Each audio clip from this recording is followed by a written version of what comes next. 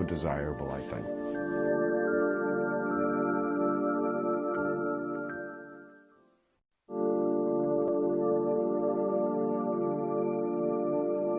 And when it comes to opal, every location has its own unique attributes and qualities. Like when you're in Australia, you know, you've got 3 or 4 major sites that produce it, and there's only one or two really good places that we produce what we call crystal opal. Crystal opal is a term we use in the trade that means it's transparent, you can see through it, versus the white opal that you would know from Cooper Pedy, Australia. In Ethiopia, it comes like similar in the way that you might see the crystal material from Mexico, but you get a much more intense fire out of it, brilliant flashes of light, and the majority of it is in that crystal range, which is hard to find in opal. Very, very hard to find in other locations where you're going to get the mixture of the play of color, which is the fire, the flashes of color, and have that crystal body to it. You know, I've cut a lot of Australian opal as well, and I know it's very hard to find good crystal opal there, but when you turn to Ethiopia, you're going to find some really choice pieces of crystal, and what it has going for it over many of the other locations, even over the Mexican, which is hard to find that crystal mix with a good play of color fire to it, and that's what makes Ethiopian opal so desirable, I think.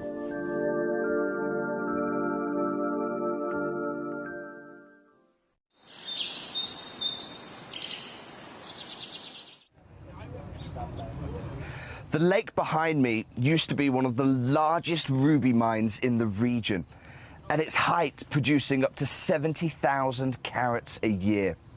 That sounds a lot, right? But our local guide has just explained to me, he was telling me the 70,000 carats because actually it's hardly anything. And when he explained why, I was blown away. Because of that 70,000 carats, just 5% were even good enough to cabochon grade. That means just 3,500 carats of the 70,000 carats could be made into cabochons. But more strikingly, he said it was only the top 0.5% that were worthy of faceting. So of a mine that is clearly so big geographically and producing 70,000 carats a year, just 350 carats would be worthy of setting into your jewellery. So one of the things that's really set us apart as a group of companies over the last 2 decades is actually having your feet on the ground. And as a group of companies, we've always made sure that that was our priority. We understand that being at a primary source, being able to actually go to a location, puts you in a very strong position. And that's why over the last 20 years, you've watched us go and find you diamonds from Canada, watched us go into Burma to squeeze some of the finest jade and some of the most incredible rubies, watched us go to Nepal for some of the most incredible kyanite that the world has ever seen, not to mention covering the whole of Southeast Asia, into Africa, dare I say it, going all the way through the North Pole as well. We are explorers as well as storytellers, but it is that exploration that allows us to really not only show you the best out there or the stories behind them, but to also present you with some of the finest gemstones at some of the finest prices. I would like you to take consideration next time you walk into a jewelry store or next time you go to a website that sells jewelry and ask yourself this. Have they been to that location? Do they know who cut that? Do they know who set that? Do they know everything about that individual stone? Because if they don't, they are nowhere near what we can achieve for you here at Jewelry Maker, Gemporia, or Gemcollector. I'm Jake Thompson, your gem investor for over a decade, and I talk to you about building a precious portfolio of the rare, the exotic, and the irreplaceable. Now, 9 weeks ago, I got a distress call from our team in my vault in Jaipur, India, telling me we had no Congo tourmaline anymore. Why was this so distressing to me? Because my records suggested we had as much as 20,000 carats available. I was one of the earliest adopters of this new discovery of tourmaline from the Congo. What was it about this material that won my heart? It was the fact that this was the only titanium-bearing tourmaline I have ever come across on our planet. In tourmaline, you expect a variety of color, but this Congo material, it stood out for me because of that titanium. Each of those colors was more vibrant than I'd ever experienced before. The pink tourmalines we've shared for you, they were fuchsia. The rubellite material, it was this deep red ruby in its color. The greens, my goodness me, these weren't suppressed, stormy, moody greens. These were vibrant, the light, the brilliance. This was to die for material. I acquired everything. And then I asked my team in Jaipur, India, before cutting, to sort the colors into their incredible hues of the rainbow. The problem that I've now discovered is that whilst we've done that and we've brought you full collections of pinks, of rubellites, we've even brought you a collection or two of the ultra rare verdolite material, we now have no longer got enough gems to make any one collection. So moving forward, almost every collection you see moving forward, it's not going to be a rubellite. It's not going to be a Congo pink tourmaline. It's definitely not going to be a Congo verdolite green tourmaline selection. No, it's going to have to be, like the tourmalines themselves in nature, a mixed color parcel. If you see a collection of pinks, a collection of rubellites, I'm going to rule out now seeing a collection of verdolite greens. You must take advantage of your opportunity. This is your market update for Congo tourmaline.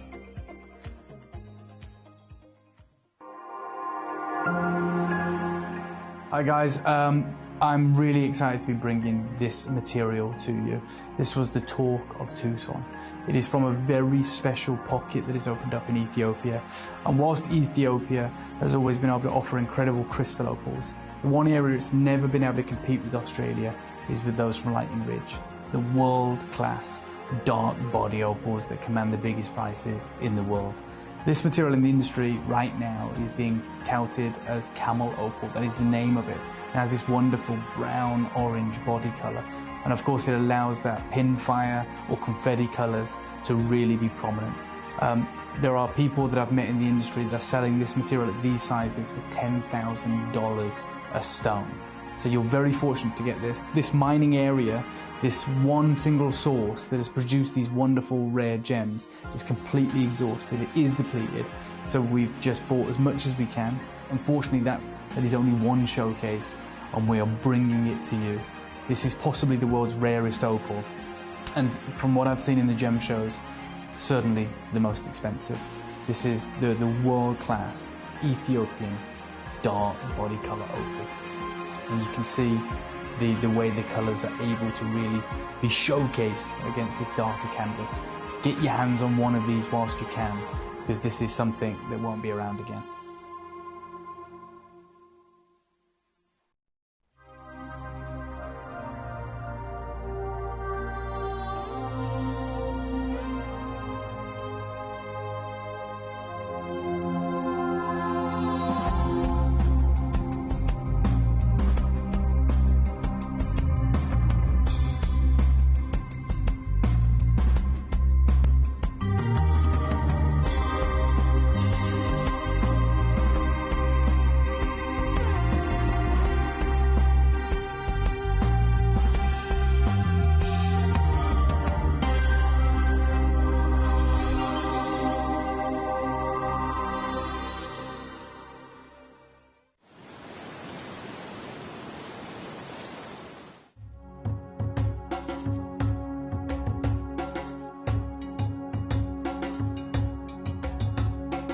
Here is the area that the operators they are mining. Yeah. They are going just more than 100 meters. Wow, so 100 meters into the rock. Into the rock. So if I understand that everything they've taken out, Sure.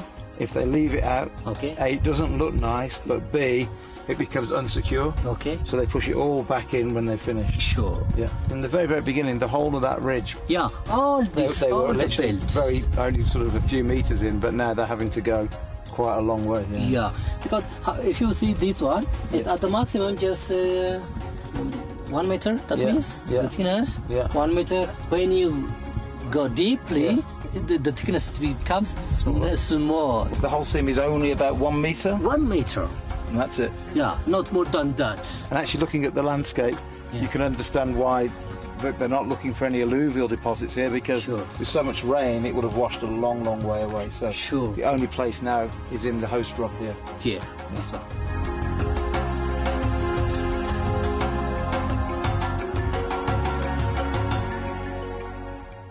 Gem collectors, you've asked and we are going to deliver. Taking Gem Collector from our current day slot, we are going to be moving to a new evening time slot, 5 p.m. until 9 p.m. every single day, and it starts officially this Monday, the 16th of March. So hopefully you'll be able to join me for our new fantastic late afternoon evening fun here at the world's largest gem store.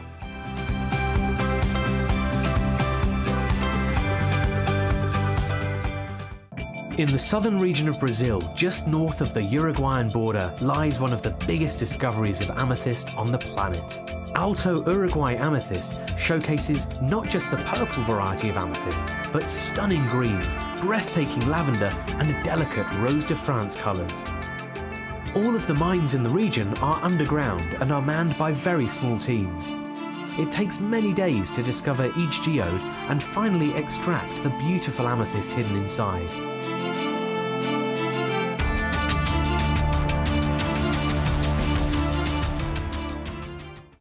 Hello and a big warm welcome to you here on Gem Collector. We are officially live once again here in the world's largest gem store. My name is Foxy, I'm here as your GIA Gemstone professional today, and it is a fabulous Saturday, if I do say so myself. And I will also let you in bit of intel. As many of you know, if you're regular collectors tuning in on a regular basis, I haven't been here for what feels like forever. Actually, it's nearly been 2 weeks. Technically, only 4 days off, but it works out. You know, feels like a long time. And because I was off, I wasn't able to join you on Gem Collector. Manager Claire, ahead of time, as we like to always, prep and plan our shows that we're bringing to you quite a few days and weeks and months even in advance. Because I wasn't able to, Manager Claire is responsible for actually producing the show today. So I can't take any credit for the incredible opportunities that you're going to be seeing. All of the brand new gemstones, the premiere launches, the star buys, the absolute complete bargains that we're going to have across the show tonight and tomorrow night were all put together and produced as a show by the channel manager. And as you can imagine, channel managers have quite a bit of extra power, quite a bit of extra kind of access of the stones, and she has gone all out for us this weekend. So this entire show today, for the 4 hours we're going to be here live, and again tomorrow, Manager Claire has really spoilt us rotten. For this hour, for example, big carat weight bonanza, and if you've started rummaging already, if you're watching on the web or the app, you'll see they are really juicy, proper whopper of a gemstone, which we love. And then rolling through the evening, we've got brand new premiere launches of Tahitian pearls, guys. Not just pearls, Tahitian pearls. The ultimate rarest colour of pearl on the planet, the most desirable pearl, as we often refer to it, of course, as the black pearl. Just like black opals, they're never actually technically black. They're either silvers or greys or platinums or blues. Very highly desirable, very highly valued, as they always have been. And we have the last of them. This is the last final hurrah and arrival of Tahitian pearls that are within the vaults, not just here in the UK, but even our vault over in Jaipur, where we, as we do things en masse always here at Gemporia, we acquire things in such huge scale quantities. They all go to our vault over in Jaipur, and then bit by bit we drip feed them month on month or year on year. We'll send a few more from Jaipur and a few more. Well, now we're at the stage. Pearls have been selling out so fast, and we're obviously trying to keep up with you guys, constantly kind of acquiring them and everyone investing in them. We've got to the point where we've run dry here and we've run dry in Jaipur. So tonight's launch of these brand new Tahitian pearls is the last of of them, and I don't know how long it's going to be until we're able to secure any more, but what I do know is if we do secure any more in the future, they will definitely be significantly more expensive. As we've seen, pearls are now higher in price and value than they've ever been in history, and they're not slowing down. So it's really urgent and very exciting, of course, that we have got these Tahitian pearls in the show today. We also have, amongst that, we have a garnet special and a real beautiful variation to showcase the broadness of the family of garnet. And we have my beautiful friend, Mr. Glenn Lara. We have a celebration of the life of Glenn Lara, a celebration of his passion, of his works, of his extraordinary, quite literally, changed the world with his designs, with his way of thinking when it came to cutting and carving gemstones. So we've got some of the last Glenn Lara pieces in the world as well for you. So very excited about that. Right here, right now, though, jumping into our first hour where everything is all about giant carat weights. Have you had a mooch? If you haven't, you've got to do it. Get yourself to gemcollector.com or the Gemporia app. It's the best way to watch. So that way you can see the show, you've got the message box on the same screen, and you've got the full list of pieces in the hour. Up to number 24, you can start rummaging and you can start looking at them right now. And then you send me in a message as many times as you like with any questions, queries, or, of course, very importantly, your requests. You request it, I show it. It's as simple as that. If you don't request it, I won't show it. You are my priority. We've already got my lovely Paula in Cheshire. Hello, gorgeous. She says, afternoon, Foxy. Please can you show number 15? Number 15, the citrine. Hello there. This is my birthstone. Have we got any other November babies with us? November babies unite. This alongside, of course, topaz, is the November birthstone. So that straight away tells us it's in the top 12 stones of all time, isn't it? Out of over 4,000 gemstones and minerals that exist, if it's a birthstone, it is definitely an urgent and a very, I would say, important and kind of obvious, crucial choice for any collector to have. You can't, if we're collectors, the whole point surely is that we own at least one of everything. But the starting point, the finishing point, and the point all the way in between, the bread and butter of being a collector, are those 12 birthstones, those legends. So this is definitely something for everybody. But this hour being the big carat weight bonanza, this one's humongous. 12 carats in size. 12 carats of citrine. Now that's impressive, isn't it?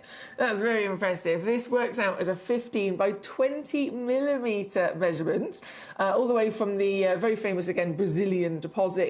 It's the primary source when it comes to citrines like this. Brazil is always the best place to go, as it's famously known. But we've got to consider what's normal for a citrine. Would they normally be this size? Absolutely not. Maybe 1 carat, perhaps. What would the norm be in terms of clarity? There were type 2 gemstones, so a couple of inclusions would also be completely normal and expected. But this piece is bigger than the norm. This piece is cleaner in clarity than the norm.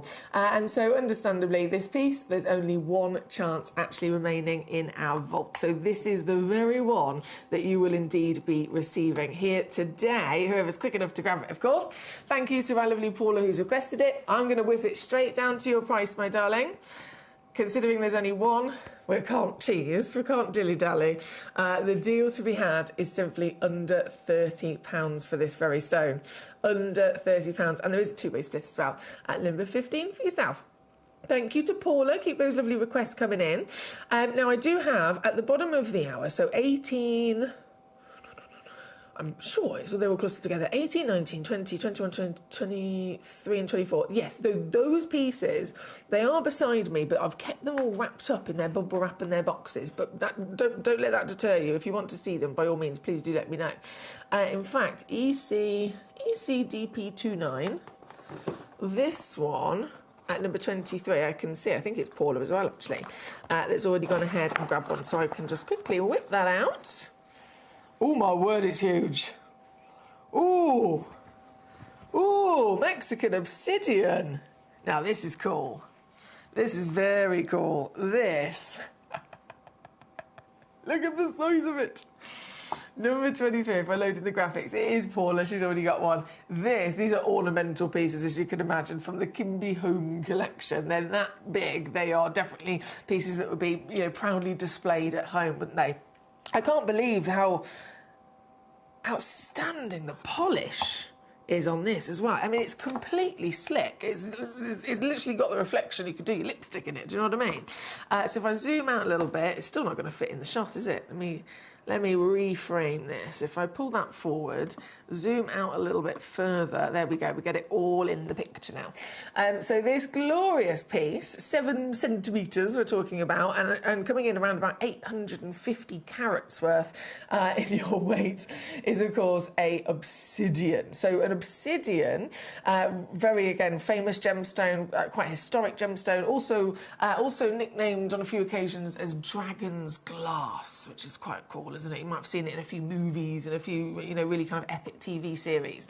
If ever they're talking about dragon's glass, it is this that they are referring to. It is genuine natural obsidian. And obsidian forms from volcanoes, so it actually starts as lava. It starts as part of an ancient eruption of a volcano. The lava is bubbling up from the depths of the earth, and as that lava bubbles up to the surface and of course explodes and spills over the side, it's liquid rock that is this composition of all sorts of different elements that quite literally from the deepest parts of the earth we wouldn't otherwise necessarily get to. So it appears upon the surface of the earth in its liquid form, and then if this liquid rock, this lava, ends up cooling rapidly, so it will hit, let's say it hits the ocean, it hits a stream, it hits a river or something like that, it goes obviously very, very quickly with this dramatic reaction from being so extremely heat to then rapidly being cooled down. It immediately crystallises into this glassy-like stone. So that is what we are looking at here today. Now this piece, they've done a bit of an extra cheeky sale deal on this one. Right, let me see if I can honour that for you then. This piece, number 23, this is the lowest price ever. This is the lowest price ever. We'd normally be looking, so obviously being a Kimby Home piece, it actually would have launched over on our sister channel Gemporia.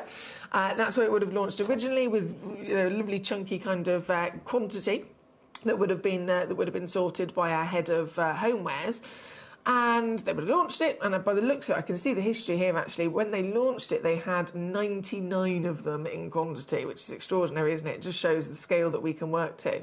But now we're down to just the last few in stock. From that launch, 99 in quantity, and they were £39.99. So basically 40 quid.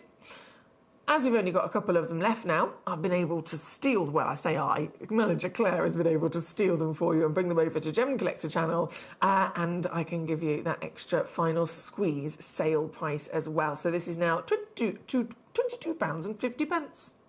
Rather random number, but I don't care.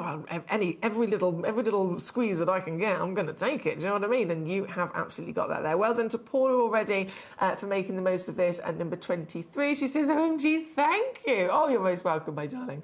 Good afternoon to our gentleman, Danny, as well. Danny says, afternoon, Foxy. I hope your eye is okay and your nan as well. Bless you. Thank you, Danny. I don't know what's going on with my eyes. I have no idea what's going on with my eyes. If you tuned in yesterday, I was wearing my glasses for the whole show because I couldn't put my contact lenses in like I do normally. Because they're irritated. I don't know. This one yesterday was so red, and I was like, hello. How is everybody today? We're all well. But it's just about okay for me to pop my contacts in today. Thank you, Danny. And as for my nan, I don't know how to answer that question. For those of you who are wondering, where were you for the last 2 weeks? My beautiful nan, who is my queen, she's 95. She would be 96 in a couple of months. She's been declared end of life. So I won't go too deep into it, but there's been a lot of, obviously, family time, which is why I haven't been here. But she's suddenly kind of burst back into life. So she's still with us. She is still with us. And every day is kind of like, is she going to be here or here or here or here every day? But at the moment, she's still with us, and she's sitting up and she's having a sip of tea. So we're just going to keep enjoying our time together. Thank you, Danny. Right, 23 is what we have on the screen. Thank you to our Paula. Now, let's keep rocking and rolling. We've got so many whoppers in this hour.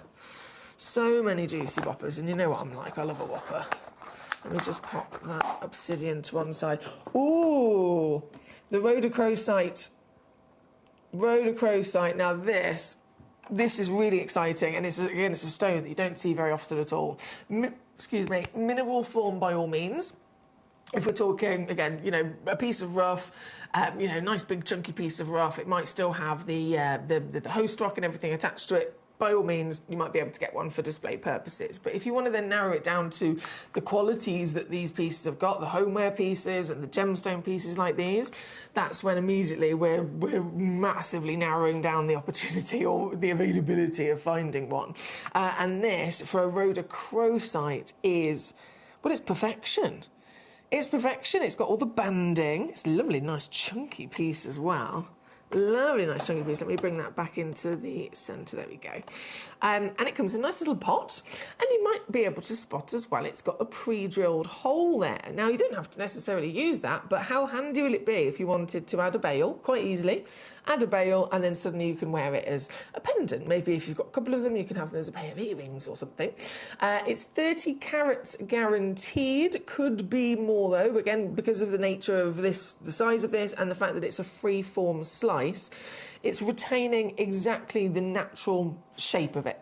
Yes, it's kind of half cut, if you like. It's not fully cut and faceted like some stones would be. It's again, we've left the natural form and the natural shape of it, and then we've partly cut it into this lovely slice. And excuse me a second, see if I can just open the box. Oh, actually I did it. That was easier than I was expecting it to be. So that I can show you on the hand the size of this. Isn't that glorious? Isn't that glorious? And every piece will be technically a one of a kind. There won't be, you know, two anywhere near identical to each other, because again we're really celebrating the beauty of its natural form. Let's see if I can stand that up. Oh, I love it when that happens. So this piece number 3 for us today in this hour, 30 carats, very much fancy in that perfect slice, all completely natural as well, from the obviously from Argentina, which we don't see as an origin very often. And what a steal! It's under £20. Under £20 for these chunky, very large, big carat weights across the board here today. This one being number 3. At under £20 for you, proving very popular, I can see on the web. Oh my word.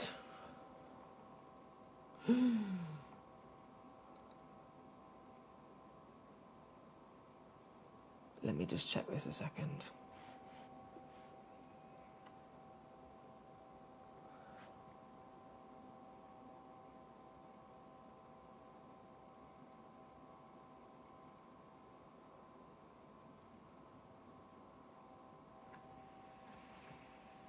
I didn't know we had any of these left.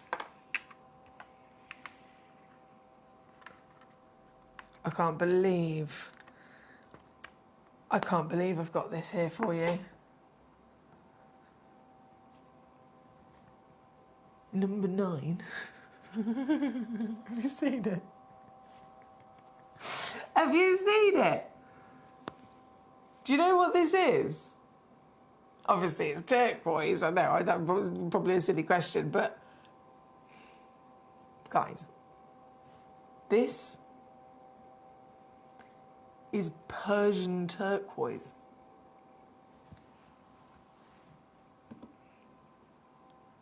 I can't believe I have one in this hour. They arrived not that long ago, excuse me, not that long ago here in the vaults. Everybody else in the building was incredibly jealous, as you can imagine, because Persian turquoise is the holy grail of turquoise, surpasses even the outstanding desire and demand and high value of Sleeping Beauty turquoise. The Persian surpasses it. The Persian is the ancient, long-lost royal turquoise. It is the finest turquoise ever in history, thousands of years of history. It is long gone, considered impossible to purchase. You have to go to a museum to see it. You have to maybe do your research online and you can, you know, see articles and so on. But owning one, finding one that's available for sale is just like, obviously, that's not possible. That's what's considered. We had just a few of them arrive, thanks to, again, Manager Claire and her magical powers. And they were all one-of-a-kind pieces. And as far as I was aware, they pretty much sold out the second they came onto the show. The day they were launched, gone. That was the end of it. Manager Claire clearly was holding this one back for us today. So there is only one, but this is a Persian turquoise. Of course, Persia, as you can imagine, over the years, there are various different names that might change, whether it's an origin, whether it's a gemstone, etc. A bit like when we talk about Ceylon sapphire, it's now called Sri Lanka, isn't it? But Ceylon, Sri Lanka, they are the same wonderful place. It simply got renamed over time. This we now know as Iran, but many moons ago, it's Persia. This is Persian turquoise. This, I can't believe I got this here today. This is the turquoise that has the golden matrix. The finest turquoise in history. Only one available. It's a one of a kind. 10.71 carats.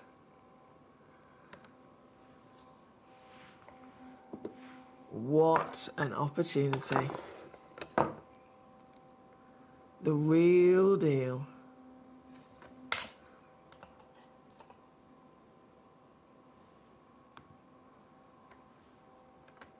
Can you believe this?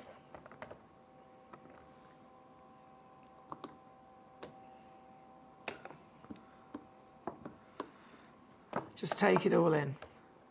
Because this might be the only time in all of our lives that we ever get to see one of these now.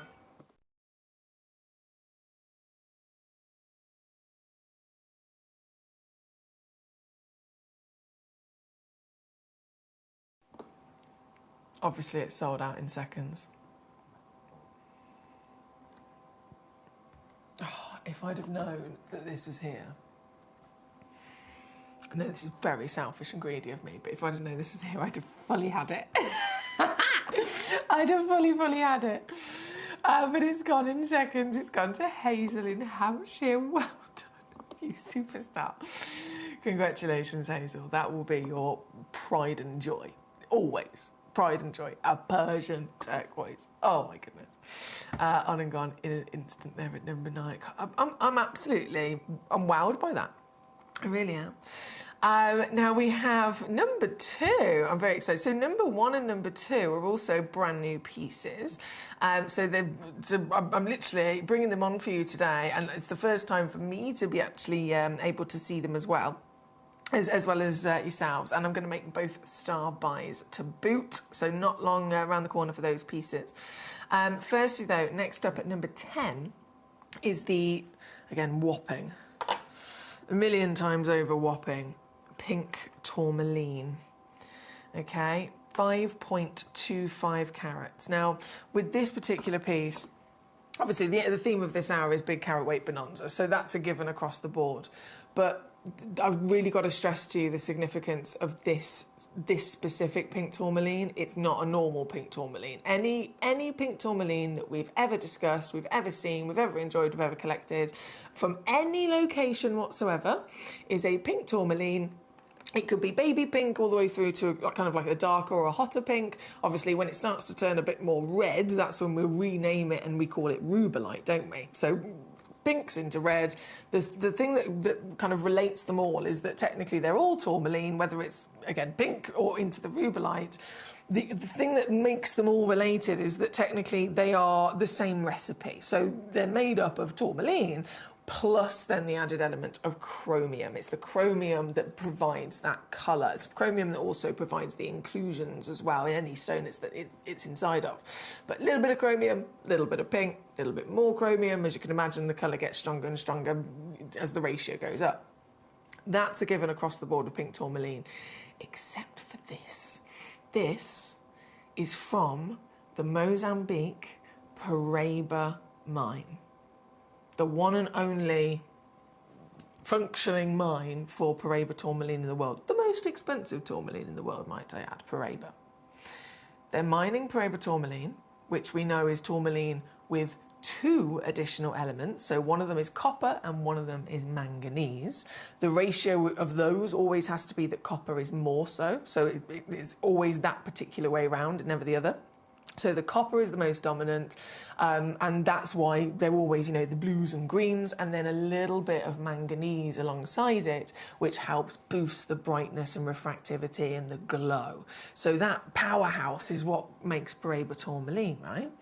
But in the corner of the Paraíba tourmaline mine in Mozambique, they've discovered this one-off fluke parcel of rough where they are, I mean, you could technically call them Paraíba because they do still have trace elements of copper inside them. The copper and manganese are both there, but the ratio is different. So it's only a tiny bit of copper, and manganese is the most dominant. So by having that kind of role reversal, manganese, when it's the dominant force inside a stone and providing colour, it's pink, isn't it? It makes kunzite pink, it makes morganite pink, it's every time. So manganese is now the star of the show, and so we've got from the Paraíba mine, we've got the components of Paraíba that we'd expect, but flipped on their head. Manganese is now the powerhouse, and so it's turned the stone pink. These are a one-off discovery from the mine. They gave us first dibs because we're their biggest friends and customers here across Gemporia, so that we were able to get them.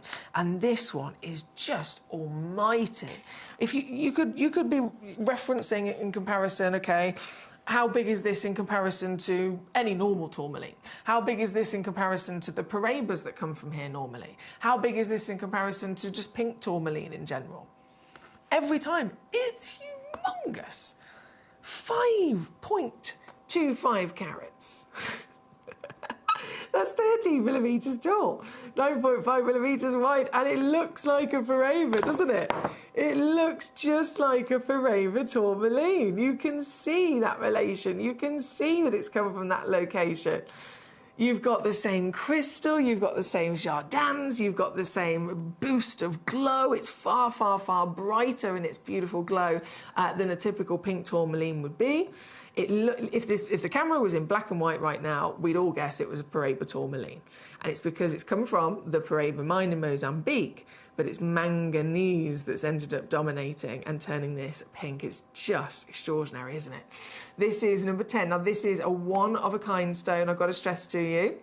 One-of-a-kind piece is the biggest one that I've seen. Biggest one, without shadow of a doubt, that I've seen.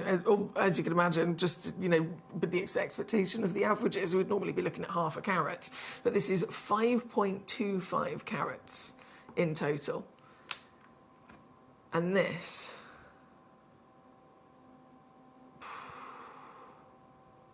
Did I mention it's natural, by the way? Did I mention that? If I didn't, I'm sorry. I need to tell you it is natural. It's not been heated like Paraíbas would be, like pink tourmalines would be. It's not been heated. It's not been treated either. This one. The only one. Can be yours today under 150.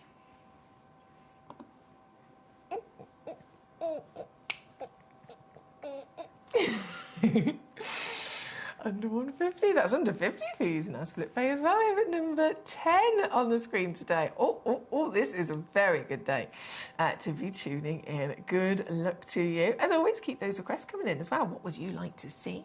I'm so excited to bring you number 1 and number 2 as our star buys very shortly.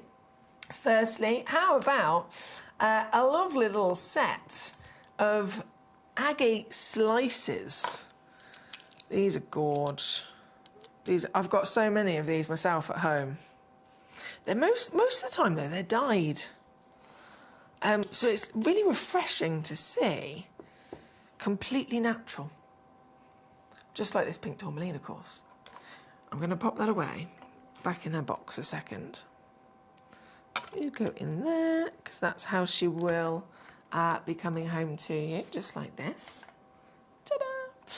And then we will be going to number 14. So number 14, the natural coloured agate slices. And it is a guarantee of 4 of them as well, just so that you know. You will definitely be receiving 4 of them. They're gorgeous. And this is another real celebration of why we're all here. It's the natural world at the end of the day. natural miracles, natural beauty, natural treasure from planet Earth. And so everyone will receive 350 carats at least. It might be a little bit more. Everyone will definitely receive 4 pieces. And because, again, they're completely natural, which most of the time they are dyed. I mean, I've got quite a few of these in my collection that are loose and kind of dotted around the house, but I've also got...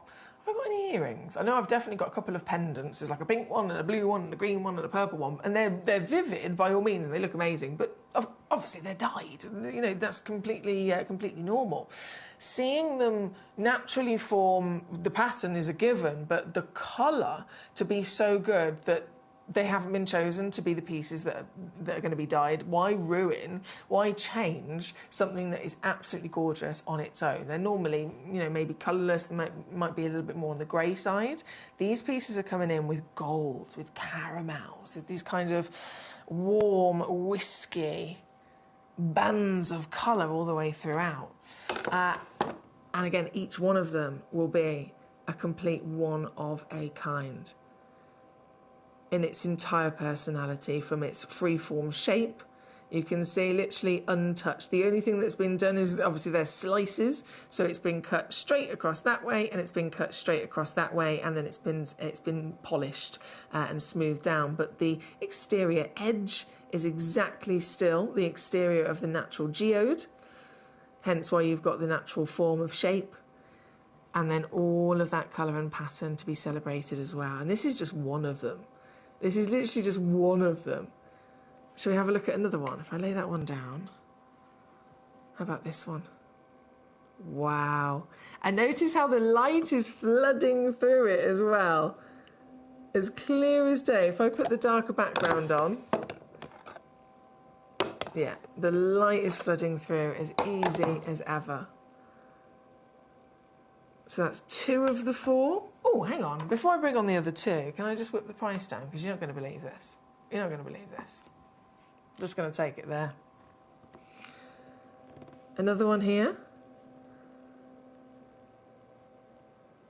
To be really, almost like you're investigating, isn't it? You can discover your own treasure, discover your own beauty within each piece. And the more you look, the more time you spend with them, the more you will start to see and uncover and really fall in love with upon every single individual one. And you notice the centre quite literally of the geode, because of the way that these form. They form in their geode. If I was to show you this, we've got our display piece here. This is what it would have looked like to begin with. Let me zoom back out a second.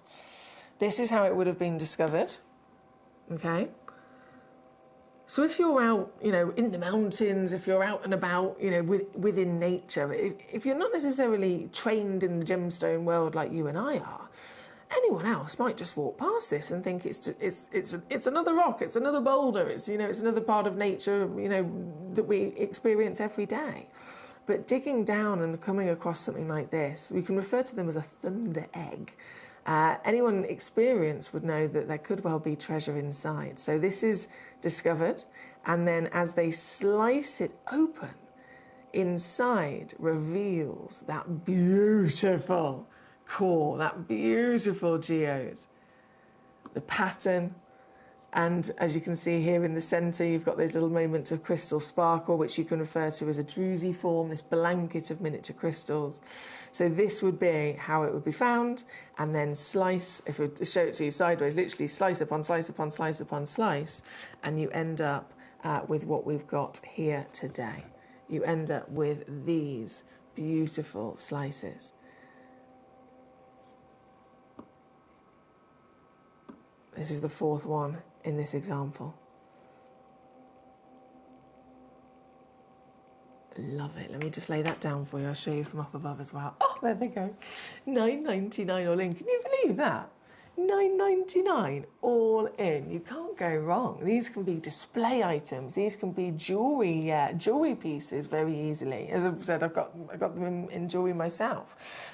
They can be display items. I've seen people set them into frames for works of art. I've seen people use them as table decorations, as little kind of trinkets and placemats at wedding celebrations. I mean, the possibilities are endless when they're this affordable as well, aren't they? This is number 14, one of the biggest bargains of the lot for such a really impressive carat weight. But number 14, there she is. Collector in Essex, hello to you. Number 17, hello. Number 12, not 12, number 17. Not a problem, my darling. Not a problem at all. Let me just pop my geode back over there. So 17, you've gone for the whopping Tanzanite. I like your style. I like your style.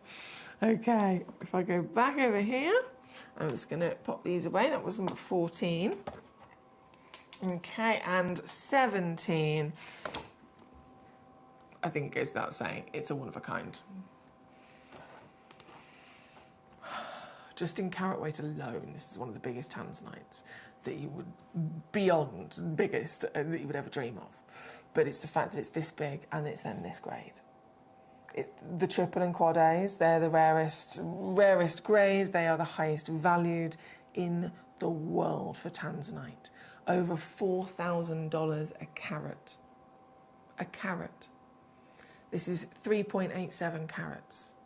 So 4,000, 8,000, 12,000 and beyond, right? That's what you'd expect in the current market. This stone is going up in value so quickly, we can't keep our start prices up to date. The stone will be valued when it arrives, when it first gets booked in, and it's first valued in our vaults here, you know, within the Gemporia partnership.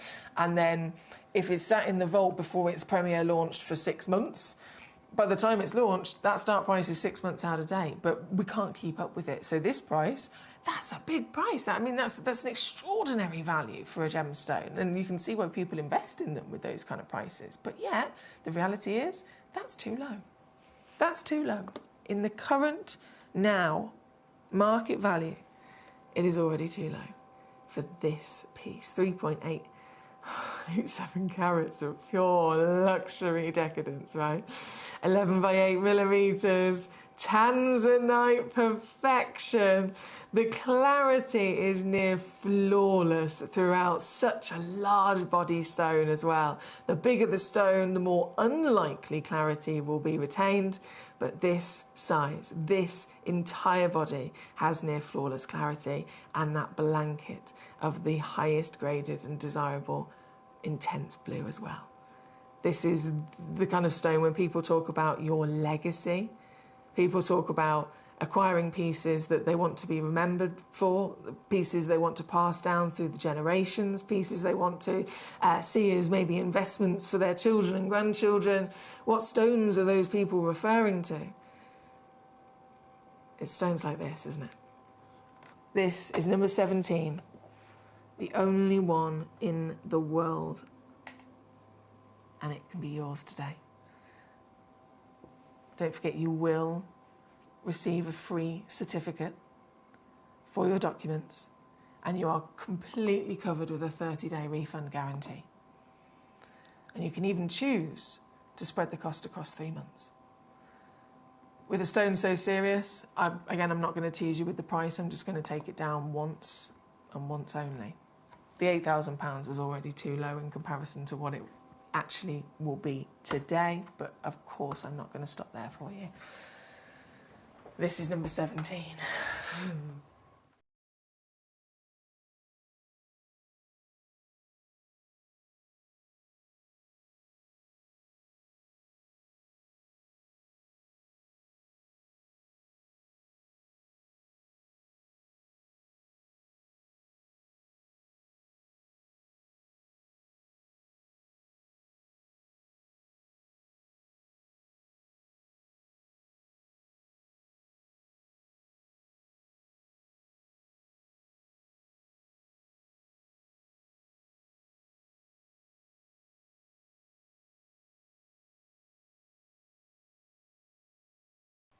Thank you so much for that amazing request. That was Collector in Essex. Right, the Persian turquoise, of course, has sold out.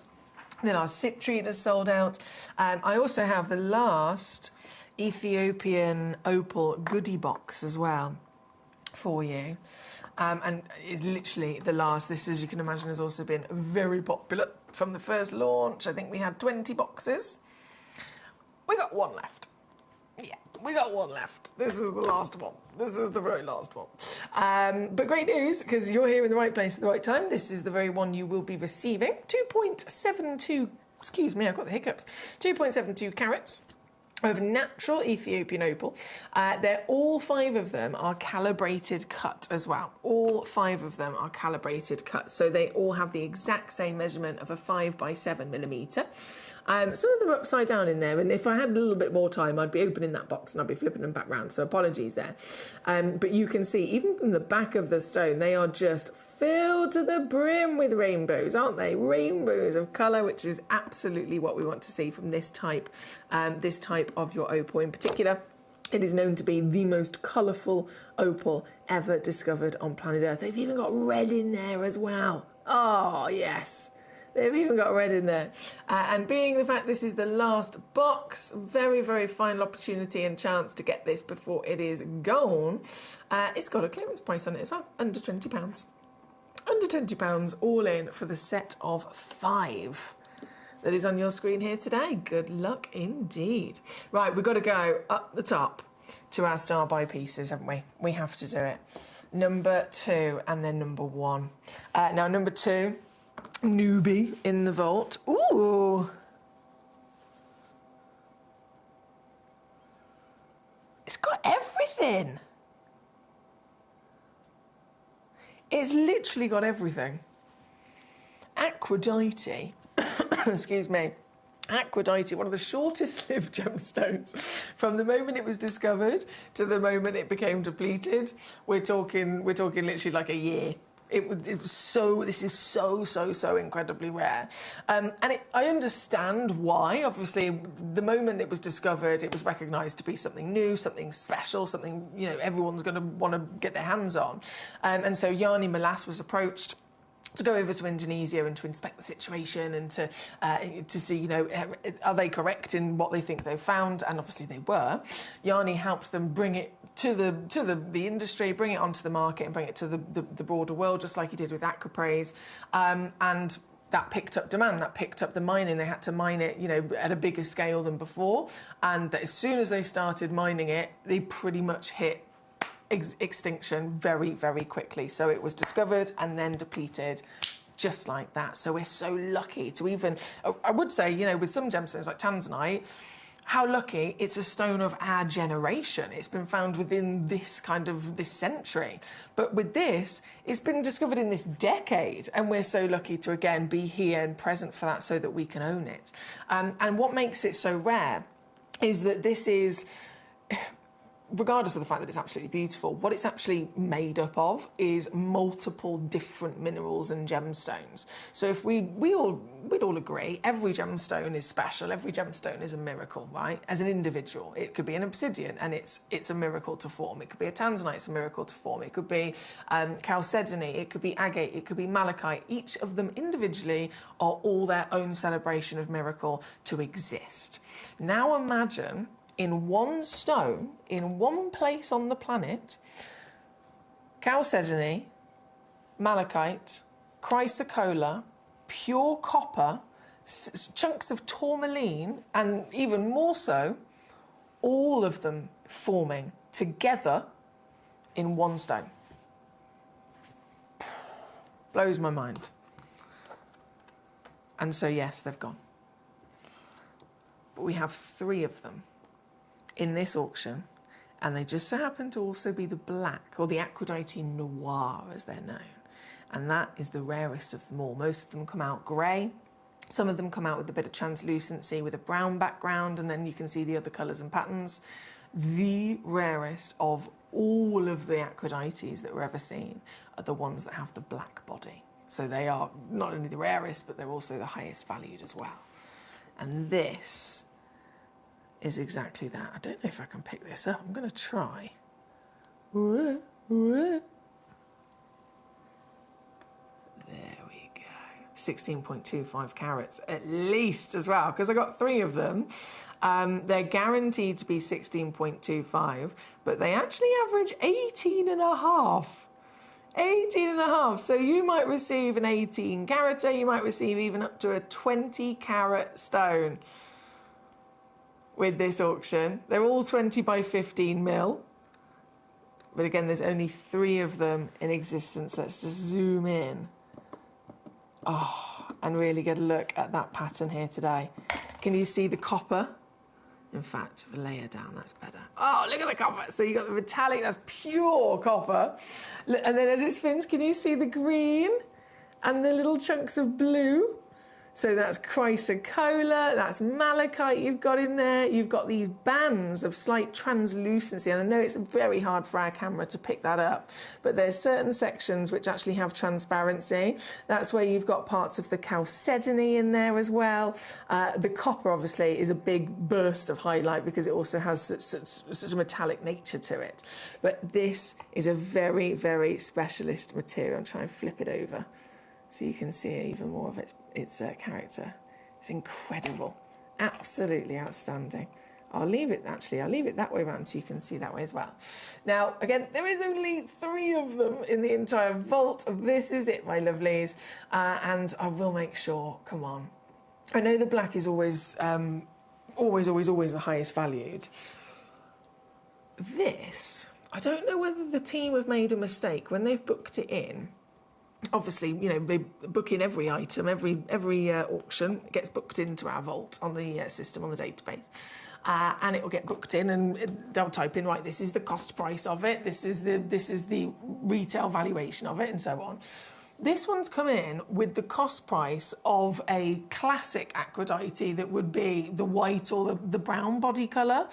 From my experience, whenever I've seen them in the vault, you look at the cost prices from you know, the Gemporia side of it, and there's a distinct difference. It could be, right, so this let's say they're all 16 carats. A white version might come down to £300. The brown might be £300, but then the black will be £500. You can clearly see the distinct, you know, increase in value. They've booked this one in with the cost of, as if it's not basically a black one. So I don't know whether that's just a human error, but obviously that's going to work to our benefit because I could do this for you. And I've never done that before on an Aphrodite Noir. I've never, ever, ever done that on a noir piece unless it was under 5 carats. Only if it's under 5 carats would it be able to go under £100 for you. So this is very exciting. And like I said earlier, I can't take any credit for the show today because it was actually manager Claire that produced the show. As I've been away for nearly 2 weeks, I wasn't able to, of course, come and present, and I wasn't able to produce the show. You know, sat at the computer and basically make each hour and each theme each day for this weekend. And so manager Claire actually made the show today and tomorrow, and she produced all of it for us. And so, I mean, this is just the first hour, and I'm already incredibly thankful to her because she's given us some fantastic, very exclusive, very limited edition, but also new opportunities at unmissable prices. So it's a great day to be tuning in. This one, number 2, there's already only 2 left, I will say. Only 2 remaining before they've sold out. And of course, because it's an extinct stone, I cannot ever say that we'll be able to replace these as the mine is gone. It's done, it's depleted. We cannot ever assume we'll be able to get more of a stone that is no longer being mined. So very good luck on the last 2 pieces there. 33 on split pay as well, by the way. Hi Amy, she says, hi Emily, thank you so much for taking the time to educate us even further. Loved hearing and seeing about the geodes and the agate. Oh, you're very welcome, my darling. It's my bit of fun as well. I mean, you guys, you're so lovely. You say a big thank you to me. I'm enjoying myself just as much as you are. This is my playtime. Right, we've got, so number 2 and then number 1. I'm buzzing about this.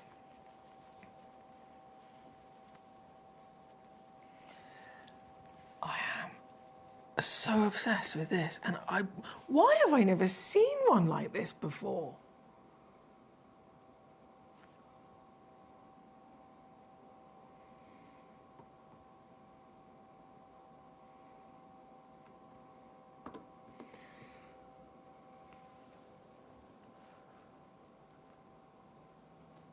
If you've ever tuned in and I've brought you rutile quartz, you'll know how obsessed I am. I just love it. again, you never see two of the same, just like with the patterns of the Aphrodite. Rutile is a stone in its own right. It's a mineral. It's a stone that cannot be owned on its own. It can only be owned if it's found inside another stone, because its natural form is a needle. It grows. They call it the Venus hair. It literally grows as the thickness of a strand of hair in this tiny, sharp needle of very metallic, bright, sometimes they can be silver, gold, copper kind of colours, so these lovely metallic hues. But they are a fraction of a millimetre in a single shard needle. So they're very desirable and very expensive in the mineral collecting industry. So if we separate, which it can be done, there's the gemstones and jewellery industry, and then there's the mineral industry.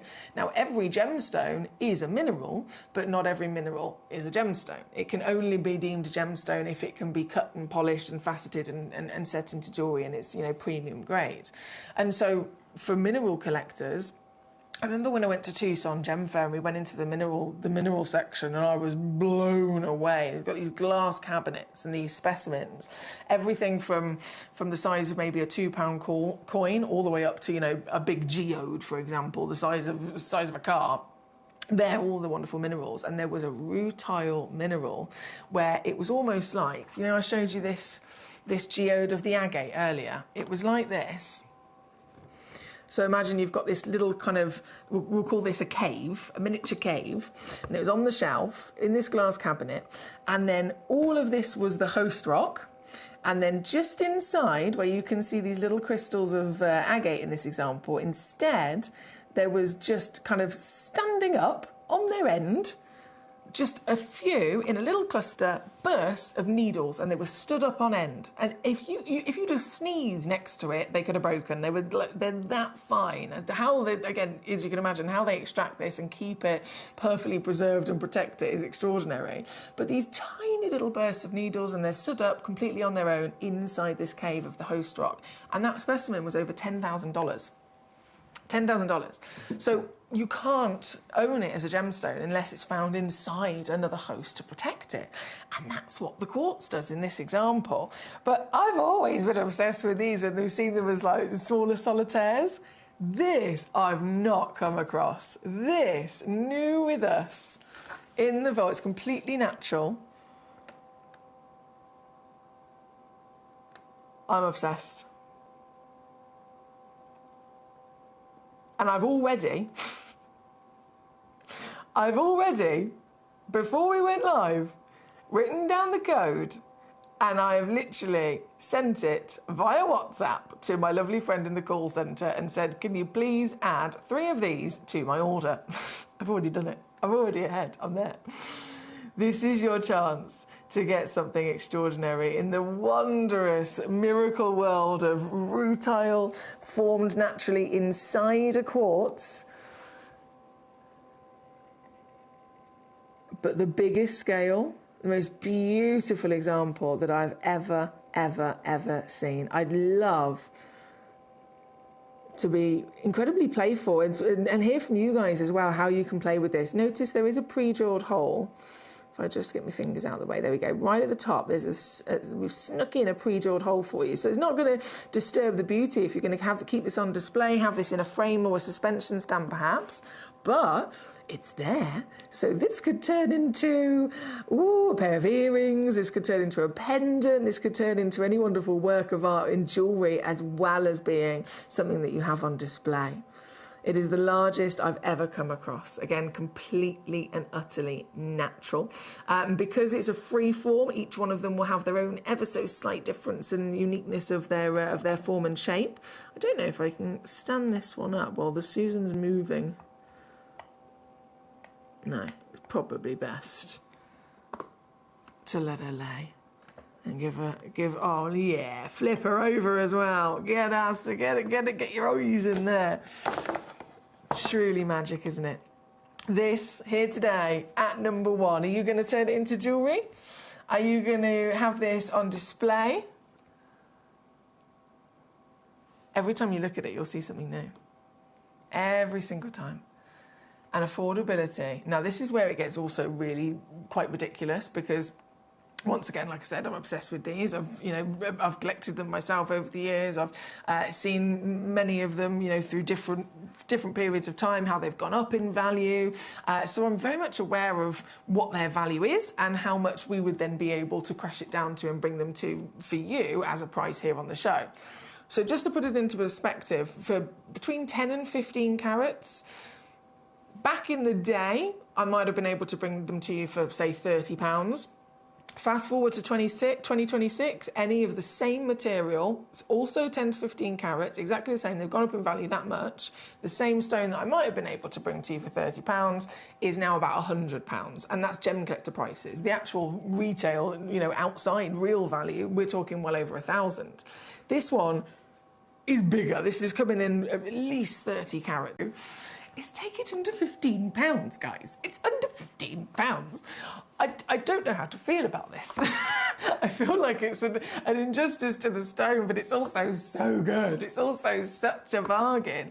It's incredibly exciting, and it means that everybody can finally get the chance to own this specimen, to own this magnificent rarity. It's the most affordable deal I've ever seen on rutile quartz, especially the fact that this is natural as well. I'm talking about, treatment. It's very, very common for the rutile quartz because, again, what we're looking at, it's technically two stones in one. Quartz, as we know, is a type 2 stone, so inclusions are normal. Then rutile is those lovely needles. They can form in different colours. So a lot of the time, pieces will be discovered, regardless of size, and it's a rutile quartz, but the rutile might be a little bit more on kind of like the grey kind of side, and so they're quite often irradiated to change the colour of the rutile to more of a gold or a copper, just because it's more luxurious and more preferred. But also they can be treated to help improve the clarity of the quartz as well, because if the quartz has lots and lots of heavy inclusions inside it that aren't obviously the rutile technically is an inclusion, but that's what we want. If there's quartz with loads of other inclusions and then the rutile, but the other inclusions are they're distracting the eye, you can't really see into it properly, the whole stone can be treated to improve the clarity, improve the purity and the bright kind of clear white body of the quartz. That will be treated so that we can see the rutile better, and then it will also be irradiated to enhance and kind of brighten up the rutile into the gold colour we want. So again, that's completely standard and they're still highly valued. This is natural. This is natural. Sorry, I'll put my squeaky voice away. Back in your box. It's number one. I bought 3 of them myself so I can relax. I'm in the lounge position. Have you got yours? Because this hour's coming to an end in 60 seconds and everything in this hour will disappear in 60 seconds. Just letting you know. Just making you aware. 60 seconds left to check out. Amy says, this piece looks so magical. It literally looks like there's fairy dust inside. I know, doesn't it? Doesn't it? I love it. We're on the same page there, Amy. My lovely Brent, he says, I was going to share a particular way of helping you with your hiccups, but I don't think... I think I might be banned from participating in further discussions after the fact. Oh, I couldn't possibly ban you. Over the years, the things that Captain Sparky and a few others have said to me on the message service, don't worry, honestly. I mean, I kept saying that. Captain Sparky said the same things he said to me, and I've laughed. He sent the same messages to other studios and other presenters, and he has been banned. I think he's the most banned customer across Gemforia. But I've never banned him. I love him. I love him to bits. Right, we are out of time in this hour, my lovelies. I'll give you an extra 60 seconds or so just to finalise checking out the pieces in your basket before they disappear. I'm going to disappear and go and get the next hour ready. And don't forget, I can't take any credit for today's show. Manager Claire is the one that's produced and put the show together today and tomorrow. I really appreciate her for that. So there's lots of cheeky manager auctions in there, just like this one. There's loads of them coming up, including the really urgent situation of the last of our pearls. I did, just before I was off, the white pearls, the South Sea pearls. They were the last of them that from our vault here and from the vault in Jaipur, and then quite rightly so. We've then, as a separate show, we're now bringing to you the Tahitians. So that's today, but it is, I have to stress, the last. I don't have any pearls left here in the UK, and normally that would be fine because it would be like, oh, we'll just call Jaipur, which is an even bigger half of Gemporia's vault.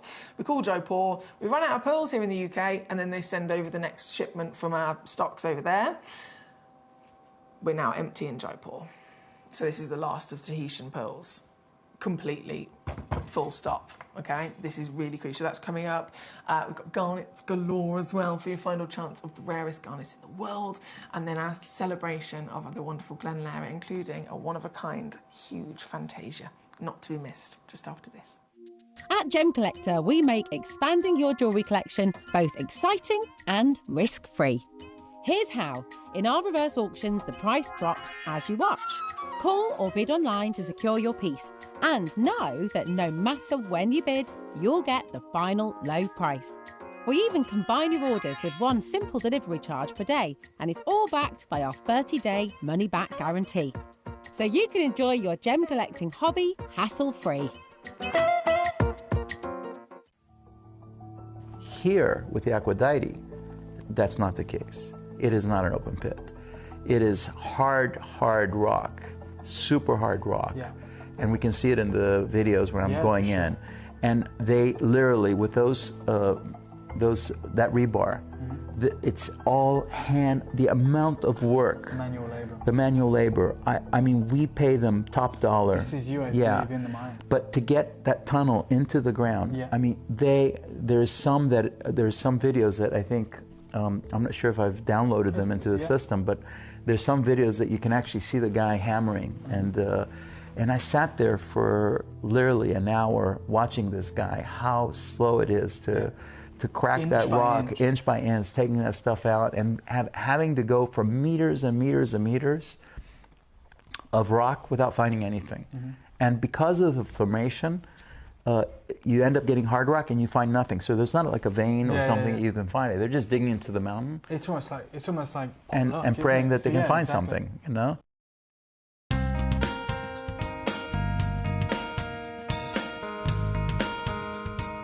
It's very difficult to find blue tourmaline.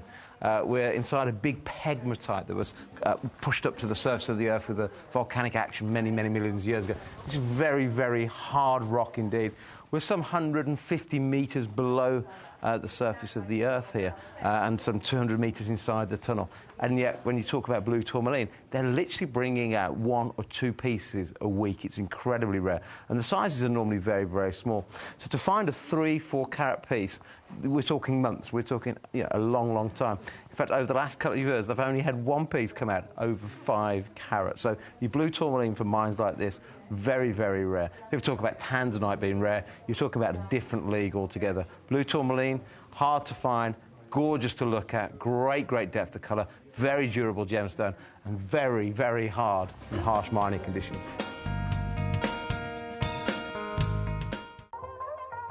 Hi guys, so I'm here with Kakuda Pearls, who have one of the finest selection of pearls that I've seen anywhere. We're talking incredible natural Tahitians, huge supply of incredible Akoya pearls, and of course the South Sea varieties as well. And we wanted to talk to the man himself about what's been happening within the pearl industry. And I wonder if you could just shed some light on what's happened maybe since September with pearls. Okay, September to October, it was the kind of a peak time. With mainly Chinese customers. It's a big boom in China that as a fashion material, the pearl is getting so popular. And has it impacted the price? It is. Yeah. Now it's the highest in the history. In the whole history? Yes, with the Tahitians and the South Sea golden color, South Sea white, or even the Japanese Akoyas. So would you say it's gone up 30%, or is it doubled, or what kind of increase? Well, I don't remember much, but looking back 2 years, maybe last September, October was kind of a peak, and it was like a double. It's 3 years ago. Wow. But I know the things are kind of changing right now. Yeah? I know it's hitting the top, and... So it's very difficult at the minute to get good quality Tahitians and Golden South Sea because of the the influence of, is it Nini, the social influencer in Yang Mi? You're right. Yeah, that's with Tahiti's. Right? Yes, but it has also been impacting the price of South Sea, you said, because that was Tahitians. Overall, yes. Yeah. So to anyone right now who's looking to get good quality South Sea, whether it's the golden or the white, and of course the Tahitians, it is very, very difficult unless you can get hold of older material, which you may be able to get a better price. Right now it's at the peak, and we're talking about the most expensive time in history to get cultured pearls, and that is the power of social media and influence and the Chinese market. We saw it through September and October, but even right now, in March, in February, we're seeing the same high peaks for those incredible pearls.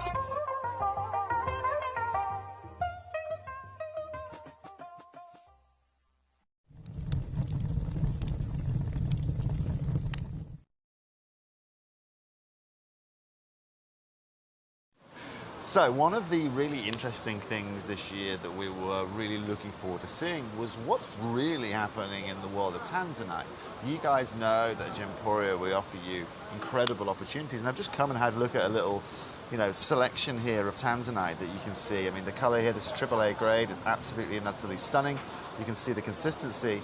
But one thing we're seeing is actually now acquiring bigger sizes. Because the price points of this have got to such a level as such. I mean, so just to be very clear, Tanzanite isn't the most expensive it's ever been here at the show. But one thing I'm struggling to see now are actually bigger sizes. Yes, they have the one-off big rocks that are $500,000, 2 million, 3 million quid, but actually now finding pieces around 6, 7, 8 carats is not very easy to do. And of course, the pricing is aligned with that. And so over the next year, it's going to be really interesting to see actually how that price point progresses. Everything we are seeing this year has raised in price. We know what's going on in Tanzania right now is only going to make that pricing harder.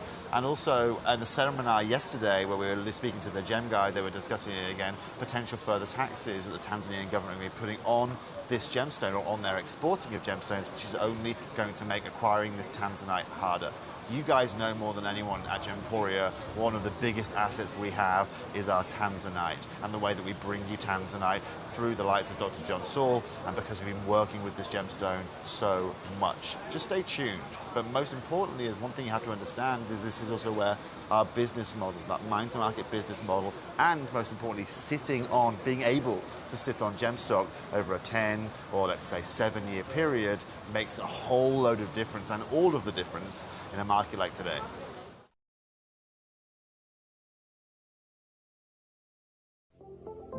At Gemporia, we bring you high-quality jewellery at affordable prices by streamlining the entire process in-house. We cut out the middleman, delivering premium jewellery without unnecessary costs. Our journey starts with our talented designers developing collections using ethically sourced gemstones directly from artisanal mine owners wherever possible, and then gifted lapidarists pre-form and cut each piece with careful expertise.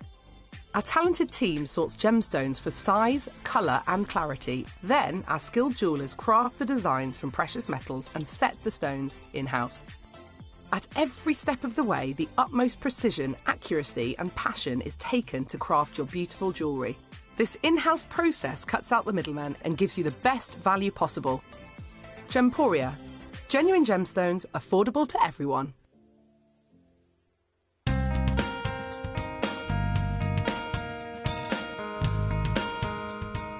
So, KK, tell me about this new pocket you've just discovered. Yeah, this is, we follow exactly like I said. We find the albite and the garnet and the black tourmaline. And then inside of those pockets, there is some crystals. We never know what it is, if it is going to be pink, red, whatever it is. And it's a bit like going to a casino, isn't it? Yeah, for sure it is. You never know. And earlier on you were saying quite often you'll drill through, and then if the drill goes straight through, you know you're into a big pocket. Yeah, this is what we hope.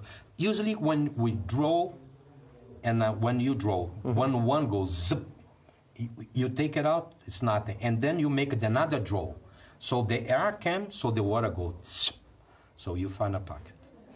You never know what's going to be inside. Yeah. But if you put it like this and you get some tourmaline in your hand, it is some tourmaline there. Wow. But we don't know what kind and how many kilos, how clean. It is another, your heart beats like this, you know. You have to open and see if you find really something. And we're very happy with this mine. We've been fine here lately, quantity. Excellent.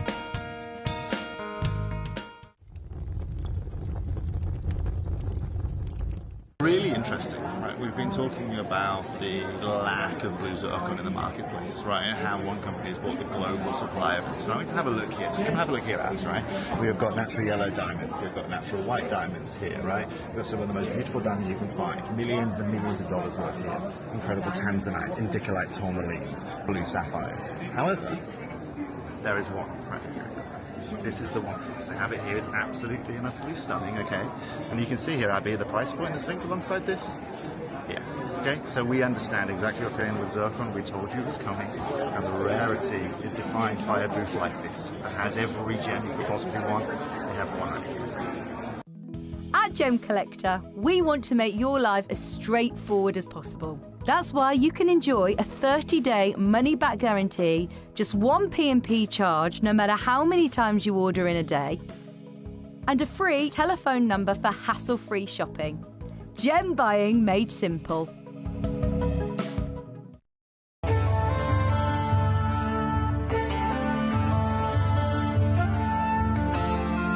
gem of love. Ruby is a red member of the corundum family and is often given as a gift to show the strength of one's relationship.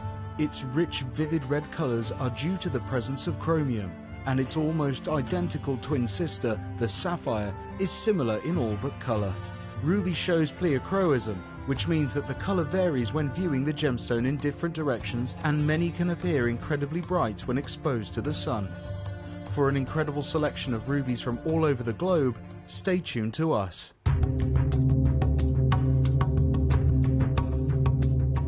There's no doubt about it, for people who are individual, people who don't follow the crowd, there's no better gemstone to own than the beautiful emerald. Every single one is unique. Every single one will have a certain amount of inclusions running in different directions, little...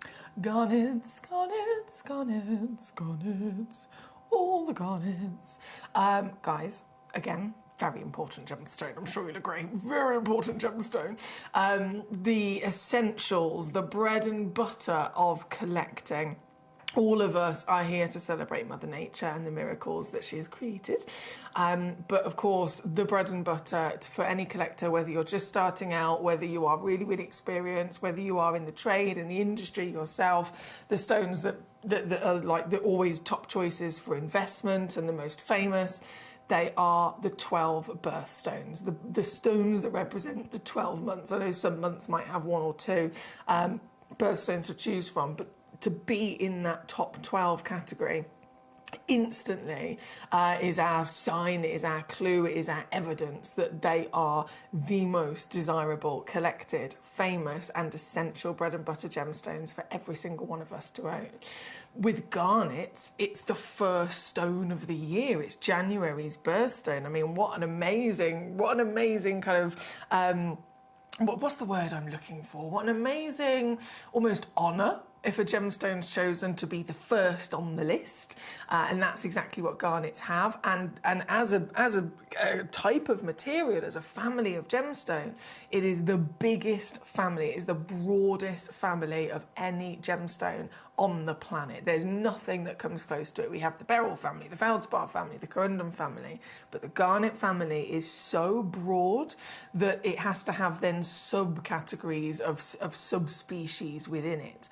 And so those subspecies, they're all garnets, but they'll have slight tweaks in their form, in their composition, in the way that they grow. And yet they are still garnets, but different from each other. Now, as much as in, world famous, you talk to somebody, maybe having a conversation with somebody in your life who maybe doesn't have as much knowledge that you have. If you bring up garnets, most people, they'll say, oh yeah, I've heard of garnet. It's a red gemstone, isn't it? And yeah, of course, that's the kind of appearance that it's most famous for. But there's so much more to it. And as you can see in this hour, we are celebrating not just the world famous legacy red, but the finest versions of those reds, because they can massively fluctuate in different types of red, in different sizes, and again in the different subspecies. But then expanding even more so to the level of exotic that other people haven't even heard of. Those people that always assume they might be red wouldn't even be aware you can get orange, you can get whiskey, you can get colour change, you can get green garnets. And it's because they are so rare. They are significantly more difficult for Mother Nature to create. Obviously very, very highly valued as well. But they all bring their own character to the table, not just through colour. It could be that, you know, regardless across the rainbow of colours, that some of them might then have, you know, they lend themselves to a bigger carat weight. Some of them lend themselves to a different crystal in terms of, okay, this one has clarity. This one has even dispersion if we're talking about demantoid. So it is such a broad celebration of a gemstone family, and this hour really brings out the best of all of it. The demantoid, of course, are a big hot spot in this hour, because if we're talking about rarity and you want to rank them, demantoid is the rarest. It is the rarest of them all, next to, of course, grossular and savorite garnet. So there's demantoid, otherwise known as andradite in terms of the species, demantoid andradite, grossular savorite, and also spessartite garnet, which comes in the mandarins and tangerines. They're technically the top category of the rarest species. But again, they're all to be celebrated in this hour. Now, jumping in, I think we're at a bit of a crucial last chance. Number 4, definitely. Definitely last chance. These have been flying out the door. I mean, I'm not surprised, to be honest. 65 points. Oh, and they sparkle. Think about what we know, think about what we expect. We expect red, we expect heavily included as well. That's, you know, comes as part and parcel within the nature of it. Garnet's not a stone that's we make the association of sparkle with. We associate it for colour, right? Diamonds are known for sparkle by all means. This is a different situation. But demantoid garnet is that key to unlocking the rarest in the world, but also this new crystal, this new dispersion and refraction that actually can give us sparkles. It's very exciting. And this is a set of 2 matching pair of the green dragon demantoid. The demantoid garnet found in Namibia, and it is completely natural. So everything about this is out of the ordinary, isn't it? It's not the usual colour, it's not the usual clarity, it's certainly not the usual refractivity in any which way. It's completely at the other end of the scale and the rarest of them all. This piece here, 5 by 4 millimetres in a pear-shaped fancy cut. And you're going to get 2 of them that total at least 65 points of a carat. And I say at least because, as always, if we've got an auction where there's a couple in quantity, we'll weigh all of the pieces in that quantity, and then noting down on the title whichever the smallest carat weight is. So in this case, 65 points is guaranteed across the board. But if you get one of these home, you could receive 75 points, 85 points. They go up to over a full carat for the pair as well. But I can't believe as well the fact that what we're dealing with here, and that they are natural, how difficult it would be to find a matching pair. To actually put 2 stones together, that's a big ask, isn't it? It'd be easy if it was something man-made. We can just make things match. It would be easier if we're still talking about natural gemstones, okay, but heavily treat them. And again, that will help us match them together. But this is not the case here. These are natural stones. So finding 2 of the same grade, finding 2 that have the same marvellous marriage of colour, especially being green. We know of all the lovely colours, there are more versions of green than there are of any other colour, right? Of any other colour. So this is even more of a challenge to find 2 matching green stones, but we've done it for you. It would only be possible here at Gemporia. Two matching green demantoid garnets. Again, the Namibian material with a level of clarity that's then showcasing the real pizzazz of demantoid's talents. It's the sole only garnet that has the ability to not just bring us, obviously we do need good clarity and to bring out any kind of version of light performance, but if clarity's there, still other garnets can't disperse. This material is giving us luster, brilliance, scintillation and dispersion. It's the only one that can do so. And as the rarest garnet on planet Earth, you can imagine not just the scarcity, the difficulty of finding them, but the value of these pieces. These are stones that have been worn by royalty. These are stones that have been set into the likes of Fabergé. These are the holy grail of the finest, most luxurious natural miracles that the world has to offer, and they are solely usually only found in the biggest names of luxury, like the Fabergés, like the Tiffany's. Here at number 4, you've got the chance to own not one but 2 of them. They obviously, all of our stones come with your free certificate, and because they're so highly valued, we have also got the chance of a split pay on there as well. You'd be looking, and let's just separate them for a second, for one of these, one stone, at least going to be about 35 points, could be up to half a carat. For 1/2 carat demantoid garnet that's natural, of this grade, anywhere else, you can be looking at closer to $1,000. You're going to get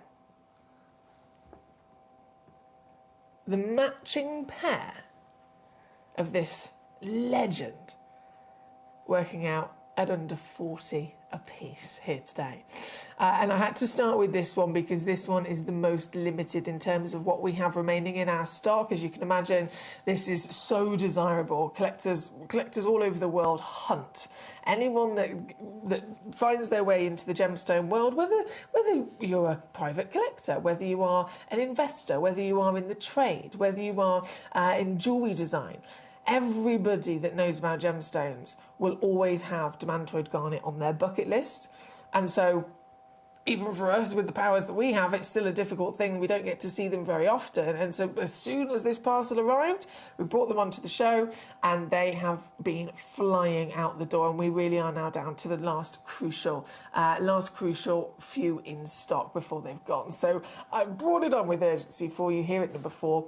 As the biggest carat weight as well of the partnership of the Green Dragon.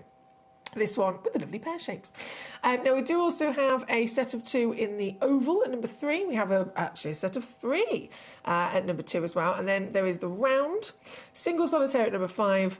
And I'm sure many of you have already noticed, number 7. Number 7. Can you tell me if you spotted number 7? Can you tell me what is utterly ridiculously exciting about the piece at number 7? Let me know if you spotted it. As we're here though, number 4 on your screen. I'm going to bring on, they're all just absolutely marvellous. We're going to bring on number 2 as our next demantoid to witness. So this is the set of 3. Oh, I can't open. Oh, Emily, you silly sausage. I was opening it the wrong way, that's why. Okay, let me spill those out and get those ready. Oh, you're sparkly too. You're very sparkly too. Here we go. Imagine what you could do with these. Because you've got a set as well. Remember, it absolutely demands higher value. So if you are, as many of our collectors I know, if you are one of our collectors that is shopping with us and acquiring our gemstones with us with the idea of selling them on, or with the idea of setting them into jewellery and selling them on, make sure that you are charging that extra for anything that, if it's a quantity of matching stones, because that's completely normal in the industry. Regardless of what the stone is, if it's natural and then there's 2 or 3 or however many of them that are all matching, the industry standard is, it'll be, this is the valuation for one, let's say it's £100. This one's valued at £100. If I want 2 of them that are identical, it's not then £200, it could be £500. The price goes up massively because you're paying for the unlikely rarity of someone being able to actually find 2 of that same natural beauty. In this case, it's 3, okay? Big stuff. 3, and they are just outstanding quality.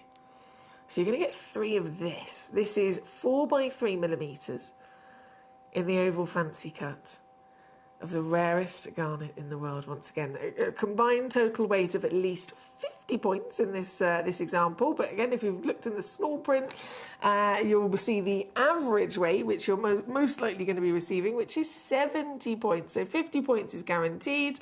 Obviously, prices if it's 50 points, but you could receive average 70 up to 90 points of a carat across this set of 3. And they're all going to look like this. Have you ever seen a garnet that can give us rainbow bursts of dispersion and fire like a diamond? Dispersion like a diamond coming from a garnet. 1, 2, and 3. This is your trilogy. This is your legacy. For this set of 3, here at number 2 today, again, all 3 of them matching, not just in their natural beauty, their colour, their quality, their grade, but also their cut. So they all are the same 4 by 3 millimetres, ready to go into your semi-mounts and your jewellery as well if you wanted to. And for this set of 3, making a bit of a star buy, actually. A little bit of a naughty star buy. This, I know where I'm supposed to go, but when do we ever actually stop there? When do we ever actually stop there? So I'll take it down to 129. Marvellous. It's a winner. Can't go wrong. It's an unbeatable deal that can't be done anywhere else. I could leave it there and we could walk away. Very happy. But what I'm actually going to do is make this that star buy that we all dream of. There is 3-way split as well, by the way, and for the whole lot all in, under 40 for 3 demantoid garnets.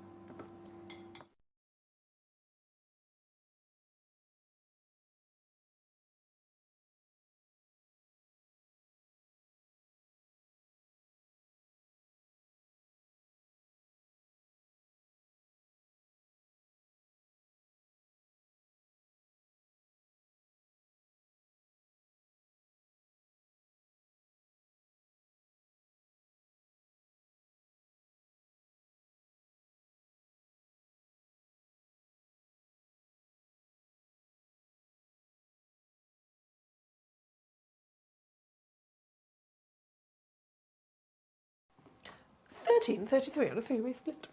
That's number 2. Number 2, keep those requests coming on in.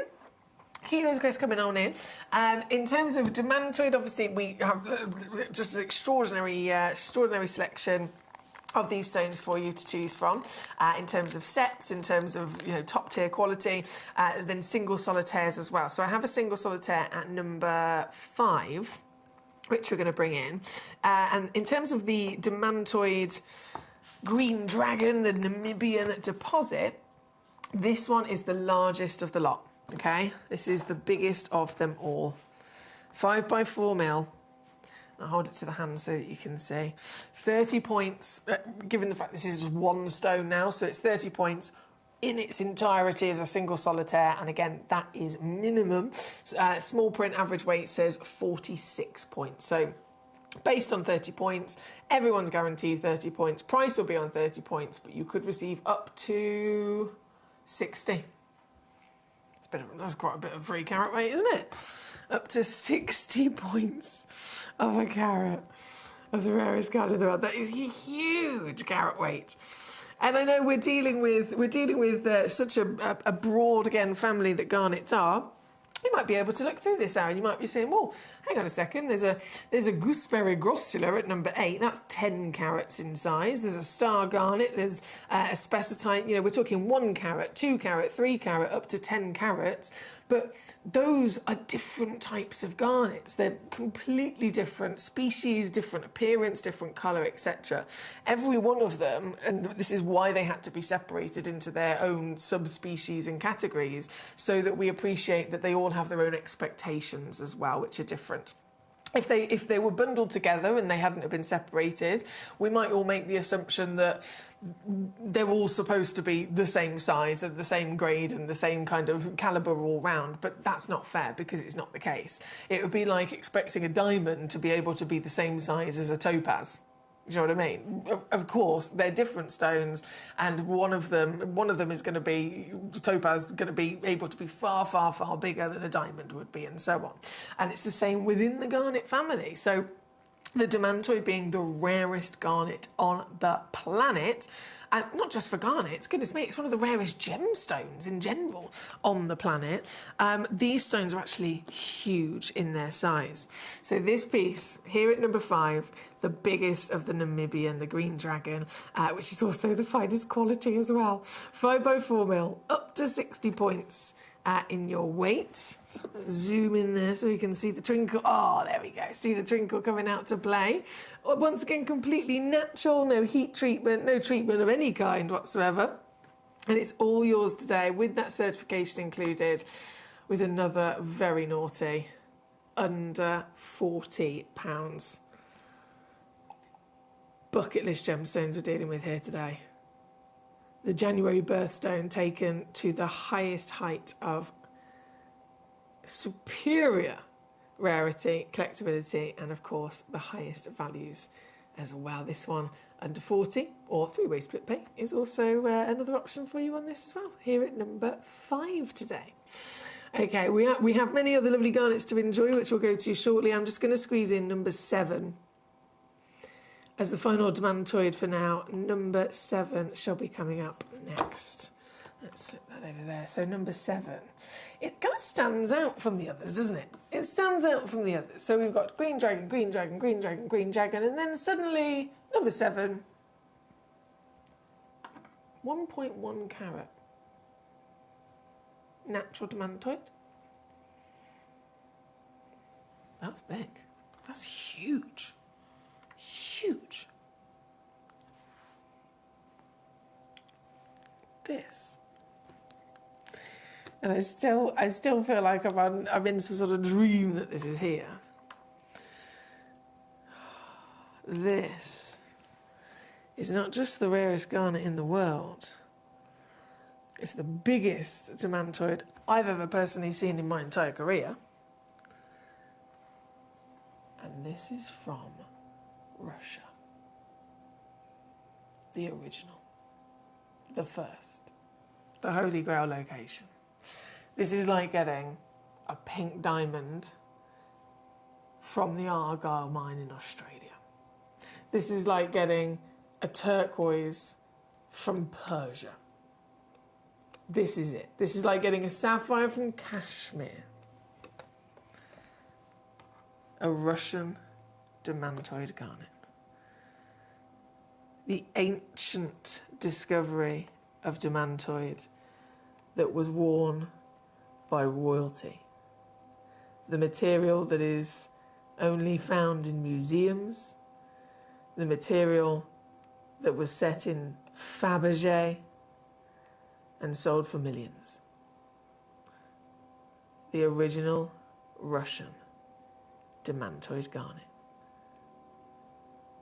Just one auction, and it just happens to also be the biggest of them all at 7x5mm, 1.1 carats, natural, certified material. This is it. Can't believe it. I've heard about it. I've read about it. I've done my research and seen the articles, seen the museum photographs, but never, until this arrived, never have even I been lucky enough to actually be in the presence of a real Russian demantoid. This is it. It's here for you today at number 7. And like I said again, it is the sole piece within the vault. They've been very, very popular.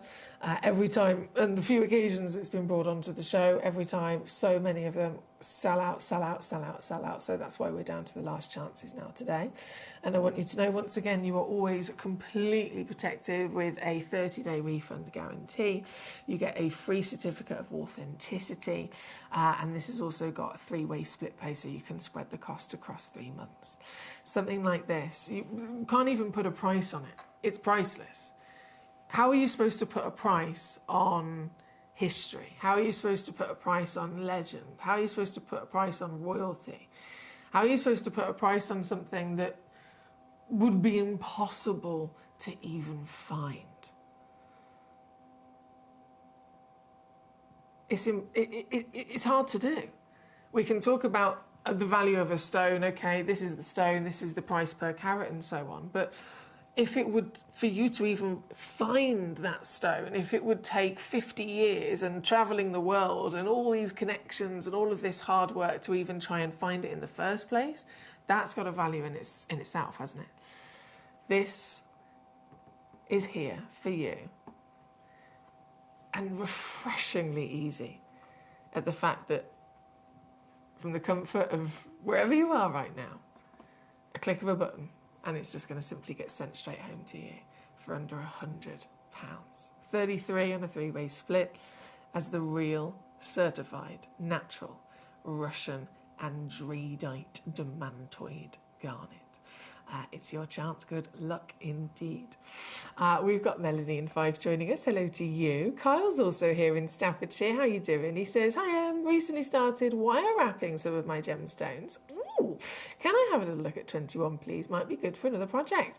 Ooh, wire wrapping. I love wire wrapping. I've got quite a few pieces of wire wrapped jewellery myself, Kyle. It's a lovely, lovely style to work with, and I feel like you can be even more kind of free in terms of the design, can't you? So I'm really happy that you're doing that, Kyle.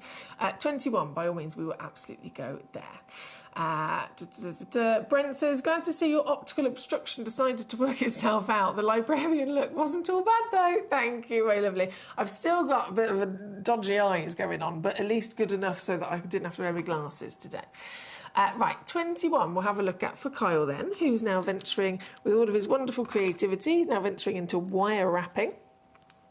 21, hang on, get my screen to work. 21. The Camellia Garnet. I'm sure this is this I'm sure it is pre-drilled. Yes, it is. How they do that, honestly, the skill, the difficulty of cutting gemstones is something that I massively respect. But then actually being able to drill through the top of the stone, that takes a lot of talent, doesn't it? And they've done it. It's here at number 21. I've actually got 2 of these available.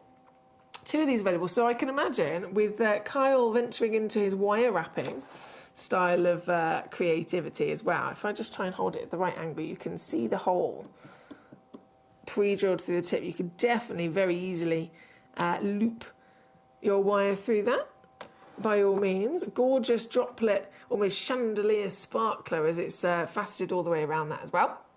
And of course it's Camellia Garnet. It's this decadent, natural purple berry palette of colour as well, isn't it? And it's all yours under a tenner. I've only got 2. So just so you're aware, I have got 2 available, but under £10 there at number 21. Thank you to Kyle. Next we have our lovely Melanie. The red garnet in number 14, not a problem. Number 14, ooh, only 1 of this exists. You know what, actually, Melanie, this is a brand new piece. Hang on, maybe put that back there. So number 14, yeah, this is brand new. This has never been on air before. This is literally the premiere of this piece, and from the beginning, one of a kind. Oh, I can see why. Wow. Round fancy cut, red garnet from Mozambique. The clarity is ridiculous. Ridiculous. Look at that sparkle. Like I mentioned, every type of garnet, all the different subspecies, they all have their own expectations of what would their normal size be, what would their normal colour, their normal clarity, etc. be. With the demantoids being the rarest in the world, obviously they're also going to be naturally the smallest in the world. But across the board, all garnets are within their nature to be visibly included. Most of them are type 2, and then quite a lot of them. So I'd say it's maybe a 60-40 ratio.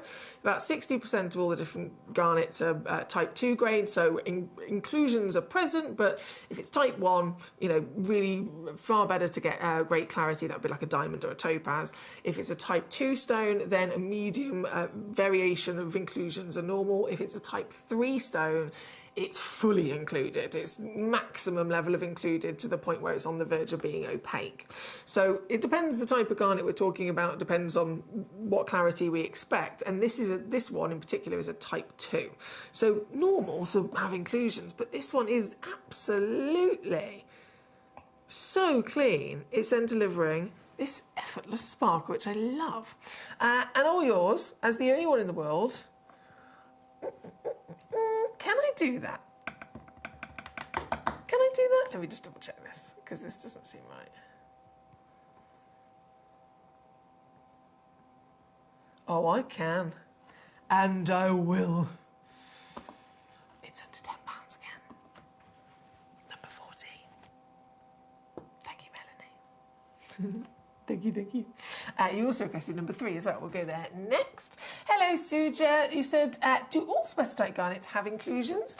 Obviously, there's always going to be, hopefully, there's going to be the exception to the rule in like the top 1% where you might find the museum piece that's got clarity, you know, that we don't expect. But going back to, as we were just talking about, within their nature, spessartites, they are a type 3. So this one here, type 2. We expect a medium amount of inclusions, but a spessartite garnet is a type 3. They are normal to be the most heavily included of them all. So the only exception would be if you're simply finding, you know, a one-off, higher than ever expected and beyond kind of grade. Right, let me just pop that away. So that was 14. And then number 3 for our Melanie. Demantoid, this is a set of 2. A set of 2, matching as well. There you are. The rarest garnet in the world. Rarest garnet in the world. I love the proportions they've given this cut as well. So this is a fancy bespoke cut, 5 by 3 millimetre solitaire.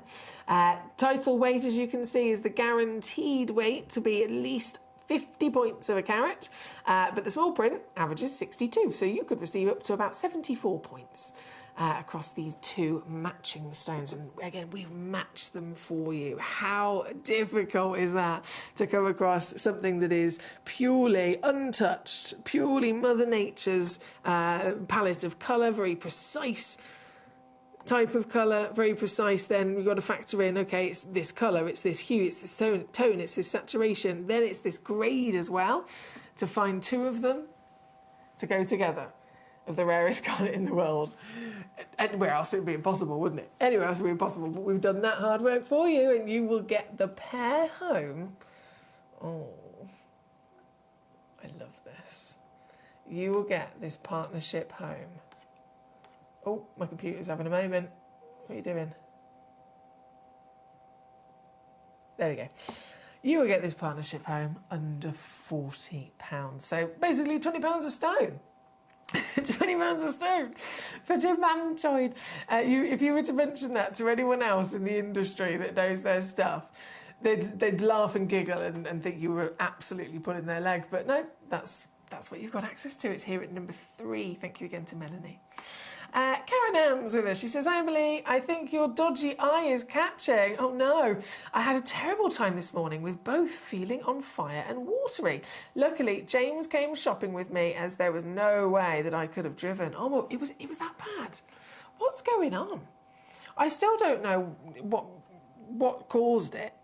It's frustrating, isn't it? You know, if something goes wrong, and this could be anything, if something goes wrong, for some reason, my brain can process it a little bit better if I can understand why. But I have no idea. I have no idea. So poor Karen Ann's been suffering as well. I'm so sorry. I'm so sorry. From one dodgy eye to another, I'm so sorry.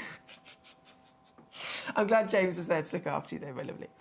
Right, we are at number 3 here today. Now, keeping on rocking and a rolling, please tell me you've seen the Star Garnet. We're going to go there really shortly. I've got to bring on the Specetites first, though. In celebration of these truly exotic specialist pieces. And as Sue just mentioned, asking in reference to, can you get these with clarity? Again, with the exception to the rule, possibly.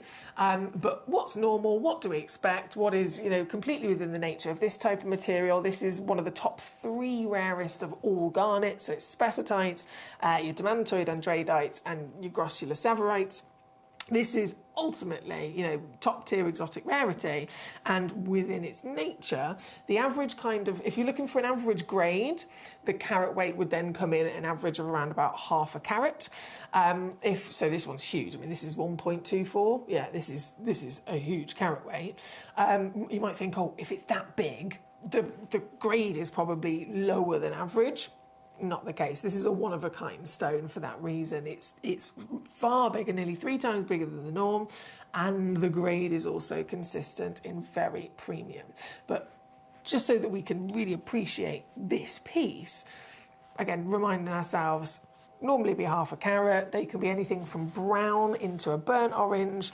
The more orange, the more purity, the more vibrancy the orange has. The higher the value goes, and they are type 3, so completely accepted to be heavily isncluded. So now that we know that, then we look at this piece, and it is simply wow. It is wow, isn't it, through and through? Because this, is it brown? Is it maybe burnt orange? The more orange, and the more vibrant, the higher the value will always climb. It's the same with any stone of colour, isn't it? Colour is key, colour is crucial, colour is the most important valuing factor. The better the colour, the rarer the stone, the higher the value climbs. And so as far as specetite go, this is the best of the best. Given how neon this is, given how vibrant this is, isn't it just mind-blowing, the fact that it is completely natural? And that type 3 factor of expected normal clarity, does this look like a normal type 3? Does it look as heavily included as type 3 usually would be? It could be a type 3 emerald or a type 3 ruby. This is 6 grades higher in clarity than the norm. So only one in the world exists.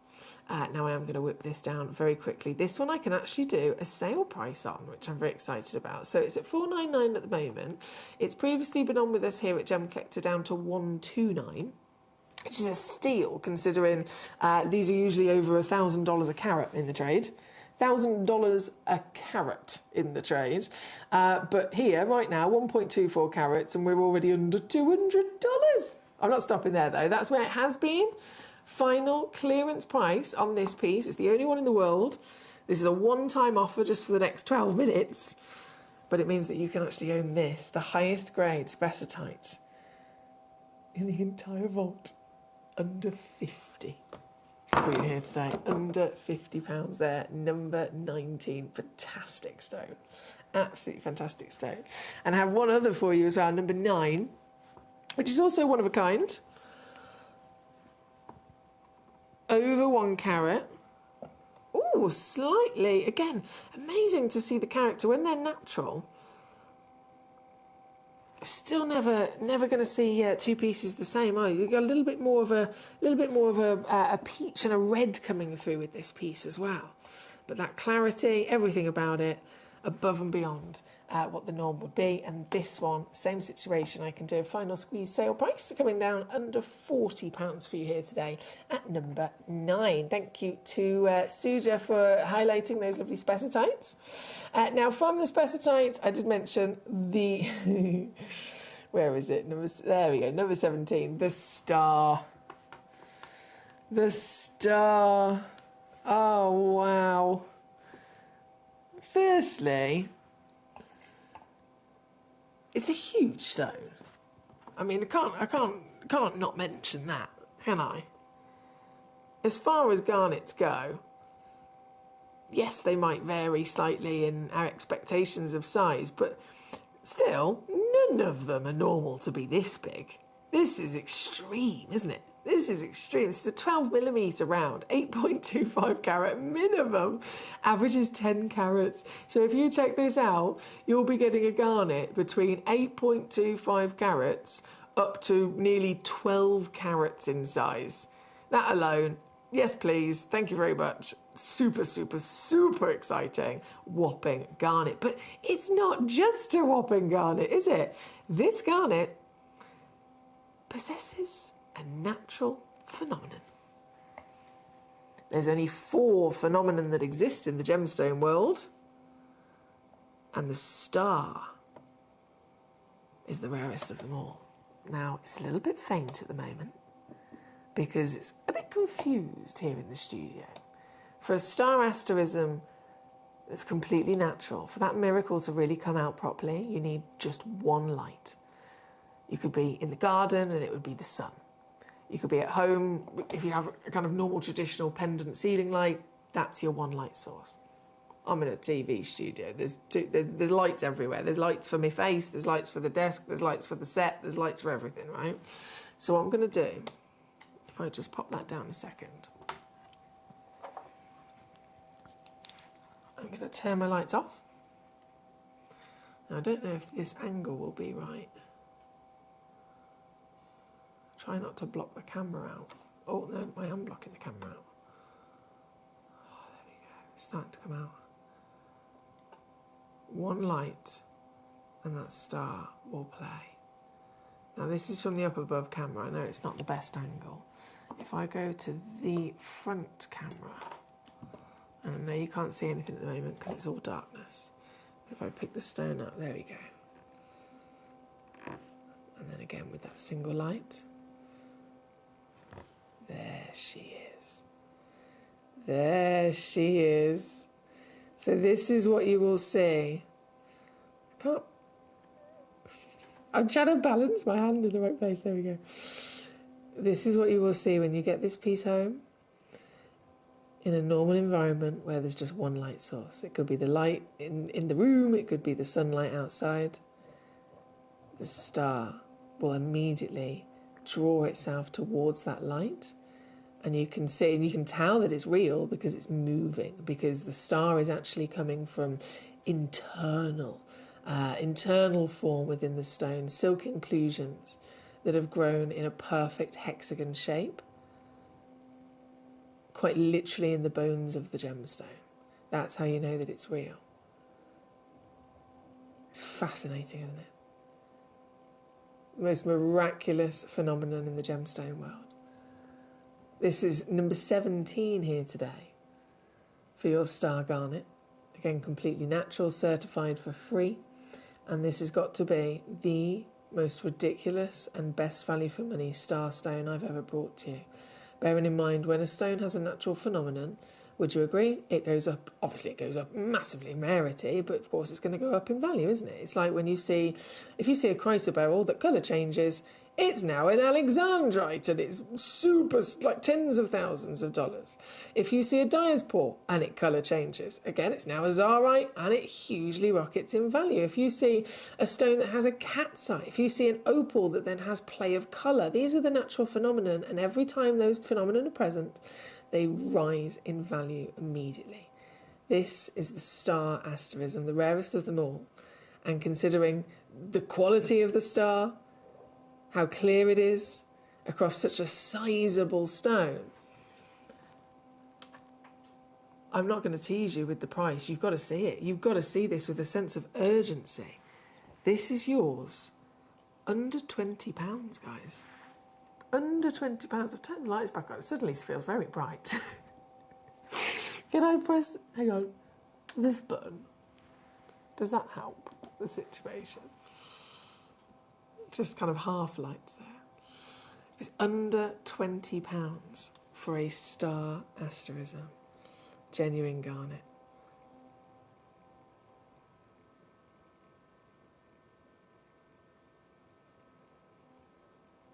I could play with this for hours.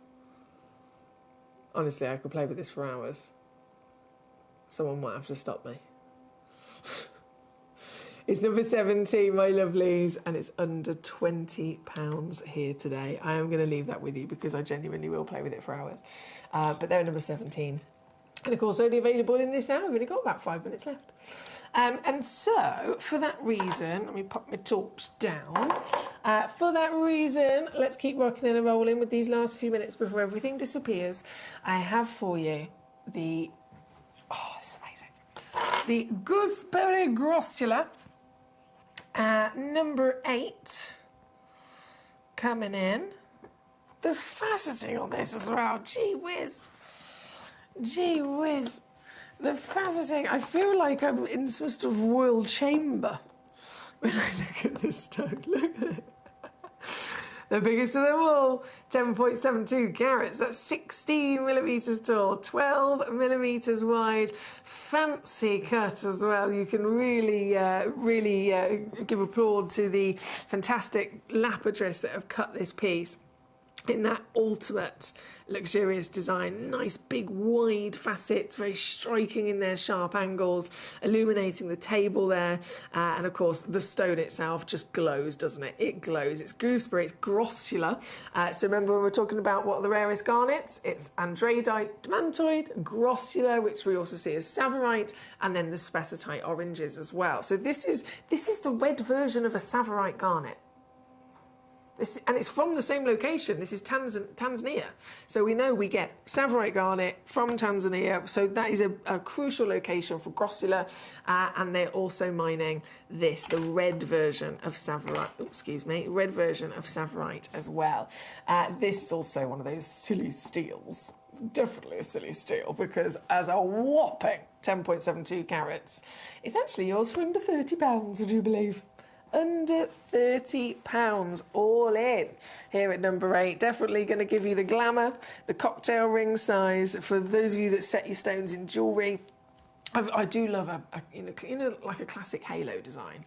Whenever I see a top tier birthstone like a garnet, and I see it in a piece of jewellery here at Gemporia where it's just simply haloed in a ring, I've got to have it. I've got like a thing going on. I've managed to get one in a topaz, a citrine, a kunzite, an amethyst, but I really need one in a garnet. This is what I want. This is what I need. This one at number 8 can absolutely make that possible. And then number 10, directly related, another gooseberry grossula. This is in the gorgeous cushion fancy cut. Whoa, and the glow. That's a scarlet. Very passionate glow, isn't it?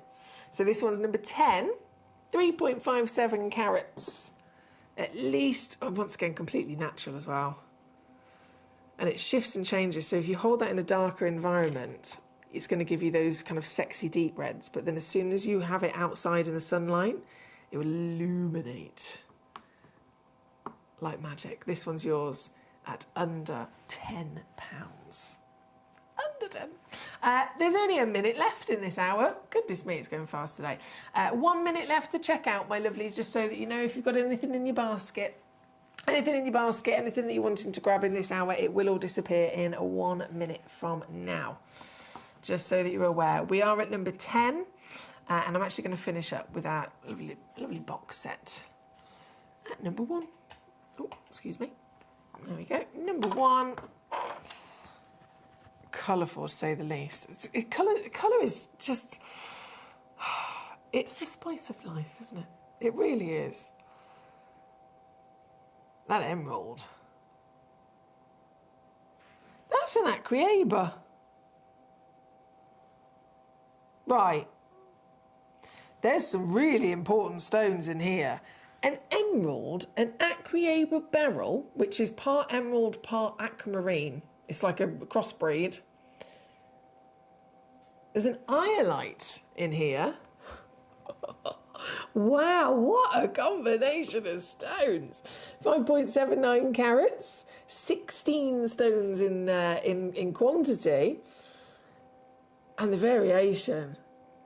Beautiful selection of varying colours of your topaz. You've got an aquamarine, you've got an amethyst, Moroccan amethyst and a Zambian amethyst, in fact.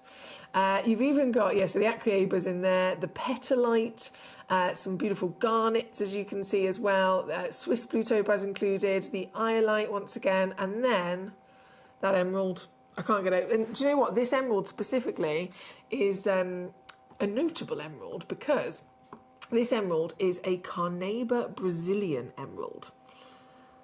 Carneiba Brazilian emerald. Now, the reason why, obviously, all emeralds are highly desirable and celebrated and only ever go up in value across the board, but in terms of the individuality from each origin, they all have their own thing they bring to the table. A Carneiba Brazilian emerald, they're the oldest emeralds in the world. Emeralds on the average take around about 18 million years to form. And again, that is an average, but 18 million years. The Carneiba Brazilian emerald you've got in this box, up to 2 billion. Oldest emerald ever found on planet Earth. And that is a fantastic, vivid, vibrant emerald you've got there as well, alongside all these other lovely treasures. And it's all in under £30. Under 30 for the whole set. 5.79 carats, 16 stones in the marvellous square princess and square step combination there for you. Right, let me pop that down there. Now, of course, the hour has just ticked over, so my graphics are still live. It just gives you an extra moment or two to finish checking out so that you don't miss it. If there's anything in your basket, etc., make sure that it's grabbed and checked out now before it disappears. And whilst you do that, I'm going to go and get the next hour ready, and then I'll rejoin you. Now, this is the hour I mentioned a couple of times about the urgency and the importance. We've been very lucky for 21 years of Gemporia to be able to bring you so many outstanding gemstones from across the world with our connections and the scale that we do. And of course, pearls have been a big part of that. Pearls are historic, legendary, timeless stones for collecting, for jewellery, for timeless design. But we're reaching a point where things are massively changing. Pearls were hit very hard when COVID was here. Pearl farming completely came to a standstill. And the knock-on effect of that for all of those years has massively impacted the industry and what's available. There's hardly any pearls available to purchase across the market. The value of pearls has gone up and up, always gone up year on year for hundreds of years. But now, 2026, they've gone up to record-breaking jumps, record-breaking historic figures, higher in value than they've ever been before. And we've not been able to keep up, unfortunately, because of the lack of pearls that are available. All of the pearls that were available in the trade have all been bought, they've all completely sold out, and everyone's empty. There's nothing. And so we had a backup stock. We had obviously some here in the UK and then some backup over in Jaipur. But we've now run out in both faults, guys. So I brought to you the white pearls 2 weeks ago that were the last of them. Nearly complete sellout showcase. Today, we're going to go again with the Tahitian pieces. But they are the last across all of our vaults. Very exciting. The black pearl coming your way just after this.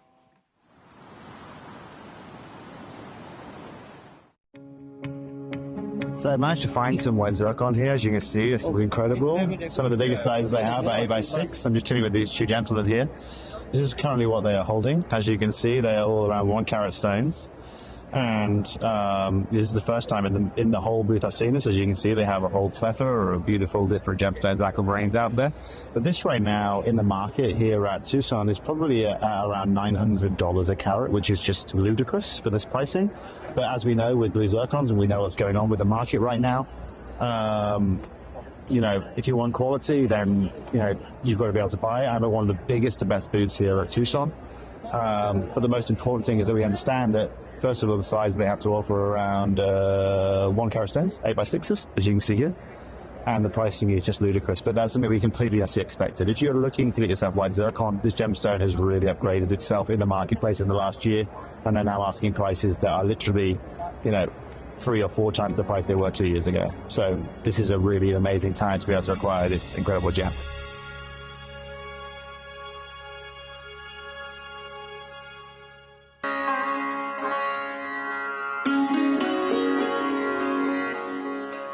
So as we drive, as we carve through the mountainside, it's impossible not to stop and drink in this incredible view. You can see this glacial river that follows from the mountain, which is where the mine is situated, the incredible Nilamani mine.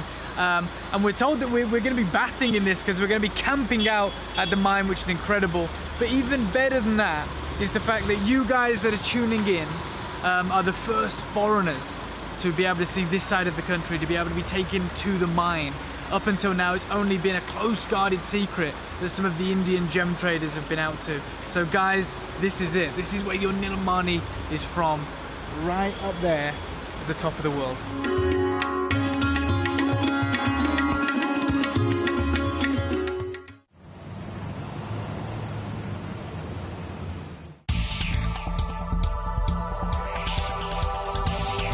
Here with John Dunstan, who's one of the best and longest running miners here in Coober Pedy. And I just wanted to ask you your opinion on what you've witnessed over the years and what's actually happening right now in the industry, in the market for the fine opals out of Coober Pedy. Well, through my years of mining, you know, 50 odd years, there's always been, the market's always fluctuated. Every few years there's certain grades of opal you couldn't sell properly or couldn't get a good price for. But the last 6 years or 7 years, it's just been completely out of the norm. The prices just keep going up and up and up, and that's because of the production. Production's down. You were telling me earlier that you've had this surge of demand from Asia, from North America, and those guys, they're just buying up everything across all the grades. Yep. The price is going up, and you personally don't foresee it coming down, do you? No, it'll never come down. No, because there's not enough miners left to find the opal, and we're only producing probably 4 or 5 million a year compared to 40 to 60 million back in the 70s. You were telling me, which is surprising, I've never heard this from any other kind of mine. You have phone calls daily asking for all the grades of opals, and yet they're willing to just give you money. Some of them want to advance me money up front, just in case I find opal. And I said, I don't work that way. No, no, no. When I've got it, I'll sell it to you. But when I'm not going to take your money. And John was saying as well that if he was lucky enough to strike a pocket, $1 million, it'd be gone in a matter of days. Yep. Yep. I've got orders for $1 million. This is probably one of them now. Yeah, it could be. So there you go, guys. This is what we're talking about. This is exactly how rare this type of opal is and how the price has rocketed across all the grades. So when you see your Coober Pedy opal, when you see your fine opal, make sure to get it.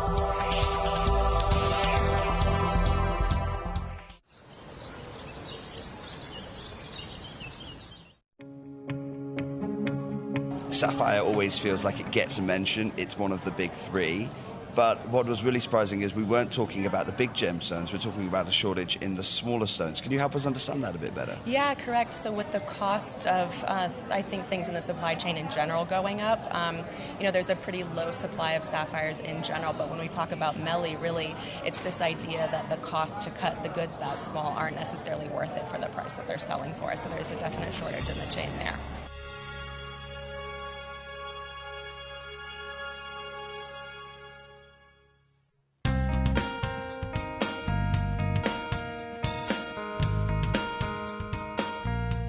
It is believed that around 20% of the world's supply of sapphire is found here in the beautiful lands of Ilakaka, Madagascar. First thing you notice when arriving here is just how many different mining sites there are. Most of the miners work in small teams and set up a location to find that first sapphire. They're going to go down 13 metres, and then they can, if they find sapphire straight away, they'll tunnel up to 200 metres. That's a long, long way down. And many of the gents around here, the guys 8 years ago, would have been farming. They would have been working the land to try and live off the land. But now with the mining, 1 or 2 sapphires a week will be enough to give them a good lifestyle, probably 3 times better than if they were actually farming. And in this area, they've had some good finds recently, and it looks a lot of hard work. One of the miners actually handed me a shovel to see if I could cope with the hard work of digging a mine shaft. Needless to say, after 10 minutes of digging, I decided to leave it to the professionals. Too late. Within 2 to 3 days, you'll be 13 metres below the surface. 13 metres in 2 to 3 days. And then if they find the sapphire in the seam, they will go outwards up to 200 metres. That's a long way down. And as you can tell, I'm out of breath. After they've collected the rough from the mine shafts, it's then washed in the water to make it easier to find the sapphires. To get the water from it out of the ground, they've had to tunnel by hand down 30 metres. 30 metres for the water. And the water is there to actually cleanse through the rough to see if they've found any gems. Is it Nirano? No? Well, they haven't actually found anything yet today. A little bit of quartz, but no sapphires yet today.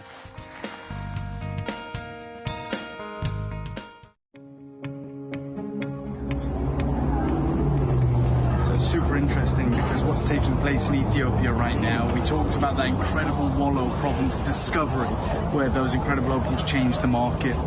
We talked about how difficult that's become now. This is the reality. If you just come over here, the opals that are coming out now, although they have the incredible play of colour that the material is famous for and that transparency, they're extremely porous. They have to stay wet. They don't have stabilised colour, which is, and they're still very expensive for that good rainbow colour. But moving forward, anyone who has that natural material that holds that colour forever, well, that material has gone through the roof, and we won't be seeing it on the channel anytime soon because it is legacy material.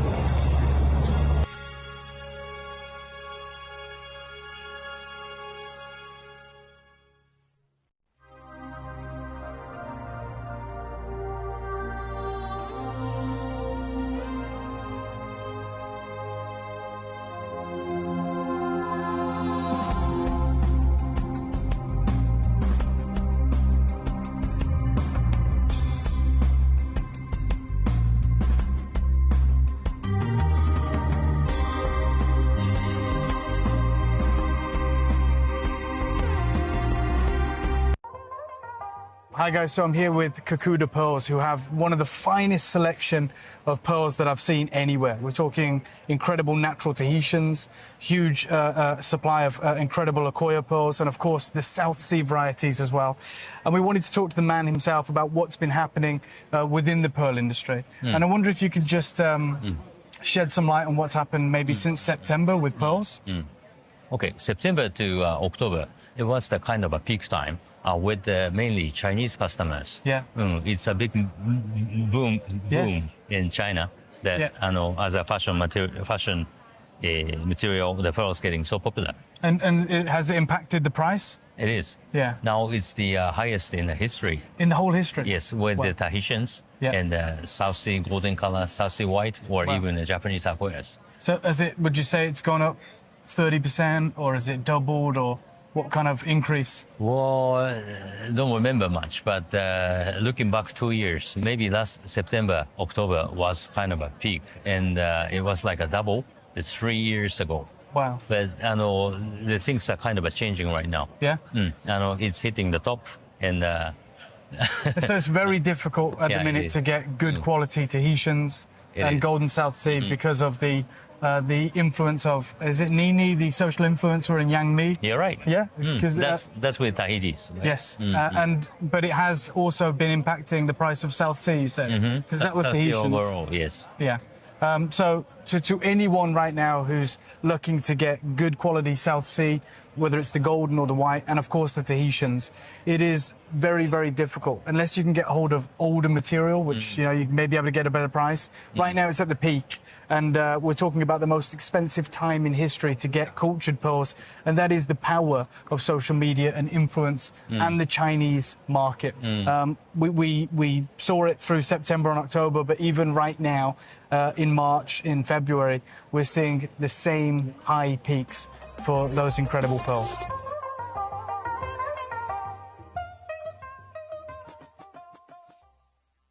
The biggest gem heist in history just happened, and no one's talking about it. It's not on the news anywhere aside from one article in a local newspaper in Mozambique. So historically, the largest heist was in 2002 in Belgium, and there was $100 or so million of diamonds stolen.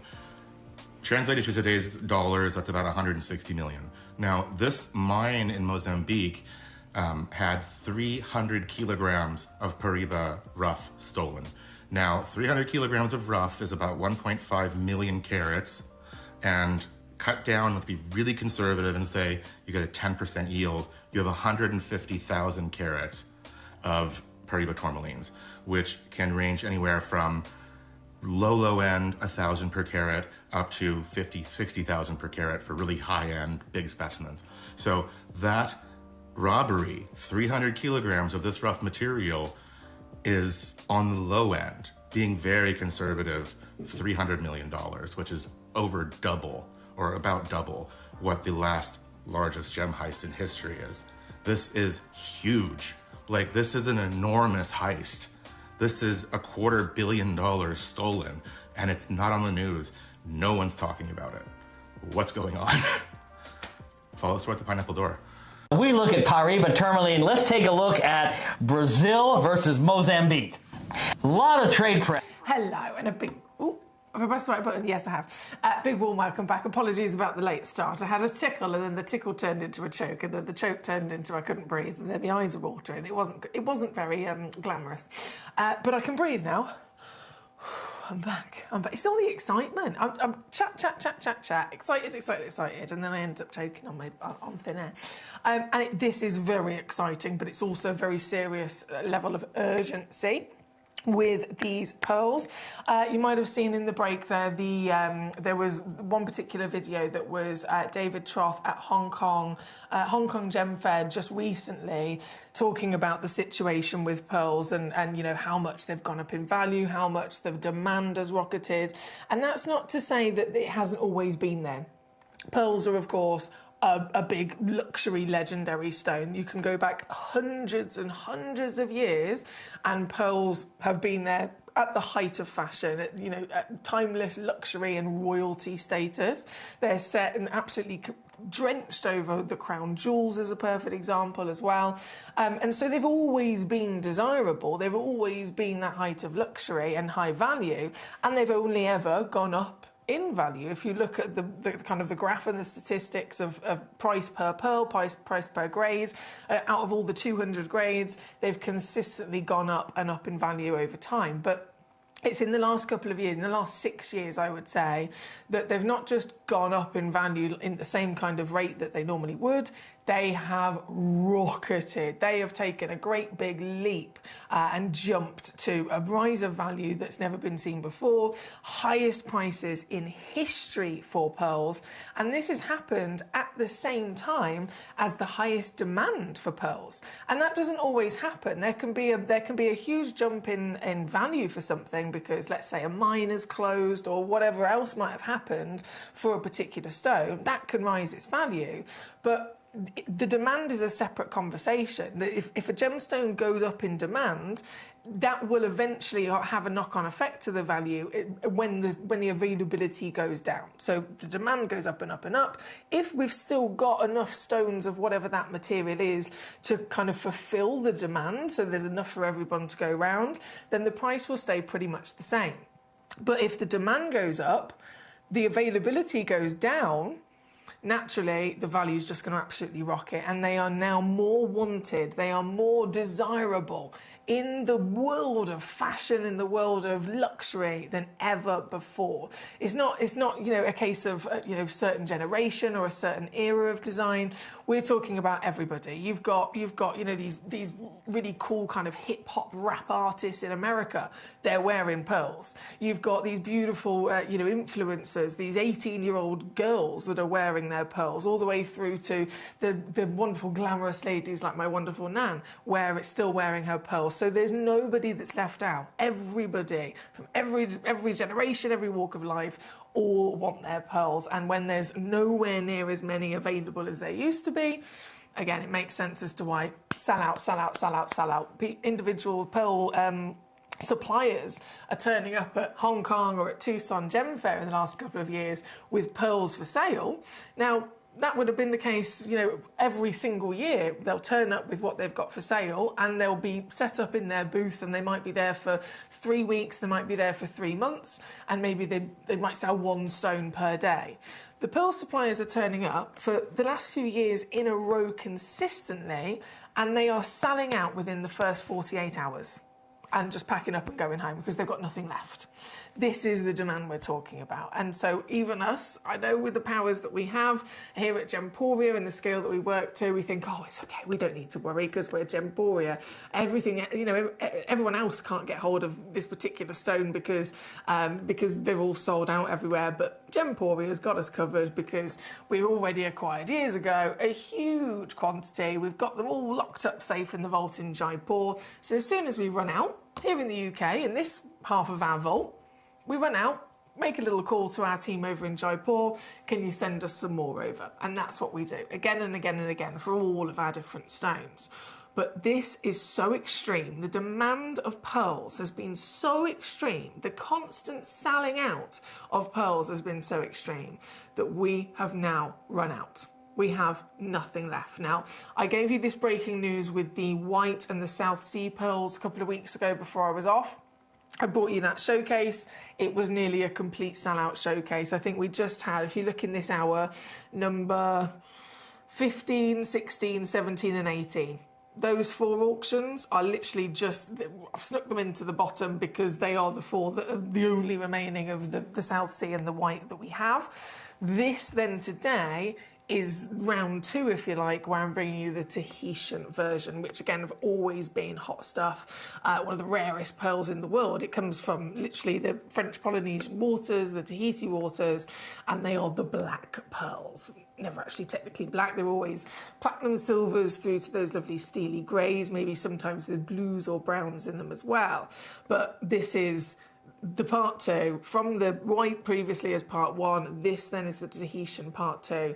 But I've really got to stress that urgency to you, that we have not got any more now. I can call Jaipur and say, we've run out again, could you send us the next batch, please?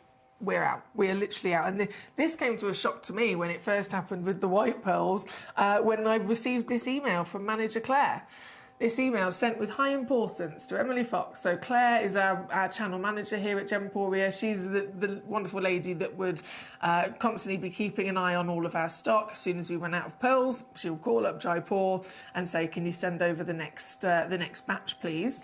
But this email came through. Hi, Foxy. Just to let you know, I know you had the Amethyst show planned for Friday's show, but I really need you to showcase the Legacy Pearls. The demand in these means we've auctioned and sold out of all the pearl stock that we had here, and now all the reserves that we had kept in the Jaipur vault. So I've put in your show, this was obviously previously with the white pearls that was on a Friday. I've put in your Friday show the pieces that arrived yesterday that are literally the last of our stock across all vaults. I've already attempted to source more, but as we know with what's been going on, it's making it really difficult. We would have to really raise our prices if we sourced more pearls now. So this email came in to me. I was immediately in panic mode. Obviously, that was that previous Friday when I was planning to do the amethyst. All of that got thrown out the window. We brought on the pearls with urgency and they nearly all completely sold out. And like I said, this is then round 2, or part 2, should I say, where it's focusing on the Tahitians. But There's nothing left here, there's nothing left in Jaipur, and if we do try and source more, which is already a difficult ask anyway, they will be so much more expensive. That is an absolute given, and I don't even know when that would happen. So one, you've got to wait a long time, and two, you're going to be paying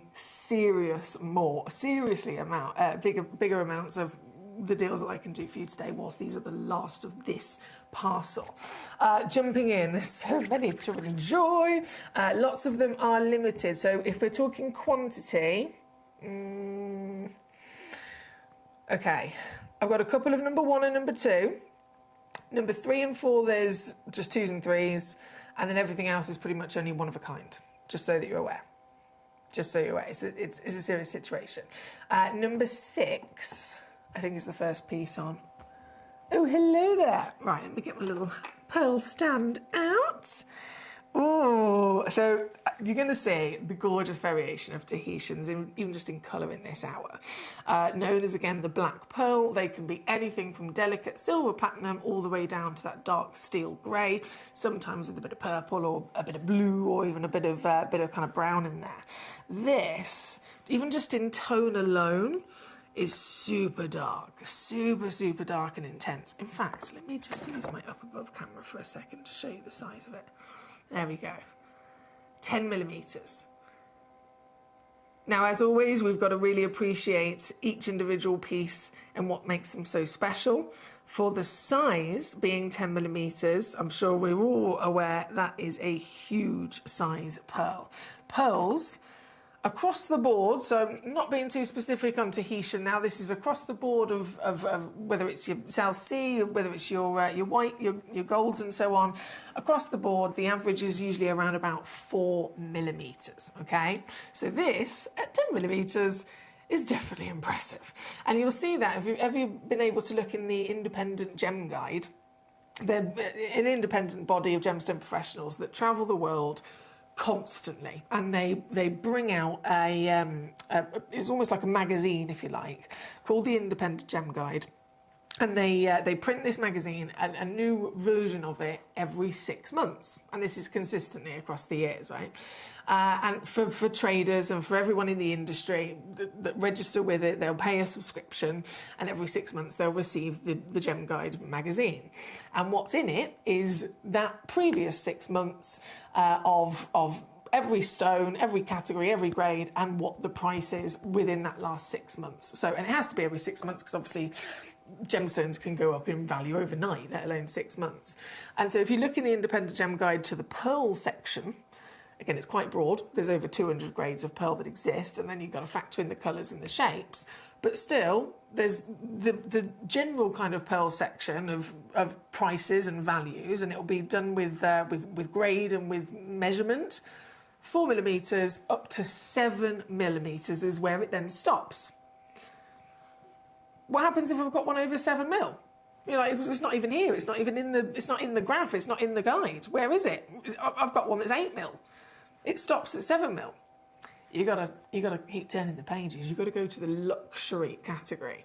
As soon as a pearl is over 7 mil, it's in the luxury category. And again, that is across the board. So this is 10 millimetres. Then you've got to factor in that it is a Tahitian rarity as well. And so we are in such a fortunate position here today to be able to get these pieces, and at prices, might I add, which are quite simply absurd. Quite simply absurd. This, I'm going to use it to set an example of what I'm talking about. This is a one-of-a-kind piece. You've got this glorious depth and darkness of colour. Completely natural, once again. And I'm instantly in under £40. I know.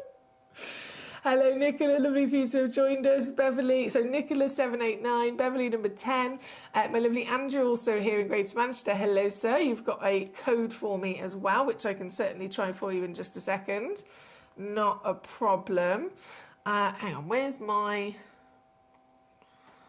keyboard?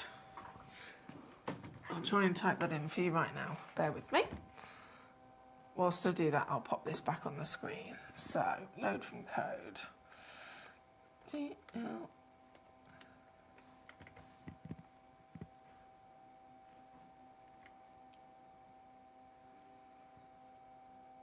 Andrew, it's on with me. I think it's tomorrow. Is it the 28th tomorrow? Yes. Andrew, if you're available tomorrow, please do join me. Tomorrow's show, Sunday, 6 p.m. 6 p.m. on the 28th of June. It will be on the show. Up for auction with you, my lovely. I look forward to seeing it with you. Right, we have number 6 on the screen as we speak. Then, so Nicola, 7, 8 and 9. Number 7 shall be first. We swap see those over. Number 7, 6.5 millimetres. Also just, whoa, the rainbows. This pearl holder is far too big. I say pearl holder, it is actually a washer from my granddad's toolbox, but still. Will it, if I do that, will it stay? I know I'm asking for a lot there, really, aren't I? Oh my goodness, it does. Stay. Stay. One of a kind. I love the lustre of this. Another big part of valuing a pearl. We could be talking about the millimetre measurement. We could be talking about the shape. We could be talking about the lustre, the shininess of the pearl. Because, of course, these can't be cut and polished like other traditional gemstones, which the quality of the polish will be then kind of showcasing how shiny it is. It's not the case with pearls. How it naturally forms is how we see it. So that natural shiny lustre is all down to the quality of it, literally from the oyster. This one of a kind piece, the very one that you'll be getting home, and yours at under £30 today. Under £30 at number 7, as for Nicola's request. Thank you, my lovely. Number 8 coming up next as well. Number 8. Oh, now this one's pre-drilled. See if this one will stay. There we go. Number 8, pre-drilled as well all the way through for you, which can open up lots of possibilities. 8.5 millimetres, and again, that deep, dark decadence of your Tahitian in terms of natural colour. And this, I shouldn't be doing this, but I feel like I'm on a roll. And I feel like I've also got to make it up to you, because I did disappear, didn't I? It wasn't planned for me to be off for nearly 2 weeks. I did suddenly disappear. So that these pearls were supposed to come on with myself just a few days after the part 1 where I bought you the white and the gold versions of these pearls in the last chances. And then a few days later, it was planned for me to bring you these Tahitians. But of course, life happens, doesn't it? And suddenly I wasn't able to be here. So I'm sorry for the delay. And therefore, I'm going to make it up to you with all of these silly steals. This one at number 8, also under £30. Number 9, coming up next, 7 to 8 mil. Oh, now we're talking about definitely the orient of the pearl once again. If you've got, see if it will stay still. If you've got outstanding lustre, outstanding quality nacre, not only will it be super shiny, but that will also transfer into these beautiful rainbows that start to come out from the surface as well.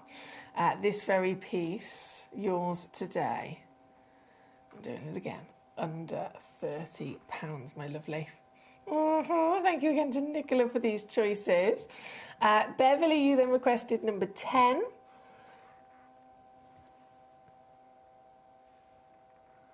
Ooh. Now, number 10, pre-drilled. There's so many colours. It's really frustrating, actually, sometimes for myself here in the studio, because there's only so much that the cameras, understandably, are going to be able to pick up. And when it comes to, again, the orient of the pearl, those lovely rainbows, that is definitely something that is nowhere near as standout as it is to the naked eye. As much as I can see it here in the studio, the camera just cannot capture it, which is why it's brilliant. We give you your 30-day refund guarantee, so you can get them home, see them for yourself, and actually experience that properly before then having to even make your mind up. But this one here at number 10, 9 millimetres, pre-drilled all the way through. And once again, we're going to go into 30 for you. Just hold that to the hand. Under 30 for you, and I can see blues, I can see greens, yellows, pinks. You name it, you've got it. There at number 10, as per Beverly's request. Thank you, my lovely. Hello, Uvashi, how are we? She says, good evening, Foxy. How are you? Pearls, pearls, are you trying to bankrupt me, she says. Well, if that's what you're worried about, my darling, it will just be for this hour, and then there's no more. There is literally no more. If you haven't heard the news already, we are now exhausted of pearls. We are completely out. It's not a case of before we run out of pearls here in the UK vaults, manager Claire contacts our team in Jaipur and says, we've run out of pearls, can you send over the next batch, please? And then they go back to our bigger vault in Jaipur, where they'll put together the next shipment, the next parcel, and send it over to us. We do that again and again and again. Eventually we're going to run out, and pearls have been selling out so blinking quickly, going up in value so quickly, that we literally have nothing left in this vault and in the vault over in Jaipur. And so this email came through to me literally a few days before I brought to you the white pearls as part 1, and then this is part 2, where I bring to you the Tahitians today. The one that we've got on the screen, by the way, is number 10, and yes, it is pre-drilled. Hello, Richard, how are you? He says, hi, Emily, how you been coping with the heat? I haven't been coping with the heat, Richard. I haven't. I'm not very good. I'm not very good in the heat, and I know I'm not the only one. I don't like it. I don't like it at all. It's not for me. The only time it's acceptable is if I'm sat next to a swimming pool and I don't have to move or do anything productive. It's the only time for me that it's going to work. Other than that, no thanks. And Barney Bear, my beautiful doggy, I feel so sorry for him. He's a winter dog. He needs to be up in a snowy mountain, and he's just like constantly. Bless him. I've done everything I can, obviously, to make him as comfortable as possible, but it's a bit hot, isn't it? I think I've heard, anyway, it's going to be a little bit cooler tomorrow, fingers crossed. Right, from number 10, it's Paul the Cat Father. Here he is. How are you? He says, good evening, Miss Fox. Lovely to see you. Just heading to the pub for the footy. Where's your executive pearl holder? It's here right by my side, but... to be fair, I need to find more sizes, don't I, really? I've got these two. They're a little bit too big. They are a little bit too big. And some of these pearls, they're very well behaved. I feel like I've trained them. They're standing and staying still all by themselves. Hi, Yume. How are you? Hi, Foxy. Hope you're well. Can we see 15 and 17, please? You certainly can. So, 50. Oy. 15.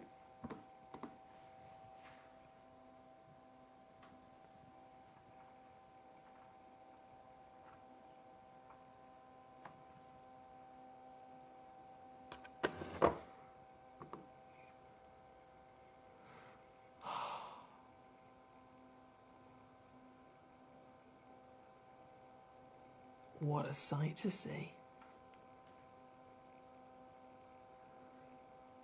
Only 2 in the world exist. They are both here in this hour. And once again, they cannot be replaced. 15mm natural South Sea pearl.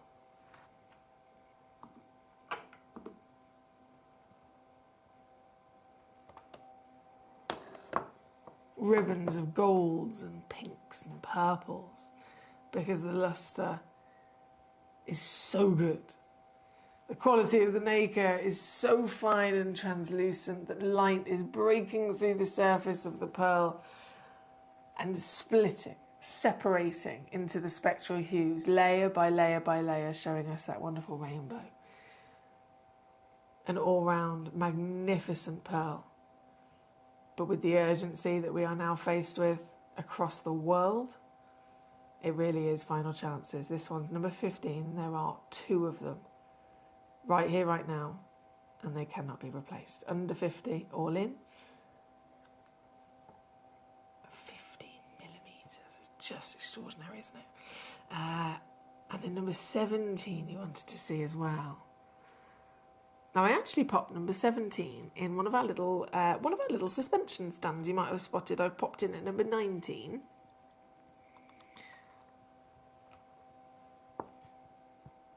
Oh no, Emily, put that back there. There we go. So number 17, ready to rock. Oh, might have to zoom out a bit there. Number 17 is this piece. Now this piece is a one of a kind, okay? And I think we'd all make that assumption without shadow of a doubt, purely based on, one, the ginormous size of it once again, but also the extraordinary, let me refocus my camera, the extraordinary form of this beautiful, fancy kind of oval shape is fantastic, isn't it? My camera skills aren't very good today, apologies. Let me zoom back out. There we go. Has it gone out of focus? What is going on with this camera? I thought it was me at first. I don't think it is. No. Let me zoom back out. Sorry. Apologies. Apologies. I will load the graphics up for these in a second because they're perfect for pearls, but I'm going to take it out. It's so big. It's amazing. It's just incredible. This is also pre-drilled as well. Just so that you know. Well, this is also pre-drilled, so here she is. Number 17, sold out in an instant, of course. With only one, it was going to happen, and Yimei has got it, you superstar. Congratulations there, my lovely. This is officially your very pearl of special beyond belief, isn't it? On, gone, and sold out at number 17. Now, in terms of these lovely stands that I've got for you, we just pop those on. As you can see, they are perfect for pearls, aren't they? They're absolutely perfect. So you get a set of 2. There we go. You get a set of 2 at number 19 in this hour. And for the set of 2, it's £3.99. Easy peasy lemon squeezy. And you could actually technically fit more than one pearl in there if you wanted to, depending on the size. So you could maybe make a nice little arrangement of pearls, or even with other alternating stones. And obviously it's not limited to that. You could use these suspension stands for any stone, or even a piece of jewellery that you could put on display as well. But for the set of 2, £3.99, and you get exactly what you can see on the screen. So you get 1 black and 1 white. They do come with these little feet, but that's also interchangeable because you can also have them square on. So lots of options, and perfect for the likes of a pearl, of course. They're at number 19. Right, Beverly says, I got my dog some doggy ice pops, which I thought was a great idea, but my dog unfortunately didn't. What? What? I love that you got your dog doggy ice pops. That is just the cutest thing ever. Oh, it's so, I find it so entertaining when I give Barney, you know, when you go to these places and they do doggy ice cream and it's like old socks flavour or something like that, and then you just sit there and hold it, and Barney, just his face, he just goes into, like, it's almost like he goes into a trance. He's like, yes please, and then you hold it and you watch his face while he's licking it, and he's going cross-eyed. He's just like, his ears are this way, one ear's this way, one ear's that way, his tongue's trying to get as deep and round as possible, and his eyes are all, it's just the funniest thing. And then he gets it on his nose. Oh, I find it very entertaining, very entertaining. So the doggy ice pops, did your dog not like them, Beverly? Was it not the right flavour or something? I don't think I've ever seen a doggy ice pop before. I know the ice cream, I don't think I've seen the pop. Right, excuse me. 12 and 2 as well, not a problem. Number 12 and number 2. Let me just pop my stand over there. This pearl that's in here, I'm sure that's, I think that's number 4. Yes, so what I'll do, just because I'm sensible sometimes, I'll put number 4 actually back in number 4. Ready for when I bring you in very shortly. But for now, number 2 and number 12. Number 12. Yes, please. This piece is a one-of-a-kind again. And I can see why. Lovely droplet shape. I can actually see the reflection of my face in it. Lots and lots of rainbows here.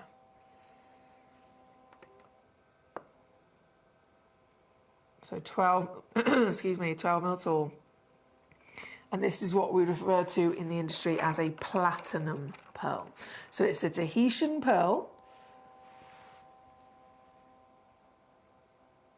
but of all those beautiful, broad variations of the Tahitian colour, from the silvers, the greys, the blues, the browns, this is the platinum pearl. So it's very precise in being not just in terms of the actual colour. It's this gorgeous kind of soft and subtle silver hue, but then it has to be very lustrous. It has to be super, super, super naturally shiny to the point where you're also getting that transfer of subtle rainbows of colour as well. If you can get that combination of both the delicate hue and the quality, platinum, yes, please, every day of the week. Hence why, again, there's only one available. This one's number 12, and there's a delight to be had once again. So exciting with these deals. I know it's last chance, so it's a bit of a sad situation. It's an urgent situation, but it's also very exciting if you've tuned in the right place at the right time to make the most of these today. This piece here at number 12, well, you've seen what I've been doing. We're just going to keep rocking and rolling. I can take this, and I know I shouldn't. I know I shouldn't. I say that far too often to myself in life. But I've done it. Under 30 for you. Hi, South Yorkshire, lovely to have you with us. Gabrielle as well, not a problem. Not a problem. So we're at number 12 at the moment. We are going to go to number 1 and number 2. These are both Baroque, number 1 and number 2. And they are both pre-drilled as well, just so that you're aware.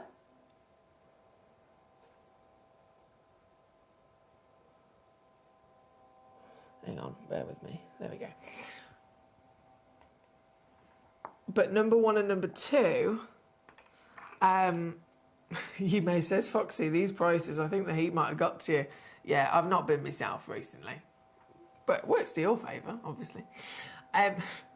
Yeah, number 1 and number 2, these are pretty much the sole auctions where I have a quantity, right? So everything else, number 6 onwards,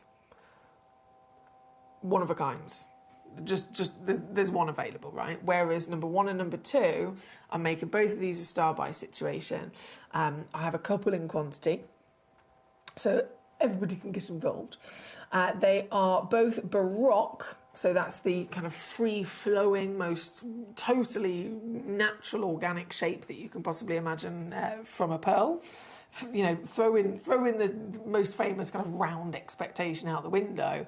This is total opposite from that. And these have hugely become popular in the last couple of years with big designers as well. Everyone wants to be different. Of course we do. We all want to be different. And that's why there's been this huge move away from diamonds, and everyone's now hunting down rarer stones and stones of colour and stones that are, you know, far more exotic.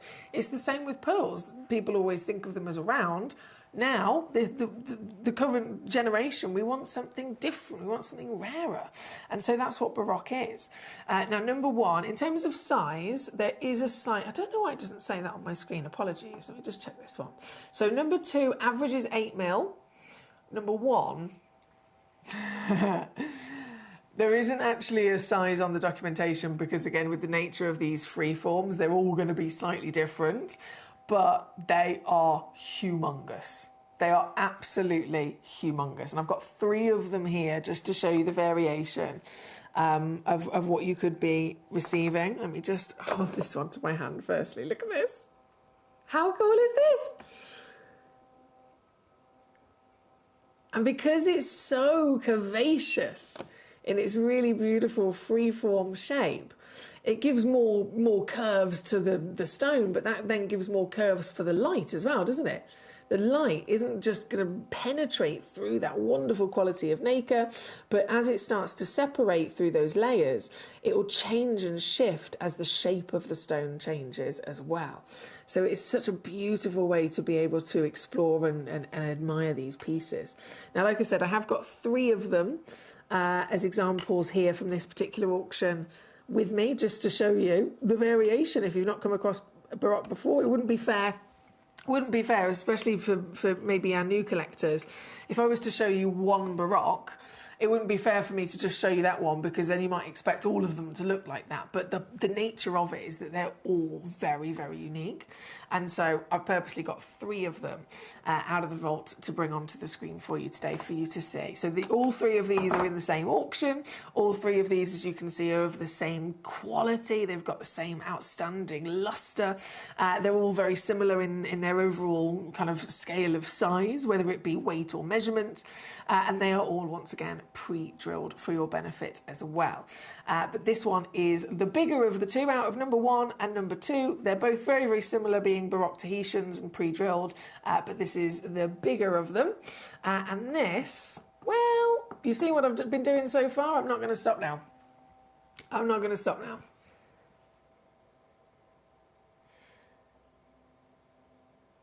I know it's a shocker. I know it's a quick whip. But this is serious. This is an urgent situation across the world, not just here at Gemcollector, but across the world when it comes to sourcing pearls. As less and less are available, as they get more and more expensive, demand keeps rising, and the more unique they are, the more wanted they are. And so how silly is this? I've taken them under £30. Email says the heat must have got to you. These prices are ridiculous. My lovely Thomas has messaged in as well. My beautiful partner. My partner, he's just got home. He's been out to be sociable this afternoon. He's been very social, and he says, he's just messaged in saying, I'm back home with some chicken and chips, and I'm living my best life, my love. That's my partner. Hi, hello. Please check Barney Bear's okay and top up his water bowl for me. Thank you. Right, we are under £30 for this. I know that's absurd, but guys, the heat's definitely got to me. That's my excuse anyway.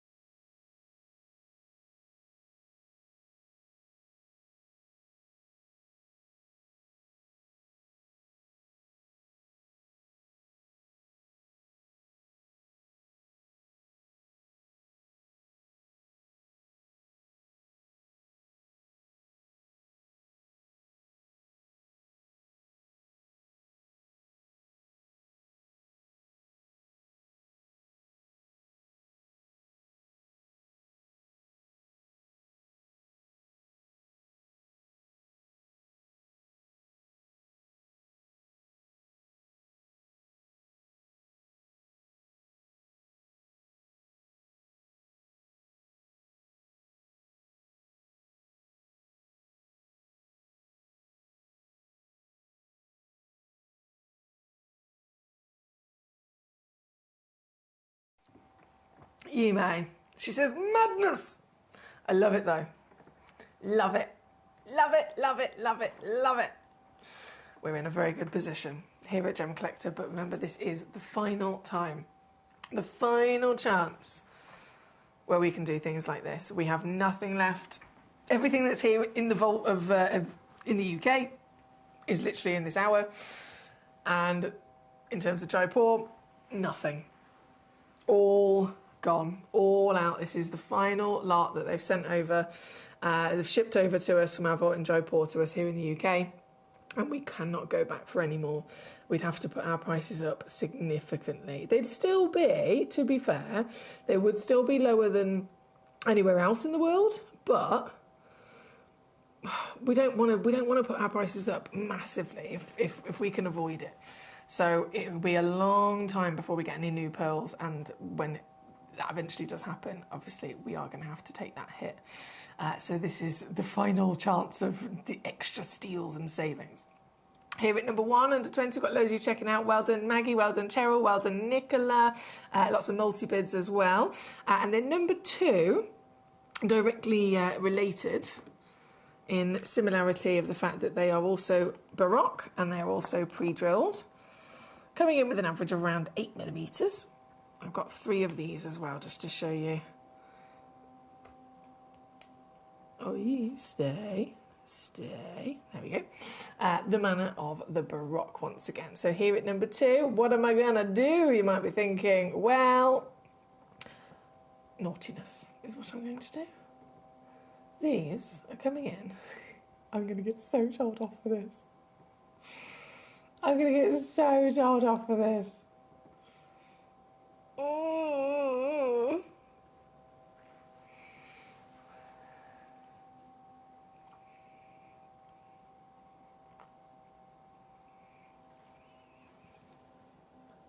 Makes me slightly nervous.